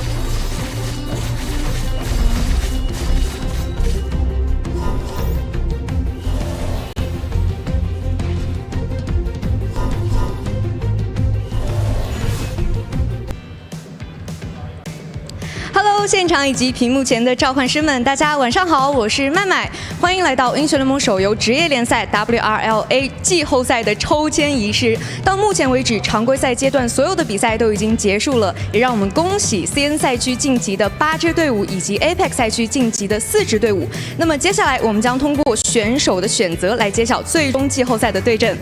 Hello everyone, welcome to the stage of 2023 World Rift League Asia. The regular season is over right now, and we'll finish the selection of playoffs. 那么首先，让我们邀请 CN 赛区的 Nova 战队上台来挑选他们的对手。First of all, let's invite the team Nova to choose the opponent on stage. 你现在可以选择的队伍是你现在可以选择的队伍是 WBG 和 WHG， 你选择哪一个？WHG。Okay, so the teams you can choose are WBG and WHG, and his answer is WHG. 那么现在的选择结果就是 Nova 对阵 WHG， 排名第6位的 FunPlus Phoenix 对阵微博 Gaming。The team selection result was Nova versus WHG, FunPlus Phoenix versus WBG. 那么接下来邀请他们的对手 WHG 战队的代表选手上台。So let's welcome his rival team on stage. 想问一下亚米，为什么会想要选择他们呢？因为我们平常在一个健身房健身嘛，都是朋友。Okay, so I like to ask Yami why he wants to choose like this team for the first playoff meeting, and his answer is we just go to gym together and we are like really nice friends. 那么想问一下 Carryman 对他的这番话有什么感想？健身太猛了，没办法。健身太猛了，他是身材练得很好，对吗？特别好，特别好。游戏打得怎么样？也特别好，世界冠军。Okay. So I asked Carryman what he's feeling right now, and his answer is, I think, like Yami is really muscle man, and I think his game is quite amazing. 那么也是感谢两位选手，也期待你们在赛场上的相遇，请在台下稍事休息一下。接下来让我们有请 FunPlus 以及微博 Gaming 的代表选手们上台。Next, let's representative of FunPlus and 微博 Gaming take the stage. 想问一下潮对你的选手有什么想法吗？很好，因为他们微博刚刚赢了 EDG 10连胜嘛，所以他们是高手，我们就喜欢跟高手过招，就喜欢跟高手玩。Okay, so I asked like a FunPlus Phoenix player, and what's your feeling to like your opponent? And his answer is, I think they're really powerful. You know, they just beat against EDG and like stop their 10 consistent winning. So I really enjoy the feeling to beat against a strong opponent. 那对于他的话有什么想要回击的吗？子涵？就是 FunPlus 最近实力也挺强的，虽然说输了外卡，但是而且他们队的有个组队，我记得他们组队选手有个空不在了，是 A13，他们现在正在薄弱时间，所以说直接击溃他们。OK， 可以，非常自信是吗？So I like to ask Zihan what's your like the feedback to your opponent, and his answer is, I feel great because you know like they're one of their main like pro players. They just like went to another team, and H3 played quite amazing either, and we just want to beat against and we just want to destroy them. 那也是感谢两位选手，也非常期待你们在赛场上的相遇，请在台下稍事休息。接下来，让我们邀请 CN 赛区的 TT 战队上前挑选属于他们的对手。Next, let's welcome TT to choose the opponent. 你现在可以选择的是 TE 和 KBG， 你想要选择哪一个呢？我们选择 KBG。KBG. Okay, so you can choose TE or KBG, and his answer is we want to choose KBG. 那么选对的结果是 TT 对阵 KBG， 排名第2位的 Edward Gaming 将对阵 TE。The team selection result was TT versus KBG and Edward Gaming versus TE。那么作为 CN 赛区排名第1的战队，你们有一个特权，可以选择对阵的半区。你们是选择第5名的 Nova 所在的半区，还是 FunPlus 战队所在的半区呢 ？So as the top ranked team in CN, you got like a choose which half of the decision you want to play against. Will you choose like the half of division of the 5th place Nova team or in like the FunPlus team in this? 我们选择 Nova 那边的 Nova 半区的。OK， 那 TT 的萨摩耶选手也是选择了 Nova 所在的半区。SMY players choose the half of the district in which of the Nova team is located. 那也是邀请 KBG 战队的选手登台。So let's welcome his rival team on the stage. 想问一下 SMY 为什么会选择 KBG 作为你们首次相遇的对手呢？我们这边就是想挑战一下双冠王，是这样的。OK， 喜欢打墙的是吗？ And I asked like SMY why you choose KBG, and his answer is we want to challenge the double champion trophy honors. 那 KG 你有什么话想要回应吗？是时候让他们回想起上一季怎么输给我们，现在看我们夺冠的了。OK， 可以，这个 trash talk 很 trash 啊。So I asked like KG, what's your feeling or what's your feedback to your opponent? And his answer is, I would like to review the feeling like when you be beat against FPX. 那也是感谢2位选手，也期待你们在赛场上的相遇。请在台下稍事休息一下。那接下来呢，让我们邀请 EDG 和 TE 的代表选手们上台。Next, the representative of EDG and TE take the stage. 可以往前稍微站一点，对，没有关系。想问一下小张，为什么对你的选手有没有什么想说的？其实就是我们是自动分配的嘛，就是没什么选择权。其实我们，所以你想遇见他吗？没办法，遇见了就只能干他们了。相聚就是缘，有信心把他们干倒吗？那必须有呀。Okay, so and I asked Xiao Zhang, what's your feeling to face against your opponent? And his answer is, maybe I have no choice to like make a choice of my opponents in the first meeting, but I think we can beat against them. 那有没有什么回应想要给小张的？我们跟 EDG 是命中注定啊，他们逃不过这一劫。命中注定 ，OK， 命中注定2支强队会在第1次相遇啊。So I asked Huiba, what's your feedback to 小张 and his answer is, maybe this is destiny, you know, we will face against each other in the first meeting. 那也是感谢2位选手，也期待你们在赛场上的精彩表现，请在台下稍事休息一下。CN 赛区所有的晋级队伍都已经选择完毕了，接下来让我们看一看 CN 季后赛的对阵结果。All the teams in CN division have been selected. Next, let's take a look at the result of CN division playoffs.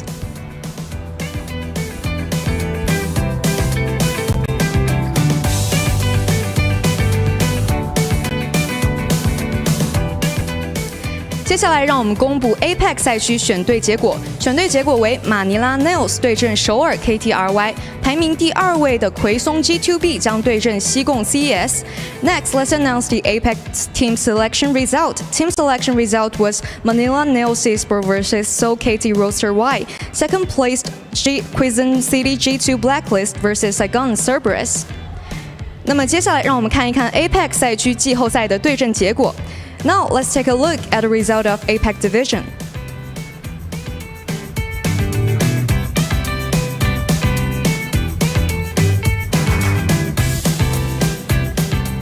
所有的战队都已经选择结束了，那接下来就让我们共同期待大家在季后赛的精彩发挥。英雄联盟手游职业联赛 WRL-A 季后赛将于2024年1月4号正式开始。感谢各位召唤师们，我们季后赛再见。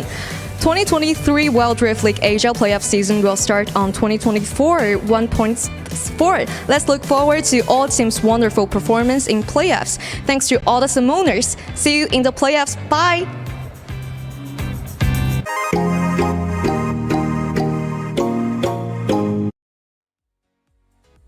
It was very nice to see all the players and even the host. And we all saw the brackets. We all saw what is in store for us this 2024. And I am honestly so excited. How about you all? Yeah, that was a very spicy set of choosing your opponents, because Thunder Talk did not hesitate to choose the reigning defending champions in KVG. And again, on the Apex side, the Filipinos will not meet in the first round. That's also a delight to see. So they managed to evade each other, at least for round number 1. But Yogo! What about me? Okay. Again, thank you so much to everyone that watched since day number 1. And I know it's Christmas Eve, but we are so thankful that you guys were able to watch the series here with us. Don't forget to follow us on our Facebook pages at YouPoopPH and at Autolose. Thank you so much. We will see you in 2024 for more Wild Rift action.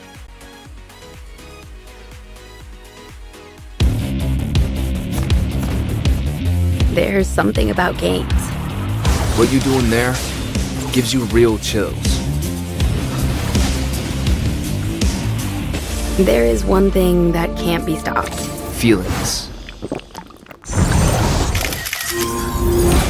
And if you can feel it, it must be real, right? And that's real magic.